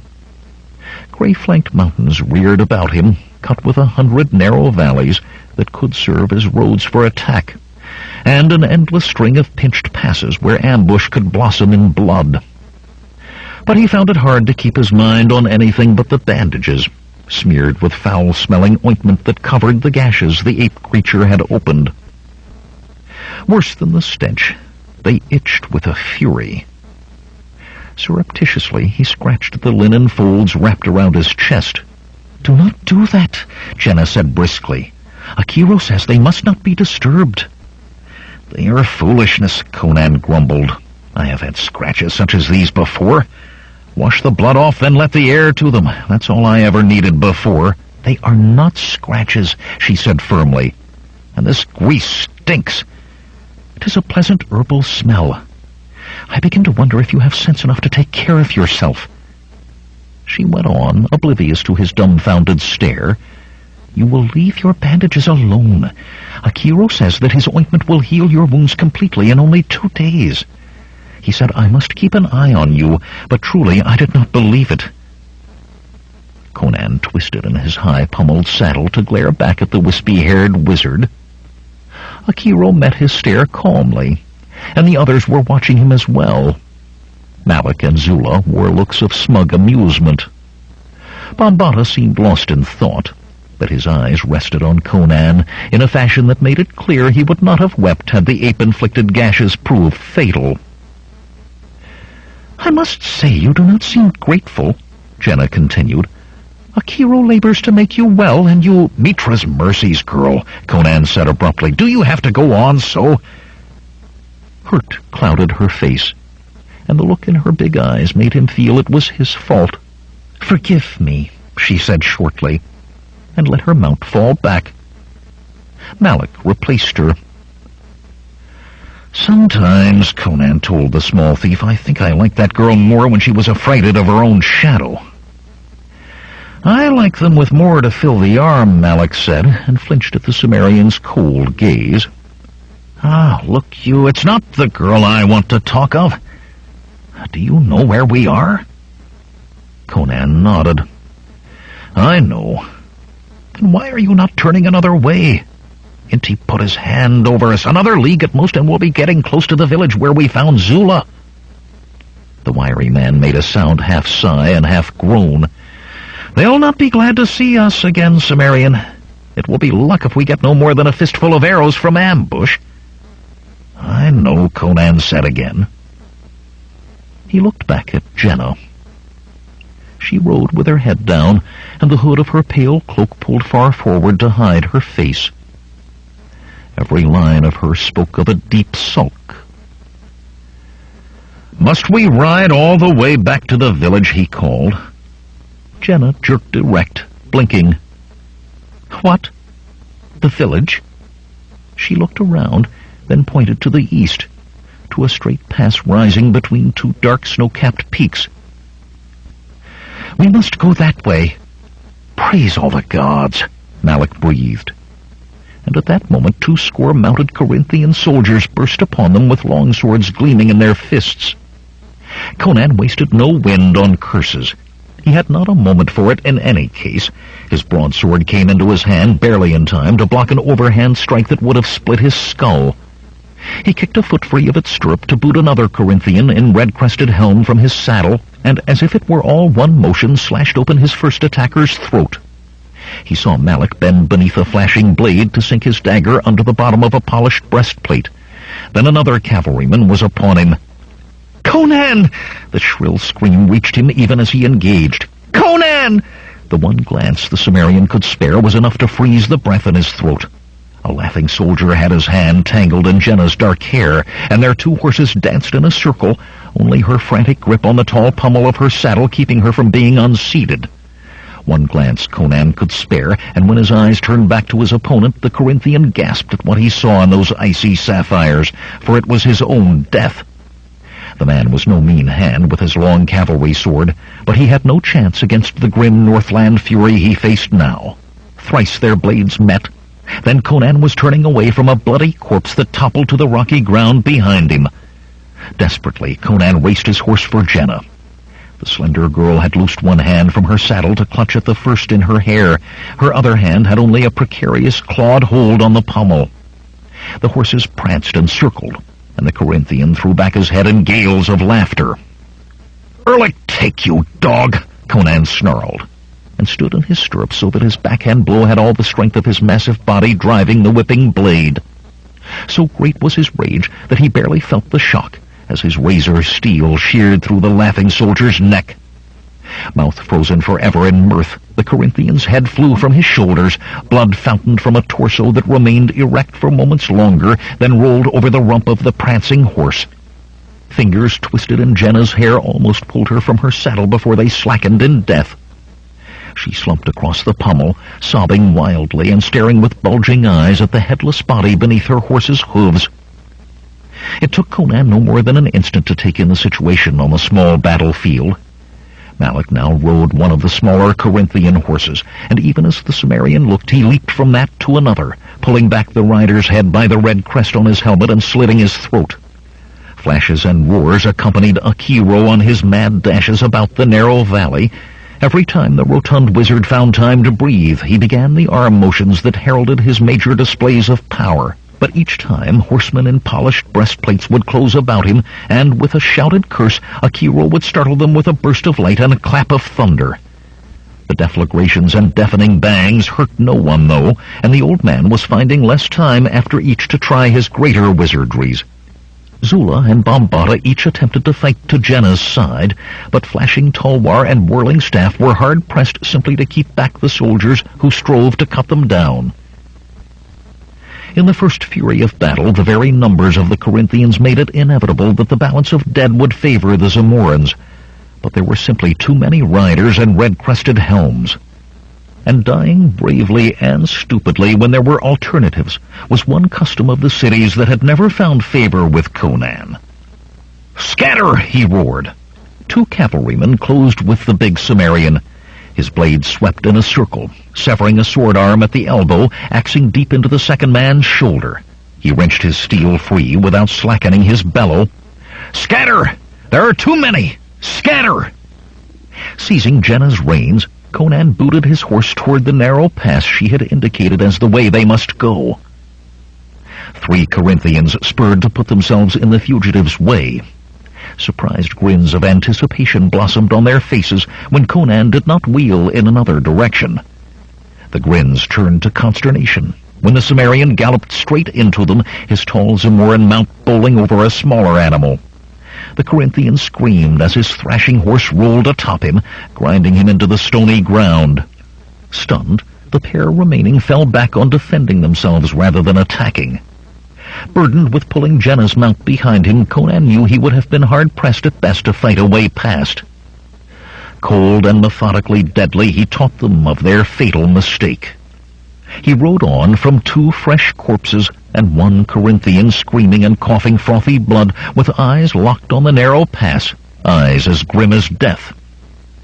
He could not afford to look back, and the knowledge gnawed at him. What if he did look back and saw one of the others in need? He could not ride back to help. Jenna must be gotten to the treasure, then to Shadazar with treasure and key, for Valeria. And even without Valeria, he knew he could not abandon the girl. She would get her throat cut, or be dragged behind a boulder by a cavalryman who thought it safe to ignore the unequal fight for a time. Teeth clenching till his jaw ached, he rode, and tried not to hear the sounds of battle fading behind. 15.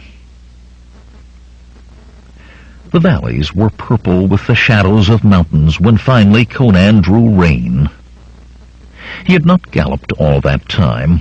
The horses could not have stood such a pace for so long on flat ground, let alone in a maze of twisting valleys. But the animals could not travel forever even at a sensible speed. Besides, he was of a mind to find a place for the night before it was too dark to see. He glanced back at Jenna to see how she was bearing up. The slender girl's cheeks were stained with dust and tear tracks, and she was sunk in the wide-eyed silence with which she had first greeted him. She held to her saddle with both hands, and showed no more desire to take her own reins now than she had at any time during their flight. She had replied to his few comments only with shakes or nods of her head, though he reluctantly admitted his gruffness of the past few hours might have had something to do with that. All she appeared to want to do was stare at him, and it was beginning to make him nervous. If being in the middle of a battle had driven her mad... "Are you all right?" he demanded roughly. "Well, speak to me, girl." "You were terrible," she said softly. "They might as well have held switches instead of swords." "It was not a sport," he muttered. "Not the game you still seem to think it." Wondering why he suddenly felt so angry, he resumed looking for a place for camp. "It is just that I have never seen such a thing before," she continued. "What Zula did in the village, what happened at Akiro's hut, they were different. I was apart from them. They were like entertainments, like jugglers or a dancing bear." He could not help growling his reply. "Men died in those entertainments. Better that they should die than we should, but that does not change the fact of it. No man should die for entertainment." He saw a likely spot, half a score boulders taller than a man on horseback set close together and near to a steep slope. Twitching his reins, he turned toward them. "I did not mean to offend you, Conan." "I am not offended," he replied sharply. He led her horse between 2 of the boulders, just far apart enough to admit him, and found a space between the great stones and the precipitous slope that was more than large enough for them and the animals. The boulders would keep off the worst of the mountain winds, and more importantly, shield them from searchers. Dismounting, he helped Jenna down and set about unsaddling the horses. "Build a fire," she said, hugging her cloak about her. "I am cold." "No fire." Even had there been anything to burn, he would not have risked giving away their hiding place. "Here," he said, and tossed the saddle blankets at her. "They smell," she sniffed, but as he squatted to check their meager supplies, he saw that she had draped them about her shoulders over the cloak of white wool, albeit with much wrinkling of her nose. He had had a waterskin and a pouch of dried meat tied behind his saddle, and there was enough of the meat for several days. Water, however, could be a problem. The skin was only half full. "Do you think they got away too?" she asked suddenly. "Bambata, I mean, and Zula, and the others?" "Perhaps." Abruptly he tore the bandage from his head and began unwinding the one about his chest. "No," Jenna cried. "You must leave them. Akiro says—" "Akiro and the others could be dead because of these," he growled. "Because of me."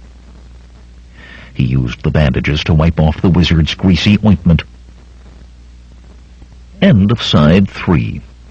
To continue, turn the cassette over.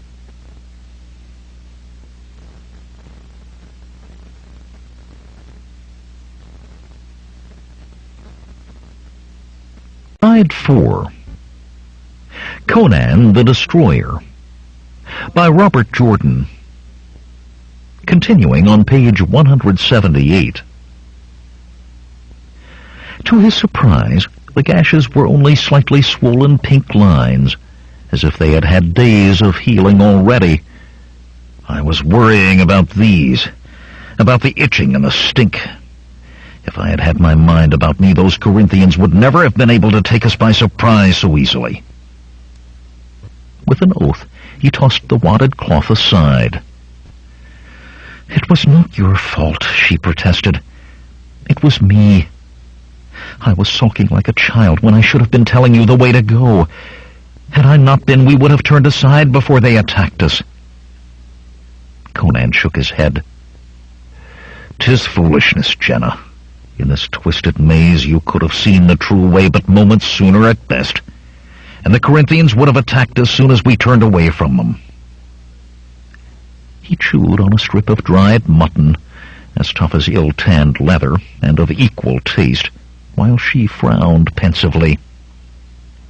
"Perhaps I could not have done anything more," she said at last. "But I see your point concerning yourself. You, of course, can see around corners and through stone, and so should have warned us. It is quite wonderful to know we had 2 wizards in our party. But why did you not give us wings, so we could fly away?" Conan choked on a bit of mutton. Regaining his breath, he glared at her, but she looked back as a wide-eyed vision of innocence. It was possible he thought that she was innocent enough to mean exactly what she said, to actually believe that he... No, he was not fool enough to believe that of anyone.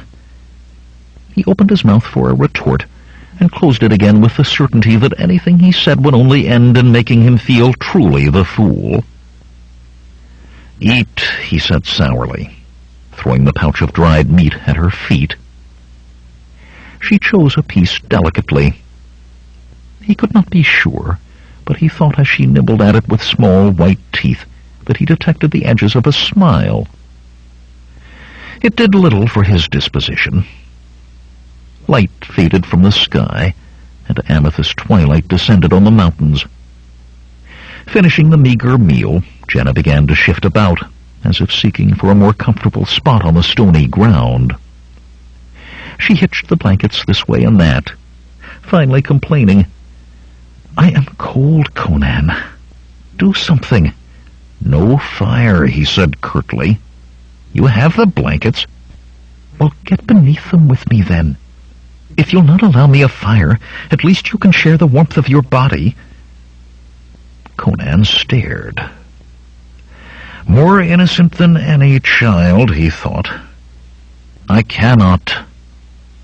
That is, I will not." "Why not?" she demanded. "I am freezing. Did not my aunt send you along to protect me?"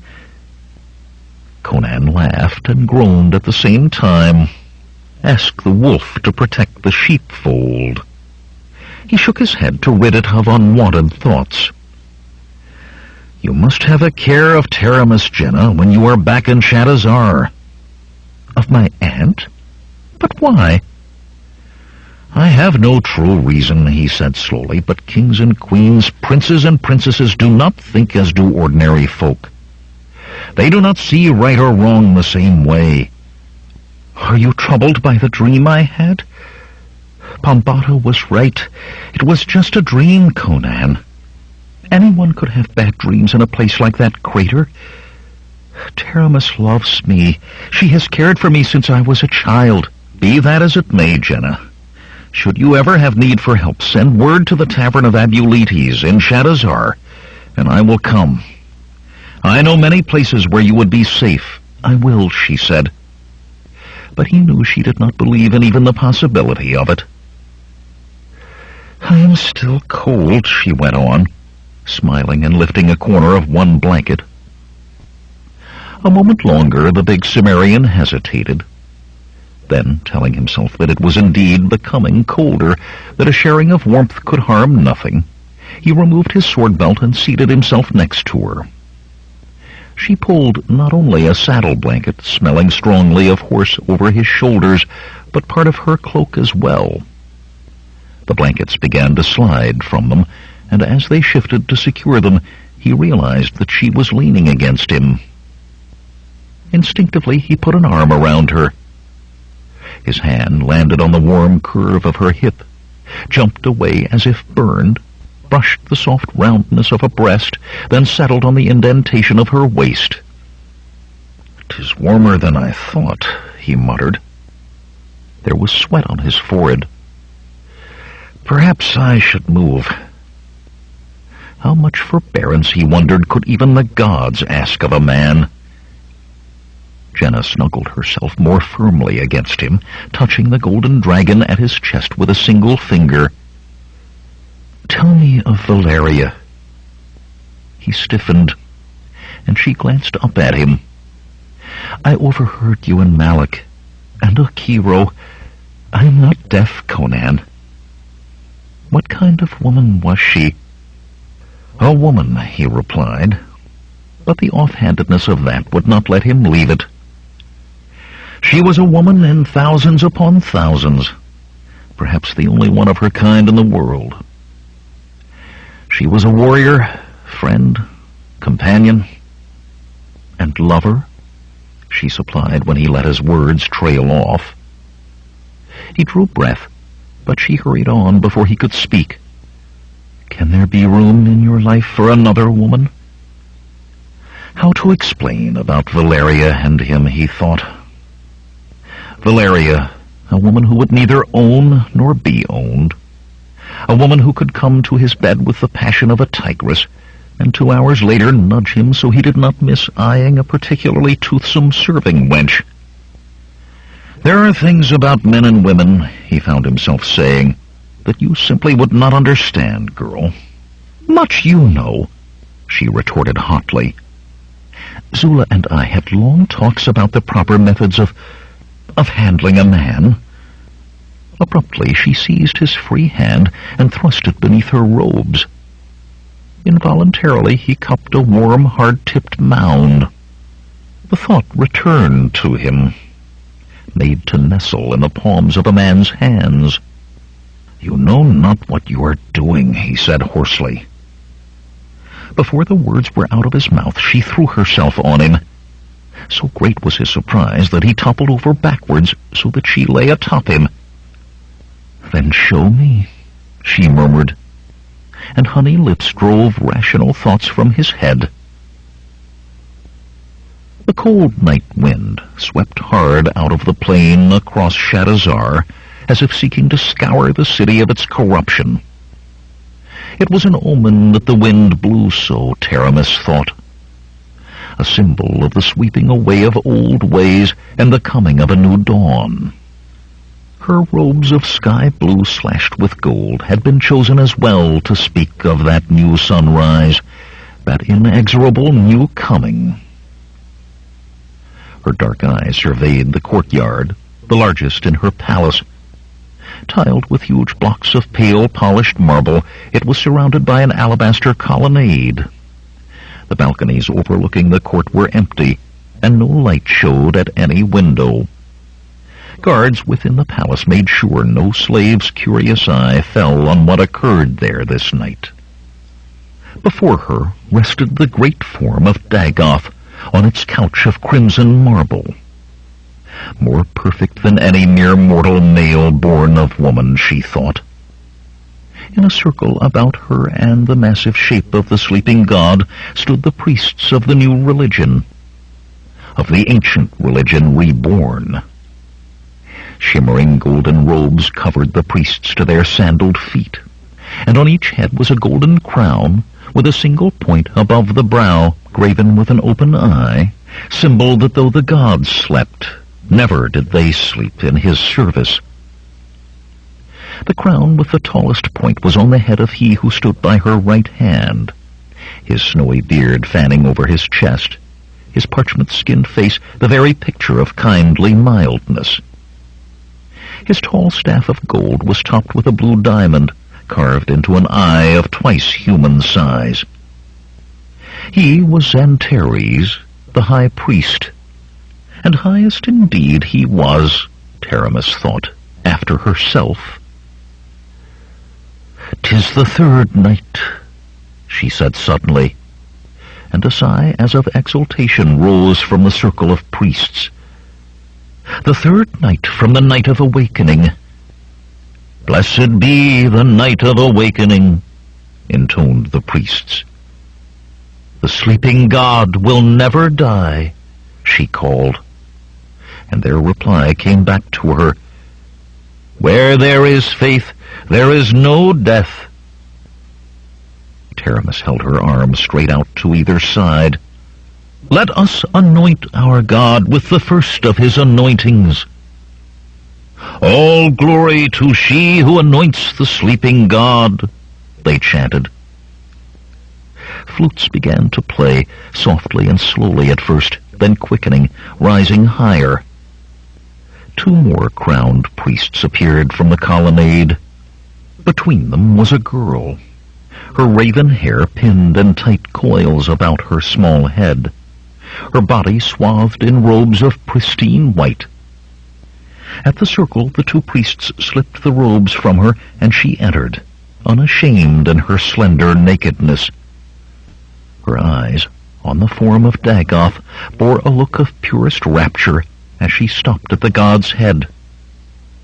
Taramis and Xantares moved together, one to either side of the girl. "Ania," Taramis said.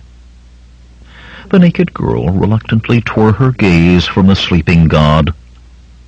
"You," Taramis said, "are the first chosen, above your sisters, for your purity."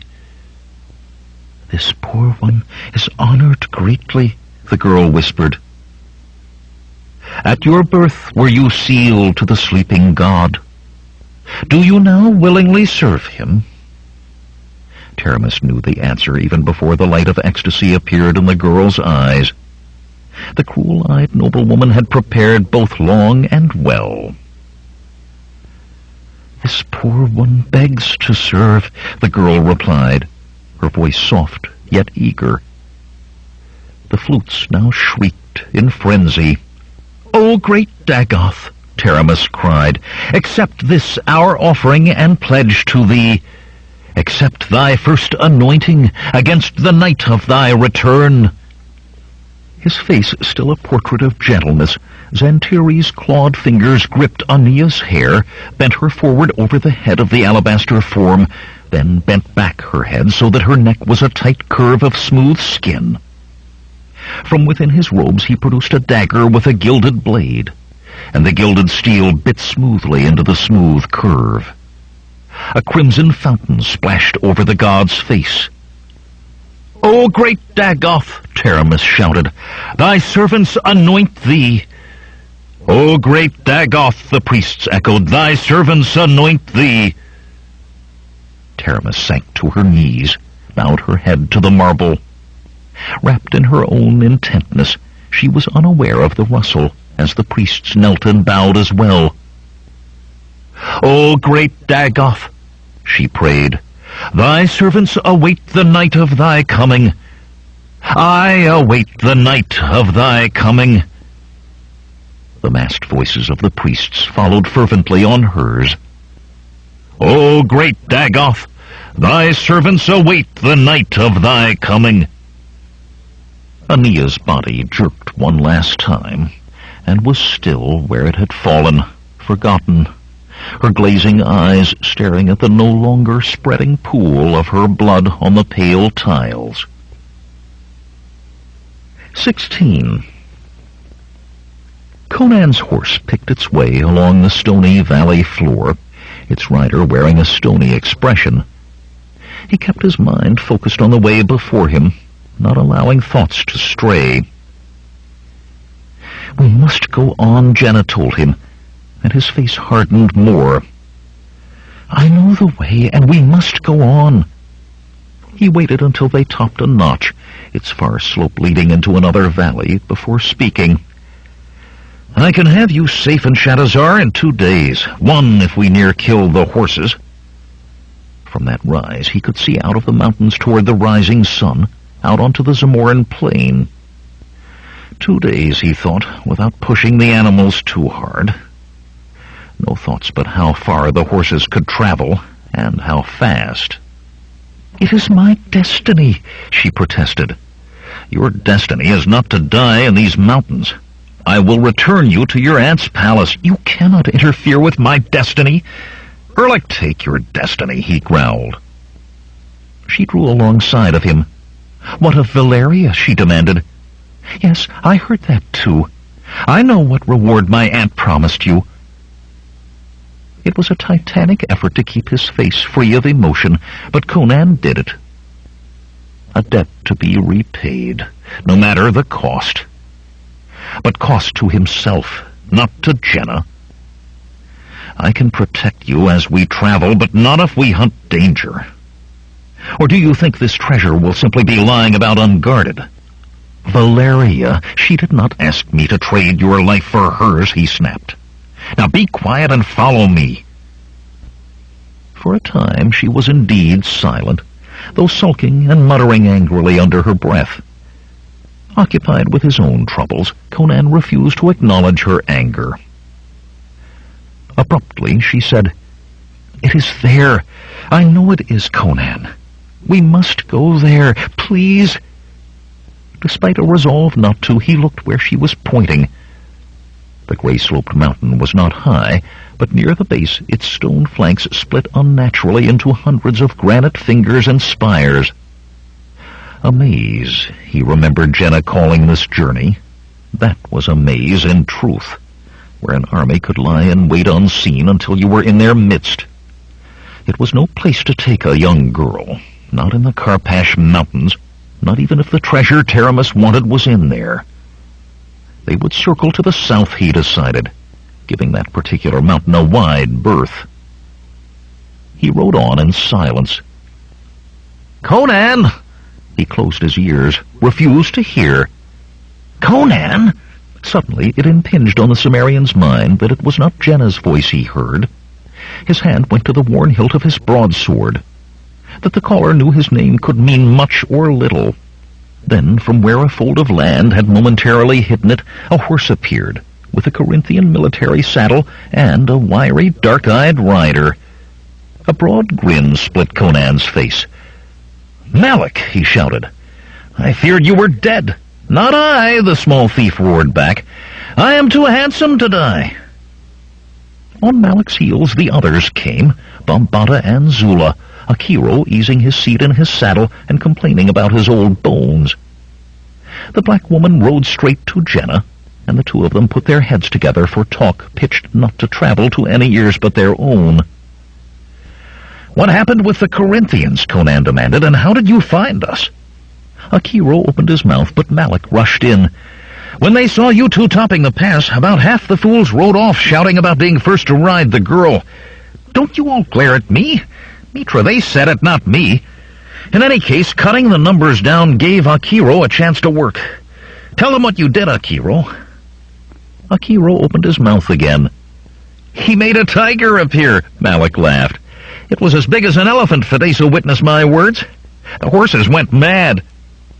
He caught the old wizard's gaze on him and subsided with a weak, You tell the rest, Akiro." "It was a small illusion," Akiro said. He did not take his eyes off Malik as he spoke, as if afraid that did he look away the wiry man would cut him off again. "Even with fewer of the Corinthians, I had no time for more. It was of sight and smell only, and could not even move. But the horses, to our great luck, did not know that. They did indeed go mad, ours as well. But it enabled us to escape, without the pack-horse as you see, but with our skins in one piece." There was a deal too much of sorcery on this journey to suit Conan, but he could not complain when it saves his friends' lives. Instead, he said, "It was fortuitous you found us. We entered these accursed mountains together, and it is well that we leave together." Malik started to speak, then snapped his mouth firmly shut at Akiro's glare. "Fortune had naught to do with it," the yellow-skinned mage said. "It was this." He held a leather cord with a small carved stone dangling at its end. With a deft motion he set the stone to spinning in a circle, yet almost immediately the circle lengthened and narrowed until the stone swung back and forth in a line that pointed directly at Conan. The Cimmerian drew a deep breath. Yet more sorcery. "I do not like such things associated with me," he said, and was pleased that he had not yelled it. "Not with you," Akiro assured him. "With the amulet. Such a thing is much less complex than a living person, and thus easier to fix on. Had I had some of your hair, or some garments you had worn, I could have found you much more quickly." "Crom," Conan breathed. His hair. He would never allow a sorcerer to have such, no matter how much a friend he seemed at the moment. Akiro went on, as if the Cimmerian had not spoken. "With only an inanimate object as a focus, the circle barely changed at first. It was very difficult to read a direction. Much like finding your way through a building in the dark, by feel." "And Bambata did not want to follow it," Malik burst out. "He said he didn't trust Akiro." His last words trailed off to a murmur, and he gave a worried look at Akiro. "It is all right," Akiro said. "I was finished." All the while they talked, Bambata had sat his horse, glaring from Conan to Jenna and back again. Now he growled, "Did he harm you, child?" Jenna looked up, startled from her conversation with Zula. "What? Why, what do you mean, Bambata? Conan protects me, even as you do." Her answer did not seem to satisfy the black-armored man. His face darkened, and the scars on it became livid. He looked at Akiro, hesitated visibly, then spoke. "I must know, wizard. Is she still an innocent?" "Bambata!" Jenna protested, and Zula spoke close behind her. "That is no question to be asked or answered," the black woman growled. "Tell me true, wizard," Bambata said insistently. "For our lives, and more, much more than you can know, depend on it." Akiro pursed his lips, then nodded slowly. "She is an innocent. I sense it so strongly, I wonder that the rest of you cannot." As Bambata sagged with a relieved sigh, the round-bellied mage moved his horse closer to Conan's and lowered his voice. "It is a thing of the spirit and not of the flesh, as I said once before," he murmured. Conan colored, and colored more when he realized that he had. "You pry," he muttered. "Do not use your wizardry on me." "Use the vial I gave you," Akiro said. "Use it, and ride away from here. Take the girl if you wish. I do not doubt you could persuade her to go with you. In another night or two." A faint leer touched his lips and was gone. "There can be nothing in this for you, Cimmerian, save more wounds of the kind that neither show nor heal." Conan scowled silently, denying the temptation to put his hand to his belt pouch to see if the small stone vial was still there. Valeria. and a debt still unpaid. He became aware of Jenna's voice. "He says he will not take me, but I know it is there, I know." Bambata turned a scowling visage to the Cimmerian. "Well, thief, do you abandon your precious Valeria? Did those Corinthians frighten your manhood from you? Or did you ever have—" Conan's eyes were so cold that the scar-faced warrior cut off his words. Bambata's emotions were writ plain on his features. Realization of what he had done, anger at having been affrighted even for a moment, rage that the others had seen it. He gripped his tulwar so hard that the hilt creaked. But the big Cimmerian made no move toward his own weapon. Patience, Conan told himself. In the rugged mountain ranges of Cimmeria, a man without patience was a man who was soon dead. There would be time for killing later. When he spoke, his voice was icy calm. "I would not take her where she wants to go without other eyes to watch and more blades to guard her. We have them now." He pulled his horse up beside Bambata's. "Let us not delay, Zamorin. We must be back in Shadazar by tomorrow night, and we have matters to settle, you and I, when this is done." "I will look forward to it," Bambata snarled. "And I," Conan said, starting forward again, "will look back upon it." 17. Half a day's riding it took to reach those broken fingers of stone, and they looked no better to Conan once he was in them than they had from a distance. Quickly the rough grey walls rose around them, and the way narrowed until they were forced to ride in single file. Hundreds of confined passages crossed and recrossed like miniature canyons, with thick stones separating them. Sometimes half a score choices of direction were presented at once, and each was more cramped and crooked than the one before. "To the right," Jenna said from directly behind him. "The right, I said. No, not that one. That one over there. It's close now. Oh, we could move twice as fast if you'd only let me lead." "No!" Bambata shouted. Conan said nothing, reining in to study the possibilities ahead. 3 narrow corridors through the stone leading off in different directions. Very narrow corridors. It was not the first time Jenna had asked to lead the way, and he had long since tired of explaining the dangers to her. Bambata now refused to leave her side, because he claimed he did not trust the Cimmerian not to allow her to go ahead of him. After Bambata's display at the rejoining, Conan was sure the Zamorin simply did not want to leave her alone with him. But the problem before him left no time to worry about that. "Why have we stopped?" Jenna demanded. "That is the way. Right there." She pointed to the center gap. "It is too narrow for the horses," Conan said.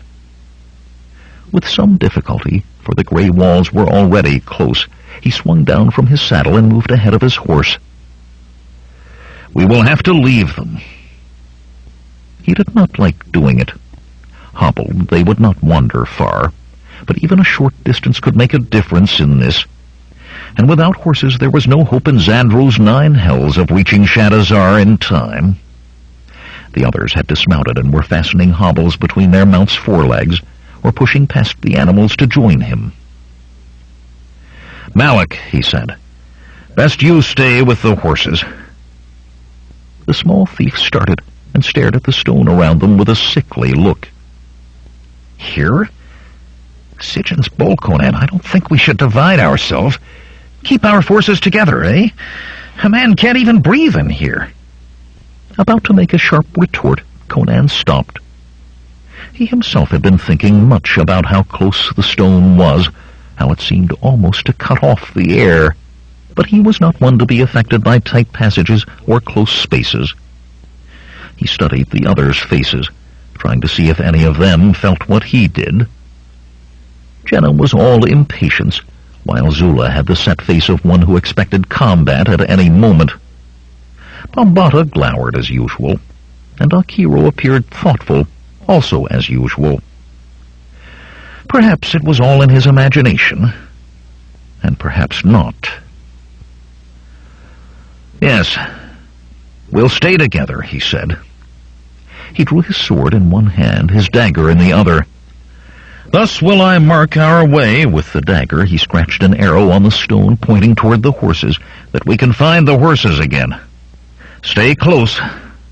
To Jenna's eager urging, Conan moved down the rough-walled passage, though not so quickly as she would have liked, and every 10 paces he scratched another arrow on the stone.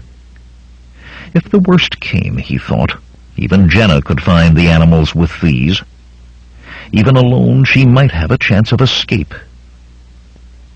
At times they had to turn sideways, stones scraping their chests and backs, for some stretches were so straight that not even Zula or Jenna could walk through them normally.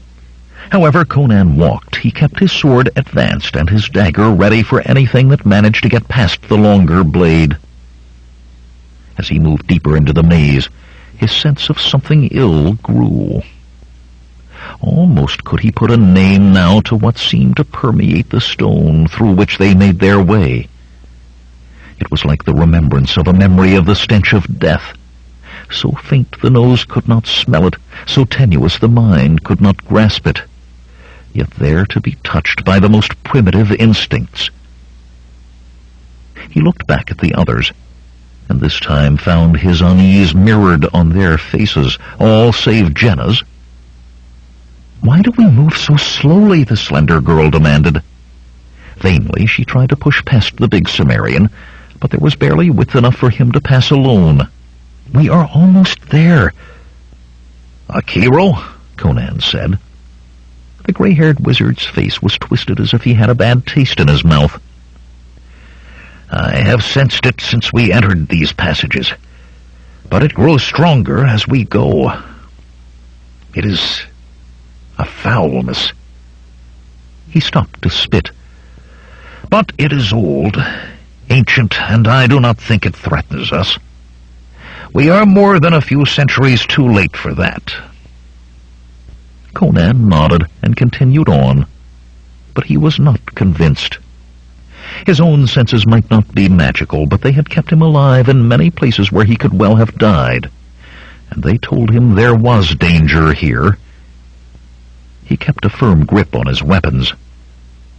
With startling suddenness, the passage spilled out into a large open area. Here the rock had been cut away, and the stone remaining carved in intricate patterns to floor a great courtyard that fronted a temple hewn from the very side of the mountain. Massive fluted columns ran across the face of the temple, and once a score of obsidian statues, 4 times the height of a man, had stood between them. Now only one remained, an ebon warrior holding a tall spear, with the features of his face worn away by wind and rain. Of the others, only shattered chunks of black stone and the stumps of their legs remained. Conan sheathed his dagger and grabbed Jenna's arm as she tried to run to the temple.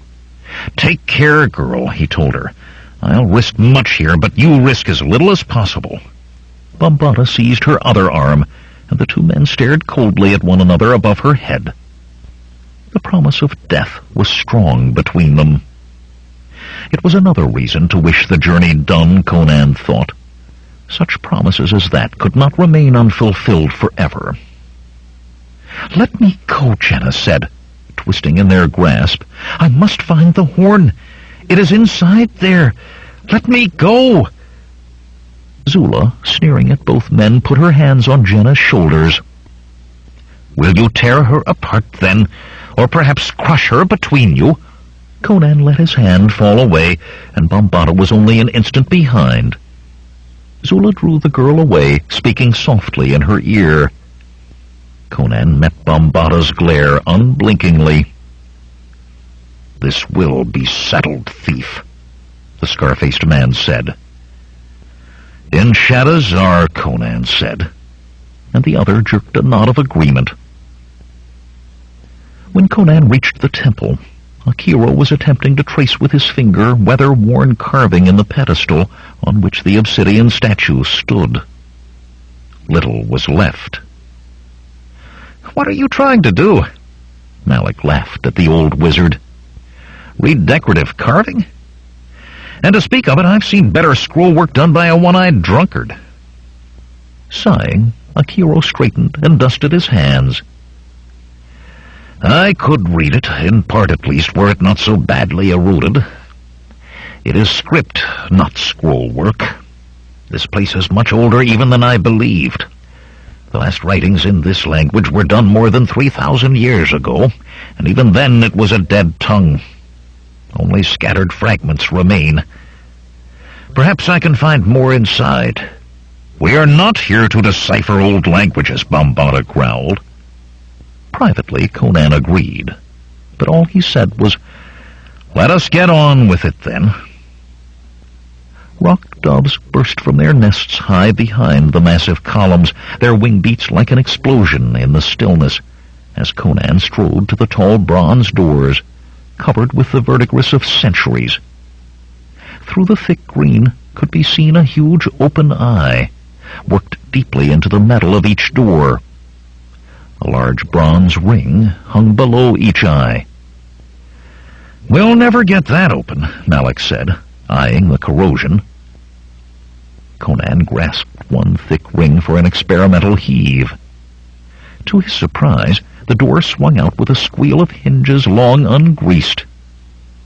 It was but chance that it opened so, he told himself. If men used those doors, they would grease the hinges. He did not like the relief he felt at that. Still, he told himself, he was there to see to Jenna's safety, not to flaunt his own bravery. "Keep a sharp eye," he commanded, "and your guard up." Then he led the way inside. Beyond the great doors, the dust of centuries lay thick on the floor. Torches stood along the intricately carved walls in golden brackets, untarnished by the years, but festooned in cobwebs. Above them, the ceiling was lost in shadows, and the vast hall stretched before them into darkness. Suddenly, Zula screamed, as a spider, its outstretched legs wide enough to cover a man's hand, ran across her bare foot. "Only a spider," Malik said, crushing it beneath his foot. He kicked the pulped remains away. "No need to be afraid of a—" The wiry thief cut off with a yelp as Zula's staff whistled toward his face and halted, quivering no more than a finger width from his nose. His eyes crossed, staring at it. "I am not afraid," Zula hissed. "I simply do not like spiders." Rustlings sounded deeper in the hall, and she peered in that direction nervously. "And rats. I especially do not like rats." Conan lifted a torch down from the wall and sheathed his sword to dig into his pouch for flint and steel. "If these still burn," he began. Akiro's lips moved, and fire suddenly danced atop his bunched fingers. He touched it to the torch, which burst aflame with a crackle that was loud in the still hall. "It will burn," he said. "Can you not wait until you are asked?" Conan said dryly, as he stuffed the lighting implements back. Akiro shrugged apologetically. Bambara and Malik lit torches from Conan's, and they started warily down the great hall.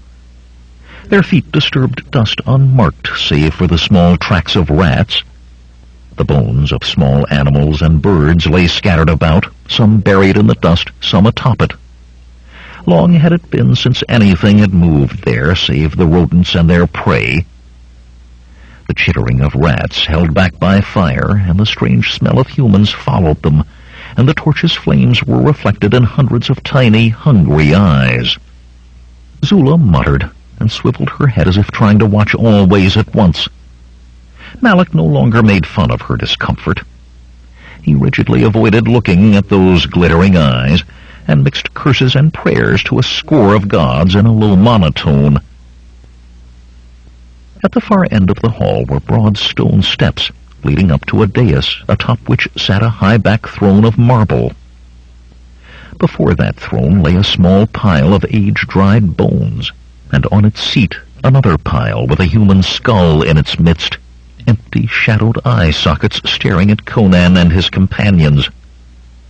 Armor, garments, a crown, whatever that man had once worn were all long gone to dust. Jenna pointed to their right, to a wide arched doorway half hidden in the darkness. "There," she said, "that is the way." Conan found himself relieved that the treasure, the horn, had not Jenna called it, was not on that throne. Many years before he had taken the sword he carried from a throne not too different from this one, and it had not been an experience he would care to repeat. Bombada had moved to the archway as soon as the girl spoke, and thrust his torch through it. "Stairs," he muttered. "How much deeper into the bowels of this place must we go?" "As deep as we must," Conan said, and pushing Bombada aside, he started down. 18. The wide stairs spiraled down into the depths of the mountain, and here Conan could see signs of the earthquake that had toppled the statues in front of the temple. Cracks spider-webbed the walls, and once there was a jog in the stairs, as if someone had cut neatly through them, then pushed one part a handspan to the side. True spiders had been there once as well. Thick cobwebs clogged the passage, but at the touch of the Cimmerian's torch they hissed and flared and melted away. "I do not like this, Conan," Malik whispered loudly. "Ogon, strike me, but I don't." "Then wait above," Conan replied. "With the rats." The small man's voice was a squeak, and Zula chuckled, though not strongly. A final turn, and the stairs led into a long chamber with a high vaulted ceiling, supported by what seemed at first glance to be golden columns, a row of them along each wall. Nearly half the columns were toppled, though, their broken pieces littering the dusty mosaicked floor, and the pieces showed thin, hammered gold leaf atop ordinary gray stone. The ceiling was worked in a profusion of strange symbols, only one of which Conan could even recognize.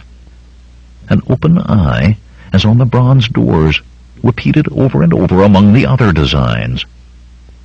What it meant he could not begin to guess. "Conan," Akiro called, "this seems the only way out, other than the stairs." The wizard stood at the far end of the chamber by a broad door that seemed of iron, yet had no spot of rust on it. It had no hinges either, Conan saw, as if it were merely a huge metal plate set in the stone. "This is the way," Jenna whispered eagerly. She stared intently at the door, or at something beyond. "We must go on." The door's dark gray surface was smooth, except for the inevitable open eye in its center, and two snarling demons' heads near the bottom. Tusks, like those of a wild boar, curved out from the open mouths of those grotesque heads. If the door could not be pushed open, Conan thought, then possibly... He rapped his sword sharply against each of the grimacing demon heads. From one gaping mouth wriggled a scarlet centipede. Its bite was sure, slow, and agonized death. Malik leaped from its way as it scurried for a hiding place among the fallen columns. Sheathing his sword, Conan handed his torch to Zula and squatted before the door. One hand he placed in each demon mouth. As he had thought, his hands fit easily. He heaved upward. "Handles!" Malik exclaimed. With every muscle straining, Conan began to wonder if he had been right in reaching the same conclusion as the smaller man.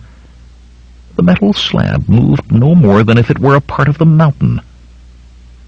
Suddenly, Bombada was there beside him, grasping one of the demon heads. Conan shifted both hands to the other and redoubled his effort. Tendons stood out along his neck and thighs, and every sinew of him cried out. Silver flecks danced before his eyes, and the iron slab lurched up a hand's breadth. Slowly then, with a metallic ratcheting noise, the door rose. until Conan and Bombada between them held it above their heads. "In!" Conan rasped. "Quickly!" The others of the party squeezed hurriedly by the two big men. Then Bombada released his hold and followed. Conan's thews quivered with the strain of holding the weighty door alone, yet he hesitated. When he released it, it would come down, and look as he might, he could see no demons' open mouths, nor other means of lifting it from the other side. They would be trapped. But if he could not find a way to prop it open, he would have to let it fall. Murmuring to himself thoughtfully, Akiro stepped to the wall beside the door, where a bronze rod ending in a large knob, embossed with the ever-present open eye, projected from the stone. The mage put a hand on the knob, pushed, and the rod sank into the wall. Conan blinked. There seemed to be a lessening of the weight on him. He eased his upward pressure slightly. The door did not move. With a sour grunt, he stepped from under it. "I thank you," he told Akiro, "but now that I think of it, could you not have opened this yourself?" "I could have," Akiro replied mildly, "but you said I should wait to be asked. As I was not—" "Where are the others?" Conan cut him off. The light of Akiro's torch lit one end of a narrow corridor, and there was no sign of anyone other than the two of them, nor any light from the other torches. Cursing, the Cimmerian set out down that hall at a run, with Akiro panting in his footsteps. The corridor opened into a large circular chamber, and both men skidded to a halt in amazement. The others were already there, holding their torches high while they stared about them. Directly opposite the door through which they entered, a monstrous head of carved black stone, fanged and glaring, as tall as a big man, projected from the wall. Two other doorways, set equidistant around the circle from the first, led from the chamber. Or rather, one did, for the other was broken and choked with rubble that spilled in a fan into the room. The rest of the walls were carved in bas-relief, images of fabled beasts, gilded with gems set for their eyes, while others formed hooves and claws and horns. At intervals around the walls, great plaques of gold were set, covered with strange script. The low domed ceiling was tied with onyx and set with diamonds and sapphires, twinkling in the light of the torches as if to represent a night sky. Akiro rushed to one of the golden plaques and ran his fingers over the deep-carved script as if he did not believe his eyes. "This is the same language as outside, and more of it than exists in one place anywhere else in the world. I can make it out. Listen." He spoke on slowly, pausing to trace letters. "And on the 13th day of the last battle, the gods did come to war, and the mountains did tremble at their footsteps." The rotund wizard went on, but Conan was more interested in what Jenna was doing under Bombada's watchful eye. She alone had not goggled at the riches of the chamber. Her eyes were only for the massive, terrible head of black stone. Now she stood before it, looking nowhere else. Beneath her feet was a circle of runes carved in the marble of the floor, and woven among them was a 5-pointed star with straight lines joining its points. Conan's breath caught in his throat.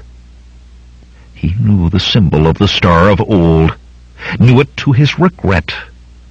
A pentagram, a focus of sorcerous powers. He half raised a hand to stop her.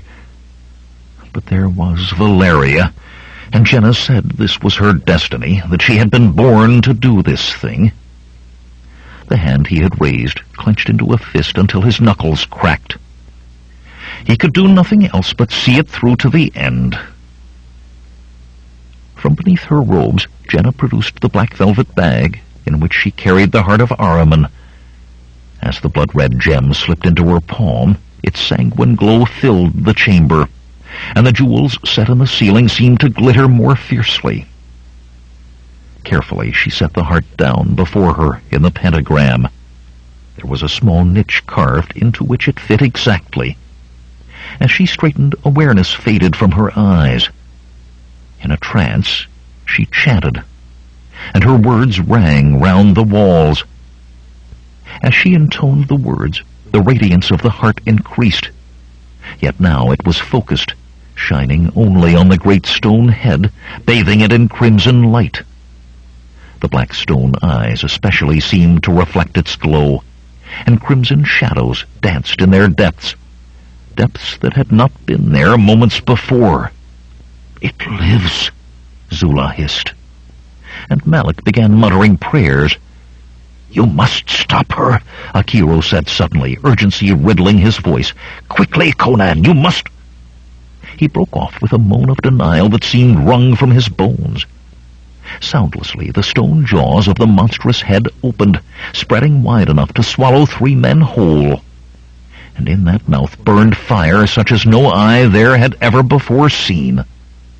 Blood turned to flame, it was, and Conan found himself stepping back, a hand before his face to shield him from heat that seemed to sear the very air. Though it pained his eyes to look, the Cimmerian saw a crystal spire in the midst of those flames. It was a pellucid column such as the one on which the heart of Ahriman had rested in Amun-Rama's place. But atop this one was a horn of gold, like the horn of a bull. Neither spire nor horn seemed touched by the fiery tempest that roared about them. Jenna still stared as if not at this world, but worlds beyond. Her large eyes were blank, and her face lacked all expression. Slowly her hands rose to her shoulders, and her robes fell to her feet. Naked she stood, slender curves bathed with the light of the flames before her, the birthmark between her small breasts glowing like those fires. With quick, unhesitating steps, she moved forward. Not a muscle moving, Bambata watched her, and the light in his dark eyes could have been a reflection of the fiery furnace. "No!" Conan shouted. Yet even as he did, it was too late. Into the roaring flames Jenna stepped. About her the fire flared as if in fury at her invasion, licking at her slim nudity, yet she moved deeper, unaware and unharmed. In both hands she lifted the golden horn, and with it walked from the blazing furnace back to the pentagram. For a moment she stood there, and all in the room seemed frozen where they stood. Then she sighed, sagged, and would have fallen had not Zula rushed to support her. Quickly the black woman pulled the girl's robes up about her. "It is done," Bambata said softly. "The horn is in the hands of the One." "Conan," Akiro said shakily, "there is something you must know." Abruptly there was a wind in the chamber, an icy gale of eerie howls that they felt to their bones, yet which did not so much as bend the flames of the torches. Then it was gone as suddenly as it had come, and the fires in that huge mouth were gone as well, but the chill of the wind remained. "Conan," Akiro said again. "Later," Conan snapped. One too many pieces of sorcery had he seen for a single day, and this last had come at no one's bidding that he could tell. "We leave now." And barely waiting for Jenna to gather the heart of Ahriman, he hurried them from the chamber. 19. It was a procession that Conan led back along the narrow corridor, and he did not care for the feeling of it. Jenna carried the golden horn hugged tightly to her bosom, and Bambata and Zula hovered protectively on either side of her, interspersing solicitous looks for the slender girl with cold stares at each other. Though glad beyond measure that she was unharmed, the Cimmerian was troubled by what Jenna had experienced, and troubled as well by the artifact she carried so carefully. Akiro tugged at Conan's elbow. "I must talk with you," he said quietly, glancing back at Bambata. "In private. It is urgent." "Yes," Conan agreed distractedly. He had come in contact with sorcery many times before in his young life, many more than he wished to remember. But times he found he could sense it, and what he sensed from the golden object the girl clutched to her breast was the odor of evil. Very much he wanted to be gone from that place, to be back in Shadazar with the thing done. "In private, Akiro," he murmured. "Later." Malik ran before them, dancing in his eagerness to leave. "Hurry!" he called over his shoulder. "This place is ill! Mitra's bones! Hurry!" He darted from view ahead, and his words faded away. "Fool," Conan muttered. "This is no time to be separated." Then he was into the chamber of gilded columns, and he fell silent as well. Malik was there, rolling his eyes nervously. Also, there were more than a score of warriors in black leather armor of archaic design, leaning on long spears. The smallest of the men was head and shoulders taller than Conan or Bambata. They were as black as the obsidian statue before the temple, and Conan was relieved to see their chests rise and fall with breathing. They were men, not statues come to life. That had been his first thought. Two of the warriors stepped forward. One had a crest of long white hair spilling down the back of his bronze helmet. The other wore no helmet, but rather a black leather skull cap, from which hung long fringes of red hair. He with the white crest spoke. To Jenna. "Long have we waited for you, for the One. We have slept as our God sleeps, and we have awaited the day of your coming. The night of awakening approaches." Bambata shifted uneasily, and Akiro's breath whistled between his teeth. "This girl has no part in your ways," Conan said.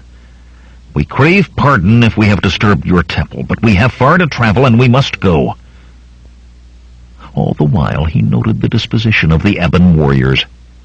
He had no wish to fight if it could be avoided, but these men seemed to be saying that this was their temple, for all it looked not to have known a human tread in centuries, and men often grew violent when they thought strangers interfered with their religion. "You may go," the towering black warrior replied. "For bringing us the girl, the One, your lives are given to you. But she remains with us." Making every attempt to seem casual, Conan stepped between the tall warrior and Jenna. "She is not the one you seek," he said. But the ebon man ignored him and spoke again to Jenna. "For all the years we have slept, guarding the horn of Dagoth, waiting for you, for the one who could touch the horn. Now will the sleeping god be awakened, and his vengeance will spread against those who betrayed." Conan caught a flicker of motion out of the corner of his eye as Bambata's arm whipped forward and a dagger blossomed in the tall man's throat. Blood poured from the black giant's mouth as he fell, and pandemonium broke loose in the chamber. "Back!" Conan shouted. There was no way forward except through huge men who were raising their spears and snarling with fury. "Back! Quickly!" The Sumerian thrust his torch into one tall warrior's face, beat aside another's spear thrust, and ran a third through the middle. The metallic ratcheting caught his ear. Sword dancing desperately to hold off an ever-increasing number of spears, he risked a quick glance over his shoulder. The great iron door was descending in jerks, and it did not have far to fall. With a roar he attacked, his blade a grim blur of razor steel before him, the sheer fury of him forcing his opponents back despite their greater numbers. With a suddenness that caught them all off guard, he whirled and threw himself into a rolling dive toward the rapidly closing doorway. The bottom of the iron door scraped his shoulder, then he was through, and the slab settled against the floor with a heavy, grating thud. Akiro, Malik, and Zula stared down at him worriedly, but there was no time for their worry. "We must hurry," he said as he scrambled to his feet. "'Tis likely they got a spear point or two under the edge of that trying to stab me, and if so, they'll lever it up soon enough." "I will see what I can do about that," Akiro said. Delving in his pouch, he drew out materials and began drawing symbols on the metal of the door. "You could have given me a little warning," Conan muttered to Malik. "A shout that you were letting the door fall." "Bambata caught us all by surprise," Malik replied. "He grabbed Jenna and darted in here before any of the rest of us could move. I guess he pulled that rod out as soon as he was past the door." "There," Akiro said, stepping back from his labors. A string of faintly glowing symbols, each of which resisted efforts to focus the eye on it, stretched across the door from side to side. "That should hold them for a time." Conan found he was no longer interested in whether the door held or not. "Where is Jenna?" he demanded. "And Bambata?" Zula spun to stare down the dark hall. "I was so worried about you," she whispered, "that I did not... If he has hurt her..." Conan did not wait to hear the rest. He sped toward the chamber of the great stone head as fast as his legs would carry him. It was empty. Without hesitation, he took the one way out other than the way he had come, the unblocked third corridor. Grim thoughts filled the Sumerian's head. Perhaps Bambata meant to try spiriting Jenna back to Shadazar without him, to cheat him of his reward. It would be like the Zamoran, he thought, to rob Valeria of a chance at rebirth just to strike at him. There would be no waiting until Shadazar now. The time for accounting had come. The corridor ran straight as an arrow, without bend or fork, without a doorway leading to another chamber. Like a tunnel, the corridor had been carved from the living rock of the mountain, its walls, ceiling, and floor polished as smooth as marble. Dust dulled and covered all now, and it was in that dust that the light of his torch showed the traces of those he followed, signs as plain to his keen eyes as ruts in a wagon road. The spaces between the tracks told him they too were running. Suddenly, the hallway spilled into a large square chamber filled with thick fluted columns set close together and supporting a ceiling lined with cracks and fissures. Many of the columns were filled with cracks as well, some seeming to need only a breath to topple. Dust-covered implements lay among them, fallen braziers with high tripod legs, things that might have been tall stands to hold torches, others the purposes of which he could not guess. Conan's torch was enough for him to make another door ahead, a deeper black rectangle in the shadows. The tracks in the dust led toward that door as well, but he stopped his headlong dash.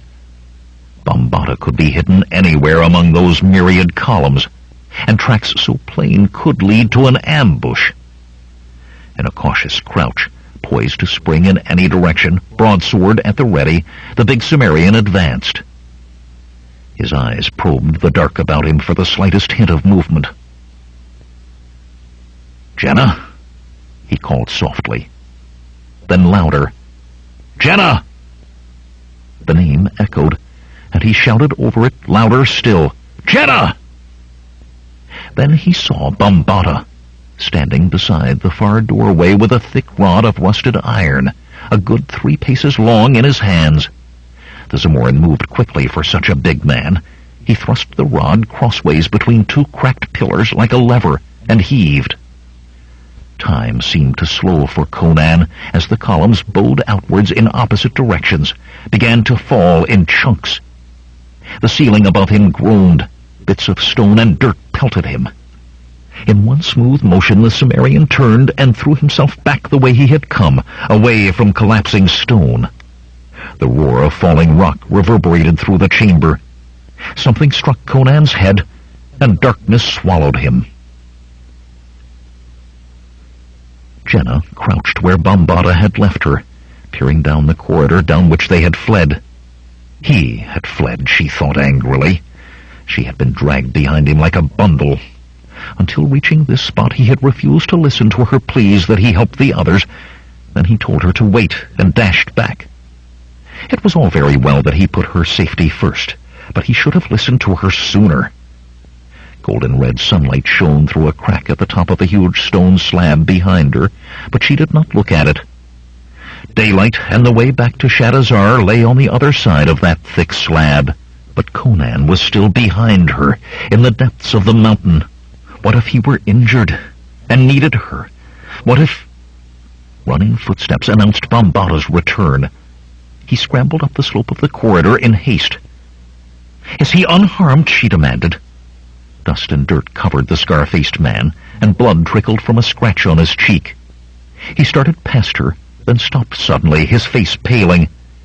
"Where's the horn, child?" he demanded. "Sandro's 9 hells if you've lost it!" "It is here."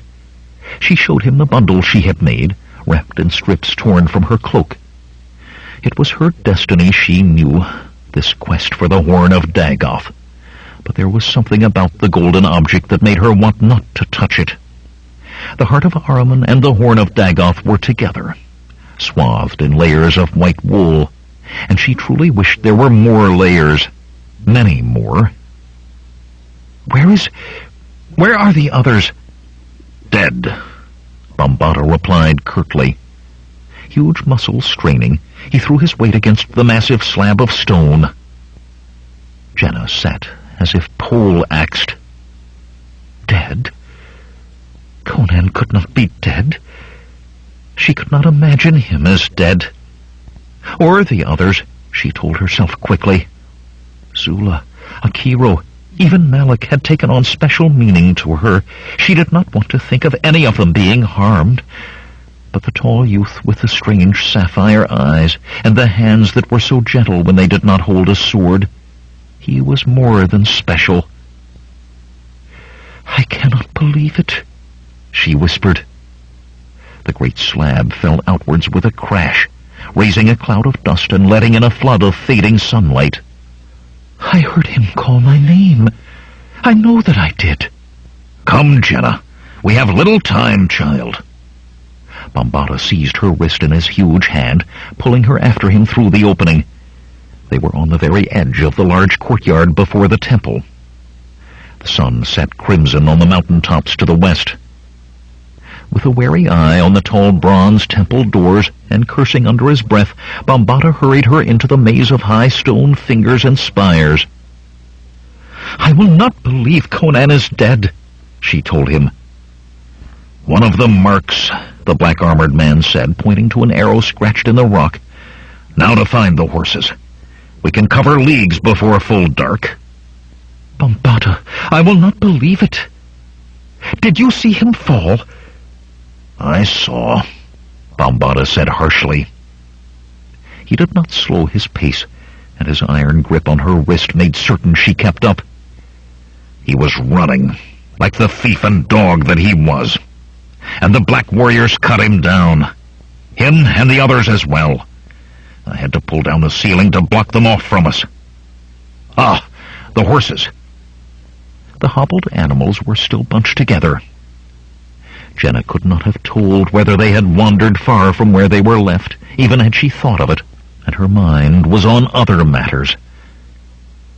"Perhaps he was only wounded," she began, then cut off at the strange look Bombada was giving her. His eyes burned with intensity. "We could go anywhere," he said softly. "We could go to Agrapur. A Turanian wizard, or even King Yildiz himself, would give enough for these things you carry to keep us in luxury for the rest of our lives." Abruptly, he lifted her onto a saddle. "Guard them well, Jenna," he said, and began loosing the horses' hobbles. He tied the reins of each horse he freed to those of the next, and when he mounted he had the other 4 animals on a long lead. "What are you doing?" she demanded. "We cannot take those." "We will need them," Bombada said. "It is a long way to Agrapur." "We go to Shatazar, not Agrapur, and I will not leave the others without horses, so long as there is any chance one of them remains alive. If you wish to take the horses, then you must take me back into the temple and show me their bodies." Bombada shook his head. "It is too dangerous for you." "Dangerous or not," she insisted, "I will not leave him so." The fury that clouded the massive warrior's face made her want to cower. It took all of her will to keep her back straight, to look him in the eye with outward calm. Dropping the reins of the other horses, he moved his own closer to hers. Him and again him. We could have gone anywhere. Every word came from him like a piece of iron. "Anywhere, child!" Abruptly, his scarred visage twisted in pain. Jenna stared. She had never before seen Bambata show pain. The agonized grimace lasted but a moment. Then his face was normal again, save that in going from his eyes, the burning seemed to have left them dull and flat. "We go to Shadowzar," he said hoarsely, and taking the reins from her hands, began to lead her through the maze. Jenna clutched the bundle, containing all she had come so far to find, tightly against her breast, and would not allow herself to look back.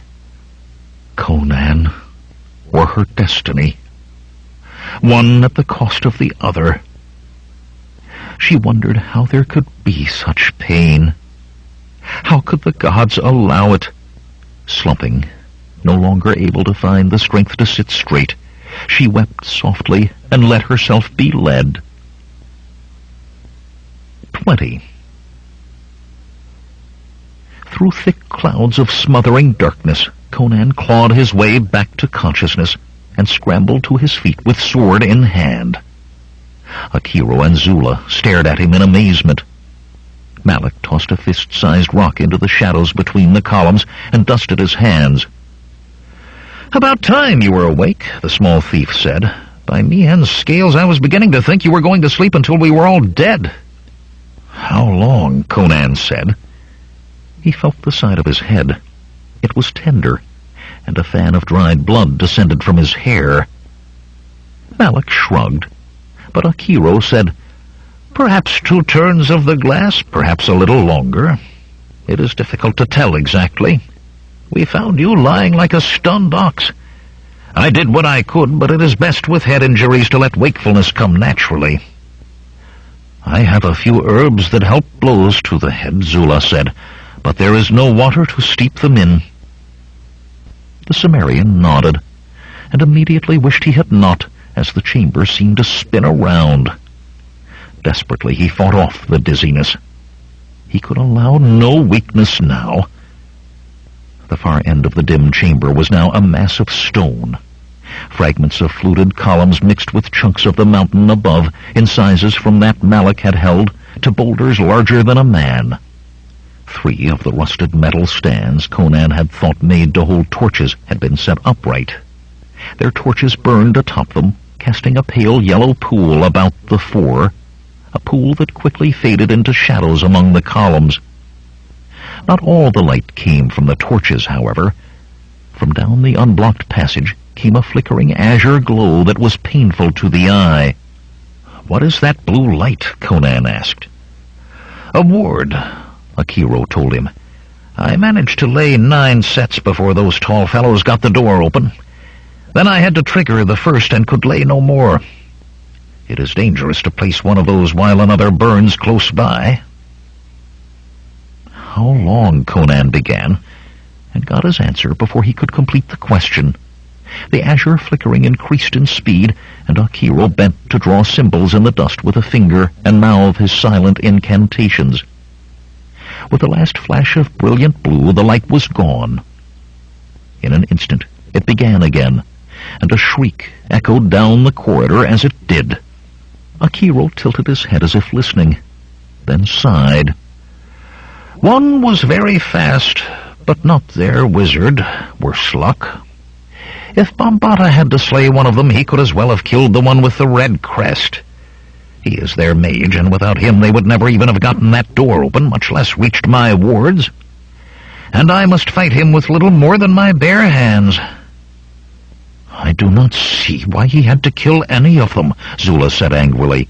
"They offered no violence toward us, only speaking to—" Her words trailed off with a sympathetic look at Conan, but he ignored it. "I doubt they would have let us go without a fight," he said. "Not with Jenna. In any case, I'll not let them spear me like a wild pig just because Bambata started it." "That's it," Malik said. "Ogun's toenails. If a man attacks you, you carve him. And if it's all a mistake, you can burn a little incense in the temples for his spirit." "Not always the best way," Akiro said dryly. "But those men are foul. "I saw no foulness in them," Zula protested, and the wizard snorted. "That is because you are not a mage, nor did you read the plaques as I did. The unease we felt as we entered was put there by those men, and by those who came before them over centuries. Human sacrifice was the least of it. They make the shamans you assisted me with seem as babes at play." "I care not if they're cannibals," Conan said. "It is past time for us to be getting out of here. Bambata and Jenna get closer to Shadazar with every moment, and I do not doubt he'll do his best to leave us out of what has happened when he tells Teramis of it. I do not intend to be cheated of my promised reward." Akiro looked at him pityingly, and Zula gaped. "But we thought, Jenna..." She gestured helplessly at the jumbled stone filling the other end of the chamber. "Bambata pulled that down," Conan said. "He could not wait to face me in Shadazar, but I cannot think he pulled it down on his own head, nor on Jenna's. We will dig our way out and follow. There is but a night and a day left before we must be back in Shadazar." "You intend to dig through the mountain?" Malik said incredulously. The other two looked at the Sumerian as if he had gone mad. "I saw this chamber when it was whole," Conan told them as he strode to the mass of rock.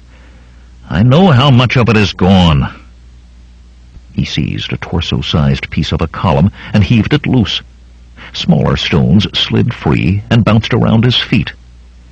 "The passage Bambata followed is no more than 3 or 4 paces from us, and we have only to clear a way wide enough to squeeze through." He carried the stone well into the columns before dropping it. There was room there for all they had to move and more. When he returned, the others remained where they had been, still staring at him. "Well," he demanded, "would you rather die here?" Without a word, Zula came to dig at the stone. Malik came more slowly, and not without a look over his shoulder at the old wizard. "Aren't you going to help, Akiro? You could wave your arms and make all this disappear." "You display your ignorance openly," Akiro snorted.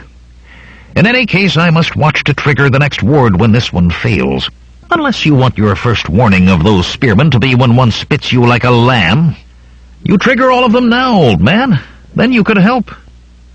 The gray-haired wizard laughed derisively. "Do I teach you how to steal, my small thief? Be about something you know how to do."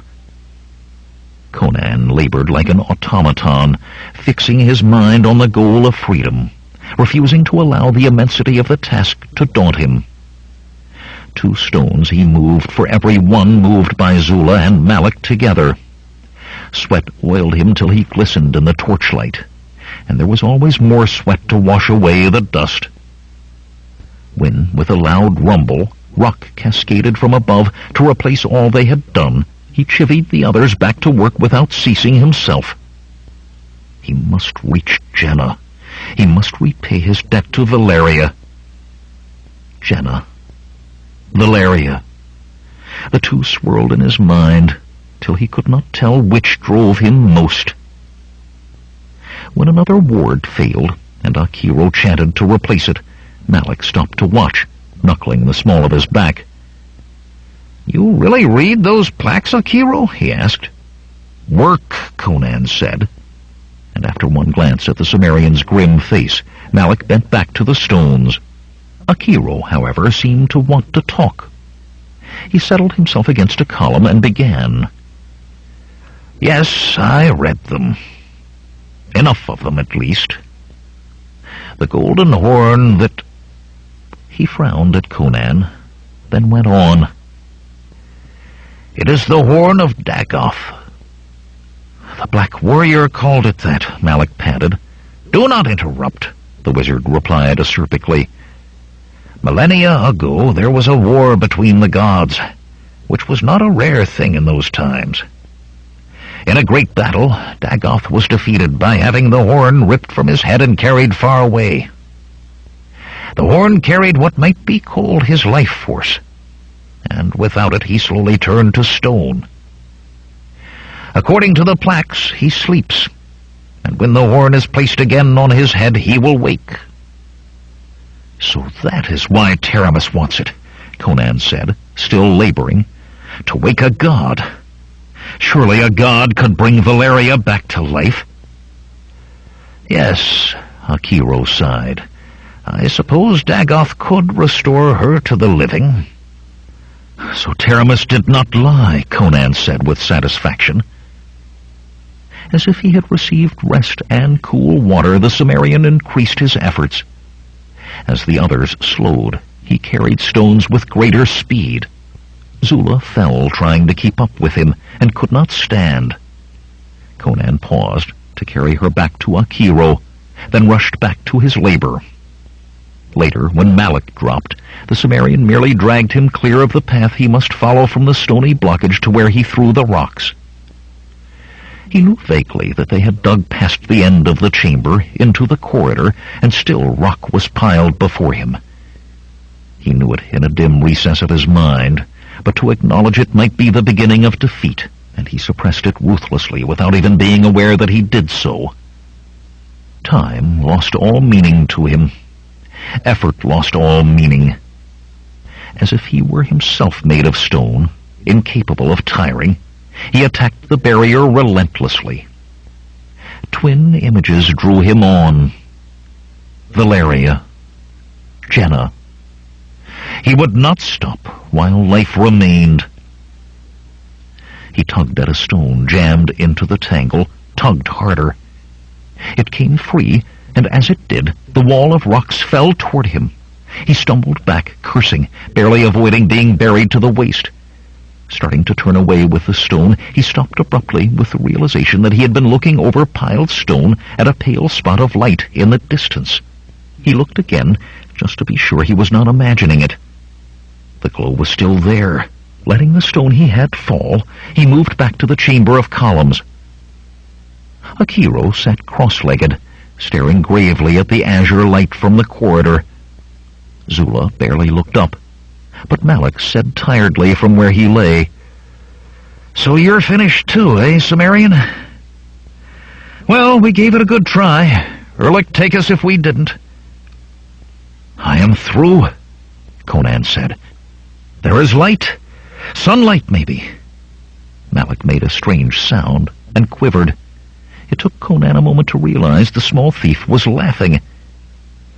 "We made it," Malik wheezed. "By Xandru's darkest hell and Mitra's bones, they cannot stop us, Cimmerian."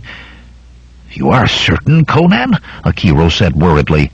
"It could be torches in another chamber," Conan replied, "but there would have to be scores of them. The passage slopes upward. It must break ground." Or it could rise into the mountain, he thought, but would not say it. The light could be from sorcery, or Xandru's seventh hell, but he needed to reach the surface above, and he would not admit it could be anything else. "We must hope for sunlight," Akiro said finally. "The seventh ward yet holds, though not for much longer. And two more wait. You must get Zula and Malik out of here as quickly as possible. I will follow as soon as I can." He scurried back to his post at the mouth of the corridor. "Go, man, or you may yet kill us all." Conan helped Zula to her feet and turned to find Malik already wavering erect. The black woman tried to walk on her own too, but the big Cimmerian found himself helping the pair to scramble over the last mound of stones and stagger upward toward the light. That glow seemed to have a restorative quality, for by the time Akiro caught up to them, both Zula and Malik were climbing without support and making good speed. Even so, the old wizard called out, "Hurry! Hurry!" and there was that in his voice that made them move even faster. The corridor ended in a rectangular opening, and the four stumbled out into the temple courtyard, and the light of a sun not yet fully risen in the east. Malik and Zula stared at it as if they had not believed they would ever see a sunrise again. Conan had eyes only for the temple, with its huge columns and fallen statues. Unless the tall warriors were fools, he thought there would be sentries. Yet as he hastened them all across the carven stones of the courtyard, nothing moved from the temple save rock doves, flapping out from their nests high behind the columns. Then he realized there was no need to put sentries above when all of your enemies were trapped like rats beneath the mountain. In the maze, the thirsty whickering of the horses drew them quickly to the animals. Conan noted the missing hobbles and the tied reins. Then the four of them were hurrying for the water-skins. Despite a throat that felt like gravel, Conan first poured water into his horse's mouth. When it was his turn, he tipped back his head and drank until forced to breathe, let the water splash over his face while he gulped air, then drank more. He finished by giving his horse another drink. The animal would have more need to be refreshed than he, for he intended to ride it hard. Suddenly, the ground quivered beneath their feet. Conan grabbed the reins, but before he could soothe his mount, another tremor shook the earth, followed by a rumbling boom from the direction of the temple. Malik, clinging to a trembling horse, muttered, "What in the ninefold names of Kepra was that?" Akiro coughed smugly. "I changed the incantation slightly. When they broke through the seventh ward, the last two were triggered together. Those spearmen will not wake from this sleep, nor rise from this tomb to slaughter innocents for Dagoth." He smiled suddenly at Malik. "Do you see now why I could not invoke all the wards at once?" "'Tis good they will not trouble us further," Conan said, climbing into his saddle. "But we must ride if we are to reach Shadazar by the ceremony tonight. I will not let Bambata cheat me of Valeria's life." The smile disappeared from Akiro's face. "I did not tell you, Conan, when I thought we would die, for a man should not be burdened at his death with matters he cannot change. In truth, even now I fear it is too late. I tried to stop it when it could have been stopped, before she entered the furnace, but I was too slow." "You babble, Akiro," Conan growled. "Speak what is on your mind, or let me ride for Shadazar." "It was all on the plaques," Akiro said. "The rite of awakening takes 3 nights, and on each night a girl is sacrificed. On the 3rd night, the sacrifice is the one who bears the horn, the innocent. It will be Jenna." "Perhaps it is not her," Zula said pleadingly. "Not even Bambata would take her back to that." "Bambata called her the one," the old wizard sighed. "He knows she is to die." End of side 4. Change side selector switch. This book is continued on the next cassette.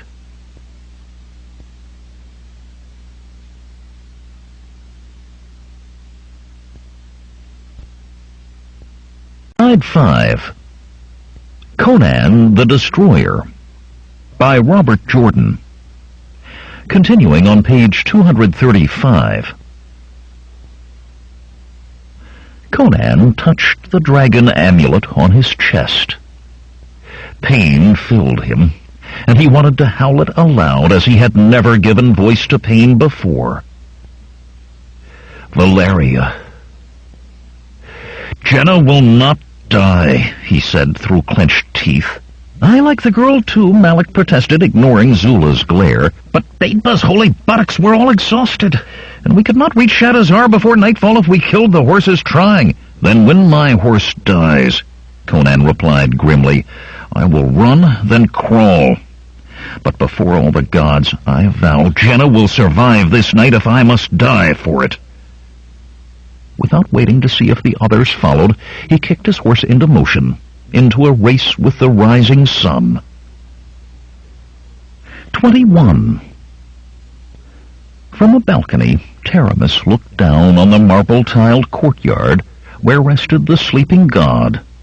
A canopy of fringed golden silk raised to shield him from the blazing sun. In a circle about the canopy, unprotected and perspiring, knelt half a score of priests in their robes and crowns of gold, chanting their prayers.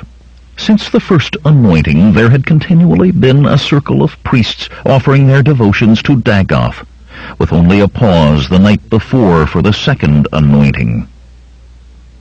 Taramis ran her eyes over the other balconies overlooking this court, yet she knew there would be no one there to observe who should not see. For 3 days this part of her palace had been all but sealed from the rest. No slave or servant would come near to it without her express command, even if guards had not been posted with orders to slay any who tried. It was not that cut at her like a whip's lash. She knew very well what it was that truly preyed on her mind, what it was she did not want to think about. Hesitantly she looked at the sun, then jerked her gaze away. Already that distended yellow ball was past the zenith, well past the zenith. And tonight came a configuration of the stars that would not come again for 1,000 years. If Bombata did not bring the girl in the next few hours, if the girl did not have what she had been sent for. Taramis bit at her lip, heedless of the blood that came. It could not be so. It would not be so. She refused to die, knowing that power and immortality would come to someone else 1,000 years hence. A deferential cough made her whirl, ready to flay whomever had dared to disturb her. Xantares stood in the doorway, his face as deceptively gentle as ever, but a gleam of exultation in his dark eyes. "She has come," he said grandly.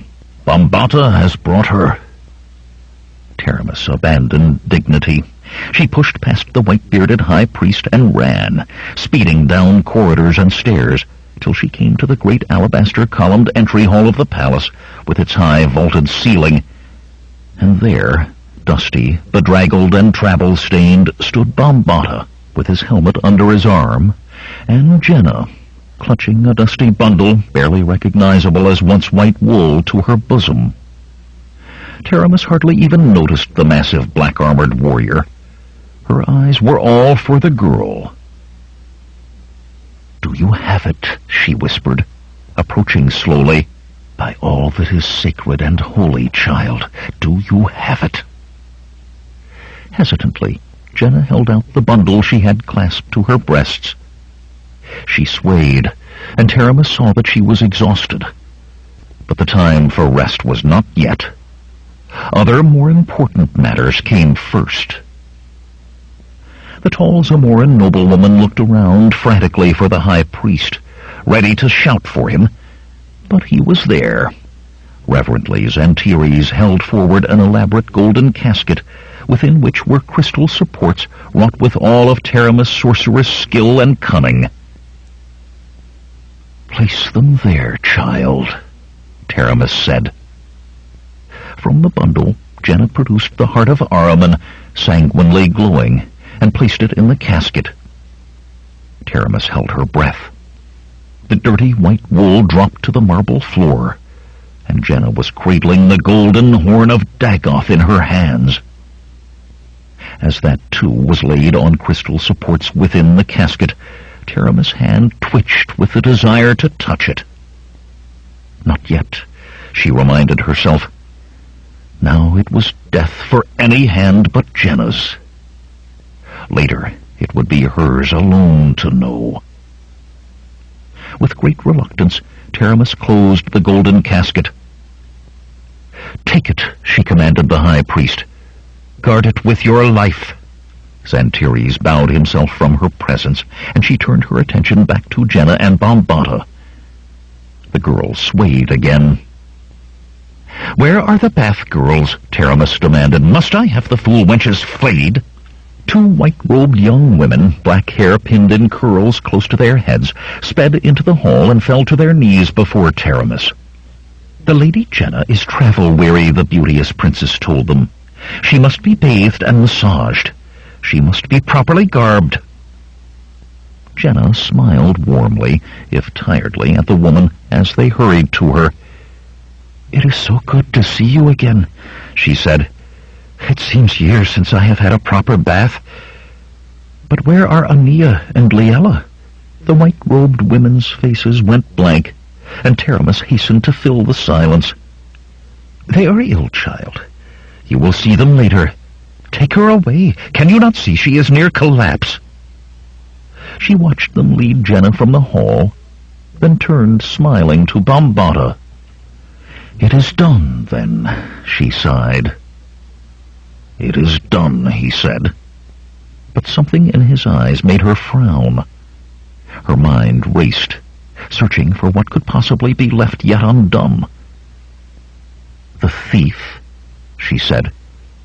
"He is dead." "He is dead," Bambata replied. "You put your sword through him." "No, but—" her hand flashed out, cracked against his face. "When the one holds the horn," she quoted, "the sky-eyed thief must die. And he lives. Danger comes on his shoulder, and death rides his right hand." She drew a deep breath. "You know what is written in the scrolls. He lies entombed with half a mountain atop him," Bambata growled sullenly. "Fool! If you did not handle his corpse—" "I will not take a chance, Bambata, not even a small chance. Not now. It is all too close to fruition. Treble the guard." "For one thief who is certainly dead," he barked. "Do it," she commanded coldly. "Let not so much as a mouse pass the palace walls without a spear in it." Not waiting for his reply, she turned away. The horn was at last in her possession, and if she could not touch it, she could at least gaze upon it. She had to gaze upon it. The city of Shadazar was called the Wicked, and what the eyes of its citizens had not seen had never happened under the heavens. Yet the crowds in the streets gave wide passage to the four who rode into the city as dusk drew near. Weary and lathered were their horses, and the four, one a woman, seemed no less travel-worn, yet there was a grimness in their eyes, most especially in the strange blue eyes of the young giant who led them, that made even city guardsmen decide to look elsewhere for evildoers and bribes. Conan knew where a stable stood, not far from Taramis Palace, and the horses were no sooner turned over to a hostler than he hurried into the streets. Akiro caught up to him with an effort. "Slow down, my young friend. You must have a plan." Malik and Zula joined them, and the look of the four was enough to gain them as clear a path as when they had ridden. "There is no time for slowing," Conan growled. "Or have you not looked at the sun?" Ahead of them, Taramis Palace came in view. The tall iron-bound gates were closed, and 6 guards stood before them with slanted spears. On the walls, more guards were appearing every moment, until they stood 2 paces apart all the way around the palace. The wizard pushed Conan to the mouth of an alley. "Now will you agree to a plan?" Malik snatched an orange from a fruitmonger's cart that stood beside the alley. The peddler opened his mouth, looked at the small man's companions, and closed it again. "Now I see there is no use to a plan," Conan replied slowly. "I must try to rescue her, for I have vowed it. But I fear that I and any who go with me will die in the attempt. It is best the rest of you leave." "I will go with you," Zula said fiercely. "I owe you a life, and I will follow you until it is repaid." "You are fools," Akiro said despairingly. "Do you mean to attack the palace as if you were an army?" The fruitmonger's mouth fell open. "What about you, wizard?" Malik asked around a mouthful of orange. "Can you not help with some incantation or spell?" "No doubt," Akiro said dryly. "I could hurl a fireball that would destroy those gates as if they were made of parchment. But I must stand in the open to do it, with the result that someone will probably put a spear in me, leaving the 3 of you to battle 10 score guards, if not twice so many." Eyes wide, the fruitmonger threw his weight behind his cart and pushed it away as fast as his legs would carry him. "That does not sound like such a good idea to me," Malik laughed weakly. "Mitra, who would believe anyone would go to all this trouble to get into that place, considering what my cousin went through to get out?" "I thought your cousin died in those dungeons," Conan said absently. His eyes and his mind were still on the palace and the fast-approaching night. Malik shook his head, trying to avoid Zula's glaring frown. "2 of them died, 1 escaped." He trailed off as Conan swiveled his head to look at him. Akiro raised a quizzical eyebrow. "That is, he did die. All of them died. I know nothing about tunnels or anything of that sort. I don't remember, I swear it. I could break his head, Zula said thoughtfully. Then he could not talk, Akiro said. But he does not need his manhood for speech. I could shrivel that. Conan merely fingered the hilt of his dagger. The small thief looked from one pair of eyes to another, then sighed. Oh, very well. I'll show you. Conan gestured him to lead on, then followed quickly on his heels as Malik started down the alley. It was a snaking path the little man took, along alleys slick with offal and stinking of urine and excrement, and it led away from the palace. At last, behind a stone building many streets away, he ducked into a shadowed doorway. The Cimmerian trod on his heels down rough steps in deeper, dark and musty air. We need light, Conan sighed reluctantly. Akiro? Abruptly there was light, a ball of it resting on the wizard's fingertips. They were in a cellar, filled with sagging crates and splintered barrels. Dust and cobwebs lay thickly on everything. Akiro found a torch among the rubble and transferred the fire from his fingers to that. There is a way from this place to a palace, Zula said disbelievingly. On hand and knees, Malik counted the large square stones of the floor along one wall. Here, he said, pointing to one that seemed no different from any other. This is the one, if I remember it right. You had better, Zula said darkly. Conan knelt by the stone. At one side there was just enough gap for him to get a grip with his fingertips. He pulled the block up, worked his fingers under it, and heaved it over. Below it was a dark hole, slightly smaller than the stone slab. He seized the torch from Akiro and thrust it into the opening. It was walled in stone, and along one side there were holes spaced properly for hands and feet. Ah, said Akiro, whoever built that palace was a wise man. However strong a fortress, it is always wisdom to have a bolt hole or two. I do not doubt there are others. Conan swung his legs into the hole. Then it will take us inside the palace walls. Are you not forgetting 10 score guards? Malik demanded. Sigyn's bold, Cimmerian. They will not be one fewer because you are inside. You are right, Conan said. This improves our chances but little. You have done your part, my friend. You need not come further. Zula spat loudly, and Malik twisted his mouth. Amphrates' jewels, he breathed heavily, had best be worth more gold than I think they are. With a grin, Conan began his descent. 22. Dusk rolled across Shadazar as Taramis looked down once more upon the courtyard where the sleeping god lay. The canopy was gone now, and a different circle of golden-robed priests prayed around the god. Her 4 bodyguards, and 6 more black-armored warriors hand-picked by Bambata, stood watch about the courtyard. She did not like that. They knew what they served, but they had never seen any part of the ceremonies, and there should be no outsiders to witness what would happen this night. But Bambata's stupidity had made it necessary. True, it was unlikely in the extreme that the thief still lived.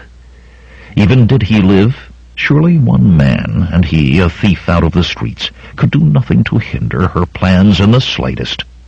But the scrolls of Skelos spoke of the possibility. No, they spoke of the certainty of danger if the thief lived. And that fool Bambata had the temerity to sulk somewhere in the palace because she had upbraided him. Something would have to be done about Bambata when this night was over. With a last look at the darkening sky, she returned to her chambers. There was much yet to be done.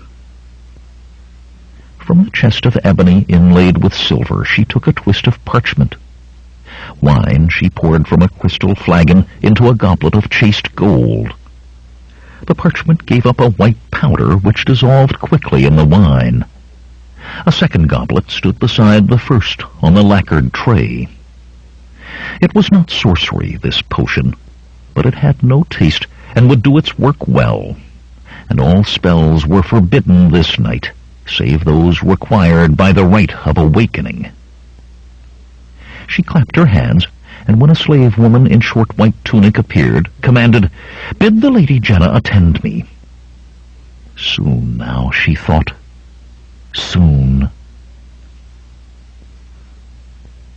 Thrusting the torch ahead of him, Conan ran in a half-crouch down the low-ceilinged tunnel, its stone walls gray with mold.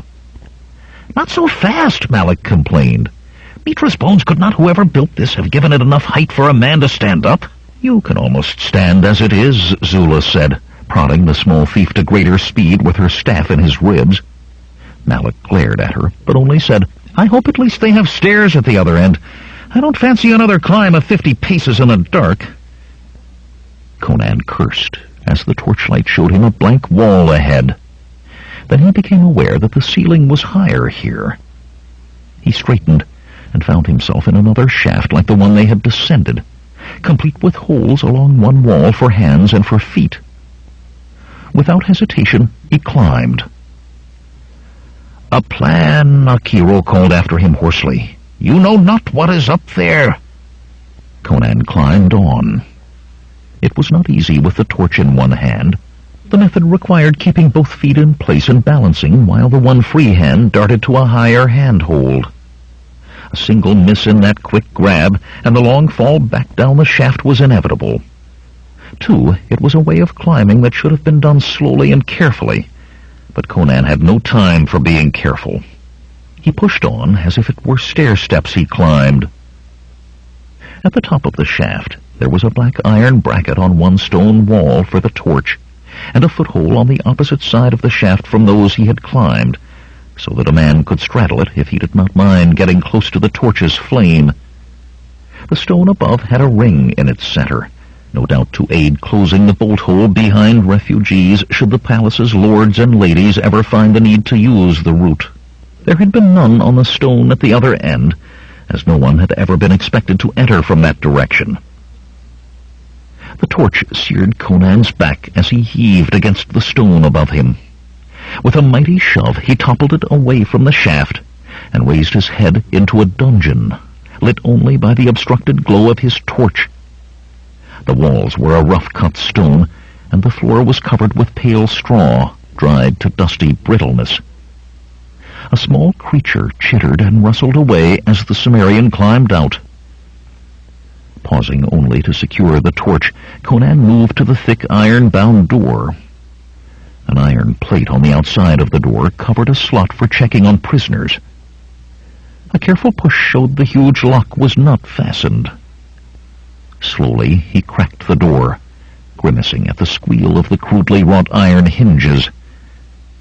The stone-walled hallway outside was empty and dark.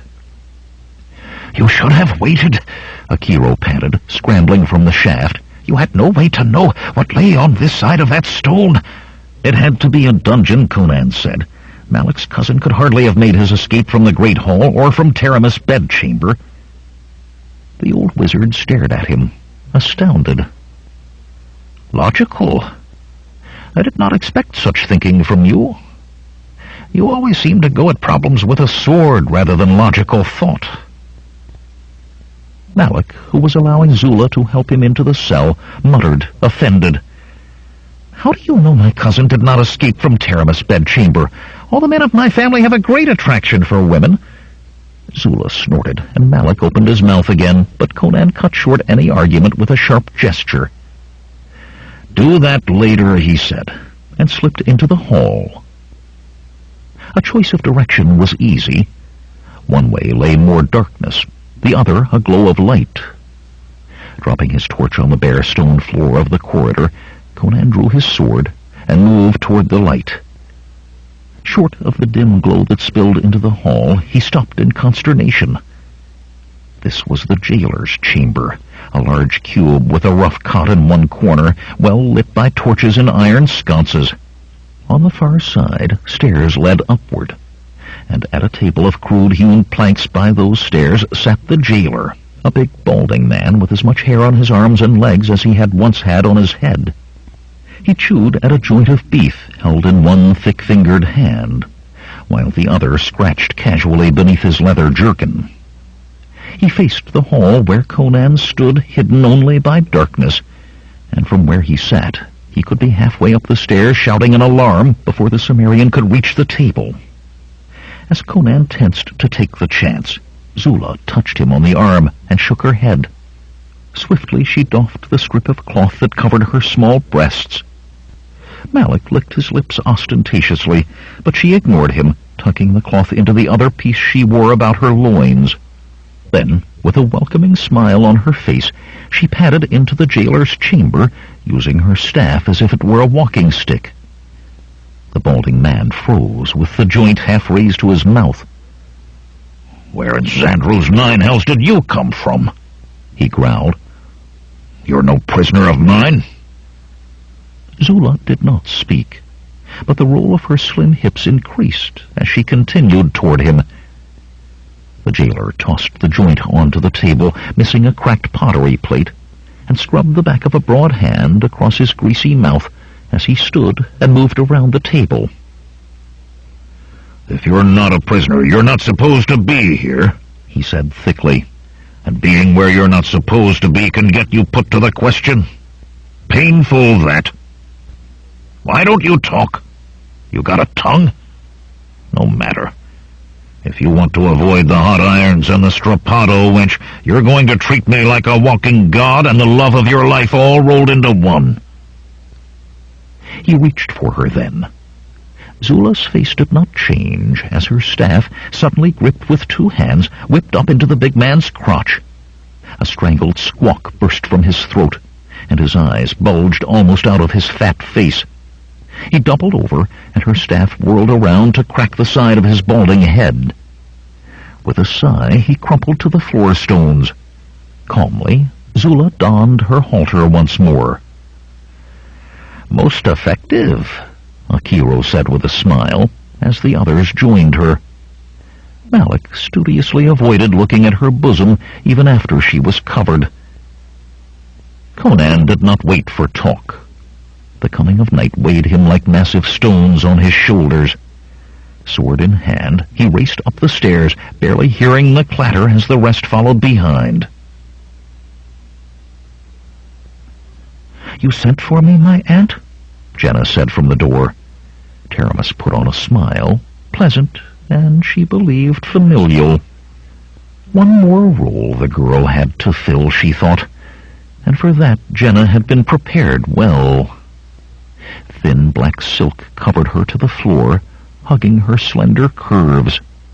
Her black hair, dressed simply, flowed about her shoulders, and her face was bare of any trace of kohl or rouge. A scrubbed face for innocence, and black silk for the night. And the girl's black contrasted well with her own scarlet silk, slashed to show her voluptuous curves to best advantage before the god. "Yes, child," Taramis answered. "This is your natal day, and tonight you fulfill your destiny. Come, drink a celebration cup with me." She filled the second goblet, then held out the first to the girl. "You are a woman now, and old enough for wine." Jenna took the goblet hesitantly, peering at the dark ruby liquid within. "I have often wondered about wine," she said. "Drink," Taramis told her. "Drink deeply. It is best so." She held her breath while Jenna hesitated further, then let it out when the slender girl raised the goblet, drinking as commanded, deeply. Jenna gave a little laugh as she lowered the almost empty goblet. "It warms so, swirling all through me, it seems. Do you feel lightheaded?" "That happens sometimes." I feel... Jenna trailed off with a slight giggle. Taramis took the golden cup from unresisting fingers and studied the girl's large eyes. Wine would not act so fast, even on one so unfamiliar with it as Jenna, but the powder should. It had to have taken effect. "Kneel, child," she said. Smiling as if it were the most ordinary thing to be told to do, Jenna knelt. The powder worked quite as well as a spell, Taramis thought. There would be no hesitation at a fatal moment. Aloud, she said, "Stand up, child." Even as Jenna rose, she went on, "Xantares, she is ready." The mild-faced high priest hurried into the room with the golden casket in his hands. He reached to open it himself, but Taramis brushed his thin hand aside. It was her place to do this. When the casket lid was lifted, she barely saw the glowing heart of Ahriman. On the morrow, when it was safe for her to touch the stone, many wonders of great power could she do with the heart. Tonight, only the horn of Dagoth had importance. "Take up the horn, child," Taramis said, then watched jealously as Jenna's fingers curled around its curving golden length. In the courtyard, 4 brazen gongs sounded their rolling tones. Full night drew nigh. "Come, child," Taramis said, and, bearing the horn of Dagoth before her, Jenna followed toward her destiny. Treading carefully, silently, Conan made his way down a palace corridor, unheeding of rare Vendian carpets on the marble floor, or ancient Iranistani tapestries lining the walls where golden lamps flickered. Warily his companions followed him. Taramis guards were everywhere. Twice already they had been forced to hide in a crossing hall, Conan gritting his teeth in frustration, while half a score of the black-armored men marched past. As much as urgency spurred him, it would be impossible to engage such a squad without an alarm being given. And Jenna must be found before any alarm if there was to be a hope of getting her out alive. The Sumerian stepped into the intersection of 2 corridors, and the creak of leather gave him a chance to live. On either side of him, leaning against the wall where he could not see them before, was a guard in ebon breastplate and naseled helm. Their hands streaked for their swords as he appeared. There was no time to think of what to do. He must act. With a 2-handed grip on his hilt, Conan pivoted to the left, driving his blade through the guard's breastplate while the other's sword was yet half drawn. In one motion he pulled his steel free and continued his spin. The other man had his tulwar drawn and was making the mistake of raising it to slash rather than thrusting. The tip of Conan's streaking blade slashed across the undersides of the man's upraised arms. As the guard jerked his arms down in reflex at the agony, Conan completed his turn, taking a step closer as his sword twisted in a narrow loop and bit deeply into the black helmet. The second corpse struck the marble floor within a heartbeat of the first. Malik whistled in admiration, and Zula stared in awe. "You are fast," she breathed. "Never have I seen these men," Conan cut her off. "Will be found soon or missed, whether we hide them or not." "You mean the 10 score guards are going to know we're here?" Malik's voice was shrill. "Don's bony rump!" "Go back to the dungeon," Zula said scornfully. "The way out is yet open." Malik grimaced, then drew his daggers. "I always wanted to be a hero," he said weakly. Conan growled them all to silence. "I mean, there is no more time for caution. We must find Jenna, quickly." Like a hunting leopard, he sped on, driven by the darkness that thickened the sky outside. A gasp of awe rose from the assembled priests. All of them were there now, when the small procession entered the courtyard, and Taramis basked in it. She knew it was for the girl behind her, for the one and the golden horn of Dagoth that she bore. But she, Taramis, had brought it to be. The voluptuous noblewoman stepped aside, revealing Jenna and her burden clearly, and the golden-robed priests fell to their knees. Xantares, who had exchanged the casket for his tall staff of gold, tipped with its azure diamond eye, moved to the other side of the girl, stroking his full white beard in self-satisfaction to gain his share of the adulation. "The sleeping god will never die," Taramis intoned. "Where there is faith," came the response from the kneeling priests, "there is no death." She flung wide her arms. "This is the night of awakening," she cried, "for the One has come." The reply echoed from the walls. "All glory to the One who serves the sleeping god." The half-score black-armored guards, their spears precisely slanted, but standing well back so as to be out of the way, shifted uneasily. From the colonnade came the piping of flutes, beginning their litany of coming sacrifice and anointment. The velvet black sky arched above, glittering stars set in a pattern they would not attain again for another 1,000 years. The moment had come. Power, Taramis thought, while the echo still shivered the air. Power and immortality were hers. Conan slid to a halt as a man stepped into the corridor ahead of him, a man black-armored and even more massive than he, with a naked tulwar in his hand. "I knew you must come this way, thief," Bambata said softly. His scarred face was grimmer than ever before behind the nasal of his sable helm. "When I found the bodies, I knew then that you lived, and I knew you would run to the great court to save her. But if I cannot have Jenna, no mortal man will have her." His blade came up, gleaming in the lamplight. "She goes to the god, thief." Motioning the others to hang back, Conan moved closer. In the confines of the tapestried hall, they could only hinder, not help. The Cimmerian gripped his sword with both hands, holding it erect before him. "Have you lost your tongue?" Bambata demanded. "In moments the girl dies, in the very center of this palace, I tell you. Rage at your loss, thief.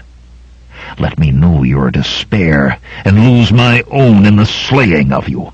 "This is no time for talking," Conan replied. "It is a time for dying." The two blades moved then as one. The clanging of steel on steel filled the hall as they wove a deadly lace between the two big men. Attack and counterattack, thrust and riposte, followed so closely one on the other that it seemed as though lightning flashed and danced. Abruptly, Conan's broadsword was torn from his grasp. Triumph flared in Bambata's face. But even as the blow struck, Conan's foot lashed out, sending the giant Zamorin's blade spinning. The two men crashed together, grappling. For an instant each strove to reach his dagger. Then Bambata's huge hands closed on Conan's head and twisted, and the Cimmerian gripped the black helm, one hand on its bottom edge, the other above the dark nasal. Feet shifted and scuffled for balance, and hard-drawn breath was the sound of battle now. Massive thews bulged, and joints popped with the strain. A grinding crack sounded, not loud, yet seeming to drown all else, and Conan found that he supported a boneless mass. For an instant he stared into those black eyes as death filmed them, then let Bambata fall. "Time is running out," Zula said, "and we still do not know where to find her." Working his neck, Conan retrieved his sword. "But we do. He told us. The great court in the center of the palace. He also said she was to die in moments," Malik reminded him. "Then there is no time to stand here talking," Conan said. "Come."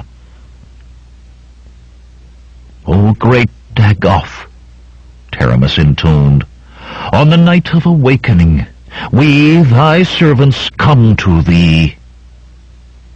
The flutes shrilled madly as she took Jenna's arm. Xantares took the other, and between them they led the girl to the head of the great reclining form of the god, its noble forehead marred by the dark circular depression. Holding the horn before her, Jenna moved unresistingly. "O great Dagoth," the tall princess chanted, "on the night of awakening, thy servants call to thee." In a whisper she spoke to Jenna. "The horn, child. Place the horn as you were told." Jenna blinked, hesitated, and Taramis' breath caught at the fear that the potion's effect might have worn off. Then, slowly, the slender girl set the base of the golden horn into the depression in Dagoth's forehead. A tremor passed through the huge alabastron form. Marble hardness softened and took on the hue of human skin. The eyelids fluttered.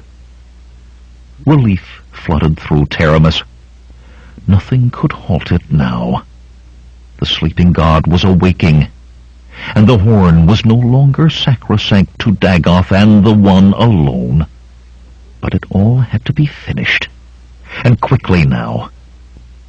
"O great Dagoth," she called, "accept this our offering and pledge to thee. Accept thy third anointing, the anointing of the One." Jenna did not even start as Xantires tangled his left hand in her hair and bent her forward over the recumbent god's head. A gilded dagger flashed in his hand as he raised it. Bursting into the great courtyard, Conan took in the scene before him, the black-armored guards, the kneeling priests in gold, the huge horned form that seemed to be just beginning to stir.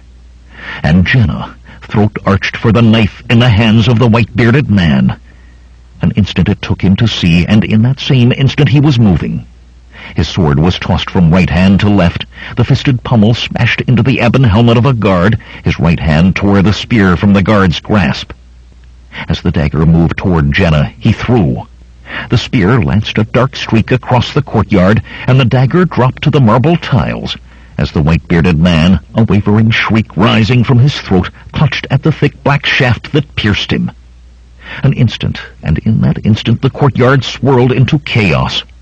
Black-armored guards turned to battle Conan, who suddenly found Malik fighting at his side.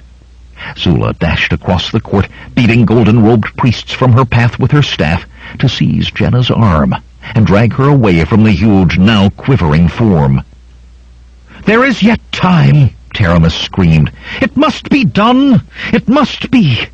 On hands and knees she scrambled for the fallen dagger, and the huge form of Dagoth sat up, the shape of a gigantic man, too handsome for humankind, with a golden horn standing out from his forehead.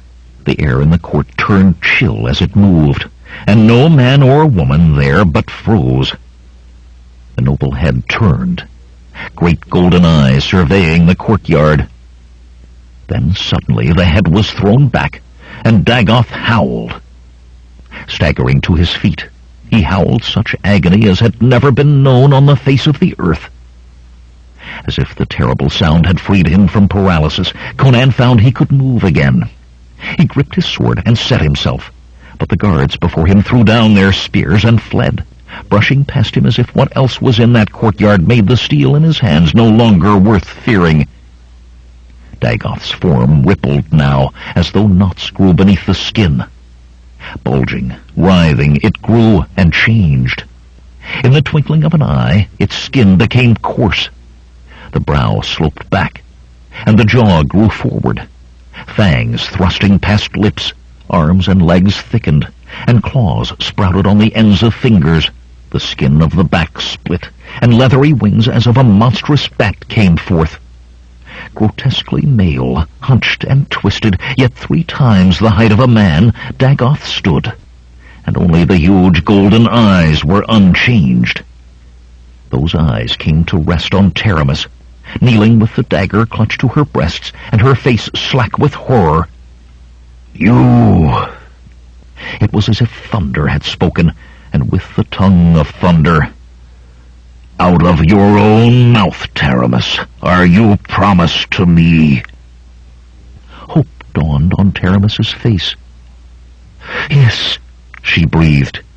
Leaping to her feet, she ran toward the god. "I am promised to thee," she cried, "and thou wilt gift me with power and immortality. Thou wilt—" Clawed hands pulled the noblewoman to Dagoth, and the huge wings folded around them, hiding her. From beneath those wings came a crystalline wail of purest pain and disbelief. The wings opened, and Dagoth tossed aside a robe of scarlet silk. "Thus it is," the thunder roared, "to know a god, and be known by a god." Zula had stopped to stare in horror at the garment that was all that remained of Taramis, and Jenna stood beside her, seemingly unaware of what occurred about her. Dashing forward, Conan grabbed each woman in turn, pushing them toward the shelter of the palace. "Run!" he commanded, and they ran. "No, mortal," came the thunder. "She is the one, and the one is mine." Conan felt the ground tremble as Dagoth took a step. The women could never outdistance that monstrous form. Time would have to be bought for them. Certain for the first time in his life that he faced something he could not defeat, Conan turned to confront the god. Suddenly a fireball streaked over his head to strike Dagoth's chest. It bounced away like a pebble from a mountain, yet even as it did, another struck, and another. "Run, Cimmerian!" Akiro shouted. "Erlich, take you, run! I cannot hold such as this forever!" Dagoth's wings stiffened, then snapped together behind his back like a thunderclap. And as if that sound had called invisible lightning, Akiro was flung into the air and hurled backwards. "And you, mortal," Dagoth thundered at Conan, "would you oppose a god? Know the fear of what you do." Then did Conan feel fear rolling over him, fear primordial, fear so strong that it felt as though his very bones would split asunder.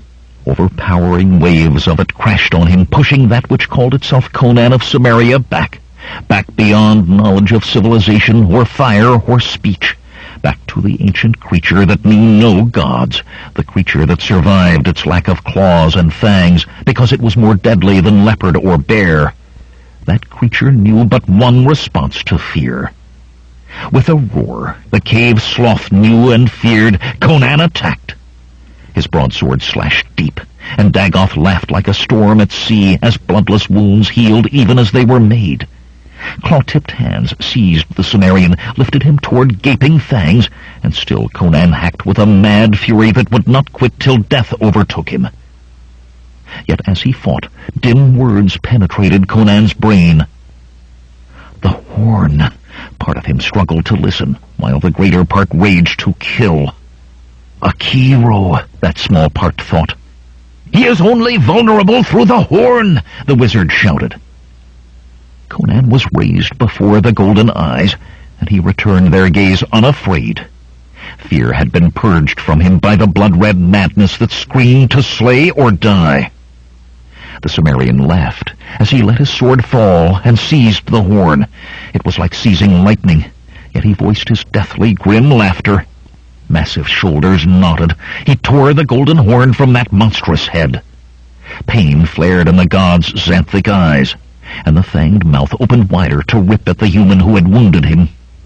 But the insane rage of the attacker had not left Conan. As he ripped the horn free, he reversed it, thrust it point first into one of the golden globes that stared at him, shoved it deep with all his might. The howl that Dagoth had loosed before was a whisper to the scream that came from him now. Conan was flung through the air, spinning end over end, to crash to the marble tiles. Higher and higher the shriek rose. Suddenly it could not be heard at all, but now the Cimmerian's skull vibrated, and white-hot daggers bored at his ears. Clawing at his head, he struggled to rise. He must fight. He must kill. He must... A measure of sanity returned to him amid the pain, as he realized that he was seeing stars through Dagoth. The gigantic shape still loomed in the center of the courtyard, clawed hands clutching its face, blood like rubies welling between the taloned fingers, the blood of a god dropping to shatter like crystal on the marble beneath his feet. But even as the Cimmerian watched, the form grew dimmer, less distinct. In gossamer outline, Dagoth hung against the night sky. Abruptly, he was gone, and with him the pain from Conan's head. Unsteadily, the Cimmerian surveyed the courtyard.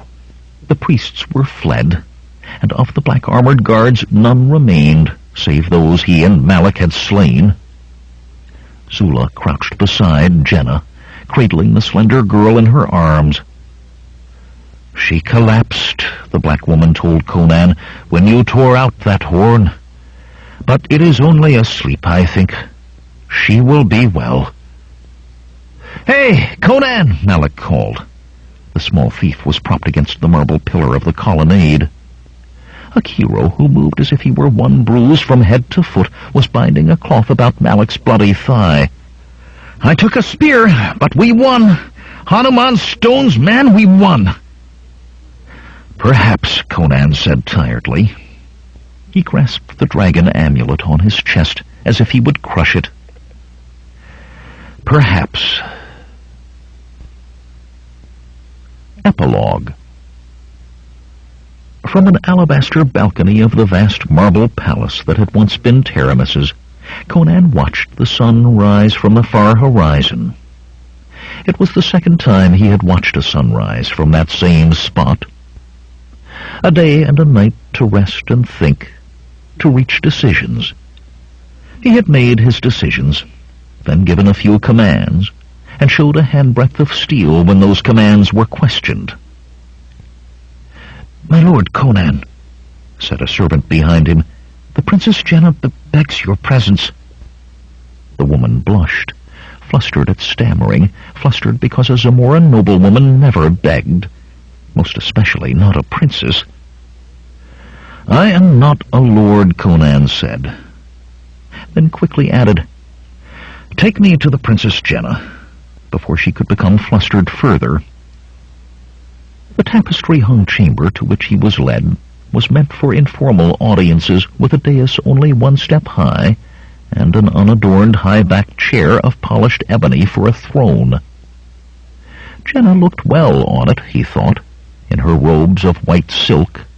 The others were much recovered from their ordeals as well, Malak surreptitiously fingering a golden bowl, Akiro looking impatient with a bundle of tightly rolled scrolls under his arm, Zula leaning on her staff near Jenna's throne as if she were a bodyguard.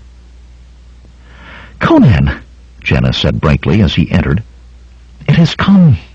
King Tiridates has invested me as Princess Royal of Zamora and confirmed me in Taramis's estates." "I congratulate you," he said, and she frowned at him doubtfully. The frown cleared quickly, though, and she said, "I have asked you all to come to me this morning because I have a favor to ask of each of you. You first, Malak." The small man jerked his hand from the bowl as if burned. "I ask you to remain here with me, Malak," she went on, "living in my palace. Thus I will always be reminded that a man can be a fool, yet be brave and good." "Even my mother never called me good," Malak said slowly. His eyes drifted to the bowl. "But I will stay in your palace, for a time." "Best to put a guard on him, then," Akiro said dryly, and grinned at the offended glare he got from Malak. "You also, Akiro," Jenna said, "must stay with me. You are a man of great wisdom, and I will need wise counsel in the days, the years to come." "Impossible," the wizard replied. "You have given me the scrolls of Skelos, and some bush shamans on the Kothian border are carrying on vile practices that I have vowed to end." "I can put soldiers at your disposal to deal with the shamans," Jenna told him, then added slyly, "And Taramis gathered several rooms full of magical volumes and instruments, which you would be free to study for as long as you remained here." "Soldiers," Akiro mused. "I suppose soldiers could deal with such head shamans as those. How many rooms full exactly?" "Many," Jenna laughed. "Zula, you must stay as well.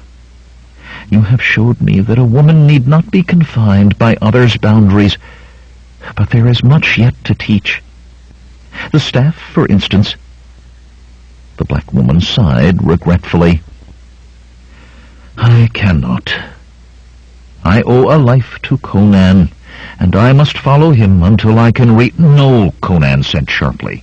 The debt cannot be repaid in that way. But it cannot, Sula. It has come to me that some debts cannot be repaid directly the one owed. Find another life to save, and I will be repaid by that. Zula nodded slowly before turning back to Jenna. I will stay, Jenna, and gladly.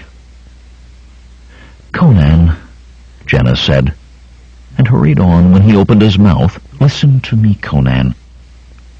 Stay with me. Sit beside me. I cannot, Conan said gently. But why not? By all the gods, I want you, and I need you. I live by my wits and my sword. Would you have me become a lapdog? 'Tis all I could be here. I am not made for palaces and silks. Then I will go with you, she said, and stiffened when he laughed. The Turanians have a saying, Jenna. The eagle does not run in the hills. The leopard does not fly in the sky. You would take to my life as ill as I would take to yours. Never a day but I must fight for my life or ride for it. That is the road I travel, and you cannot come with me. But Conan, fare you well, Jenna, and all the gods grant you happiness. He turned his back on her then, and walked from the room. He thought he heard her call after him, but he would not look back or listen. As he had commanded, his horse waited saddled before the palace. The sun was almost to its zenith by the time he reached the rough stone altar on the plains. The wind had swept dirt and sand against it, and he thought Malik might have some difficulty finding exactly where Amphrates' jewels were buried, but otherwise nothing had changed. Slipping the dragon amulet from about his neck, he laid it on the altar. From his pouch he took the vial Akiro had given him. So long ago it seemed. Some debts could not be repaid to the one to whom they were owed. Fare you well, Valeria, he said softly, and scraping the seal from the vial, he drank. Heat rushed along his limbs, and he squeezed his eyes shut, his horse dancing from an involuntary jerk on the reins. When he opened them again, the heat was gone. He found shards of a vial crushed in his fist, and wondered how they had come there. A glint of gold in the sun caught his eye. A pendant he saw, in the shape of a dragon, resting atop a strange pile of stones. He bent from the saddle, but before his fingers touched the gold, he stopped. There was something he did not understand, that told him he should not take it. Sorcery, he decided. Well, there was gold aplenty in Shadazar that was not sorcerous, and willing wenches to sit on his knee and help spend all he stole. With a laugh, he kicked his horse into a gallop for the city. Never once was he tempted to look back. End of Conan the Destroyer by Robert Jordan. RobertJordan. Read by John Polk in the studios of the American Printing House for the Blind, Louisville, Kentucky, for the Library of Congress, September 2003. A Tor book published by Tom Doherty Associates Incorporated, 175 Fifth Avenue, New York, New York, 10010. Further reproduction or distribution in other than a specialized format is prohibited. If you found any cassette in this book to be defective, please place a rubber band or piece of string around that cassette for identification. Place it in the container on top of the front stack of cassettes.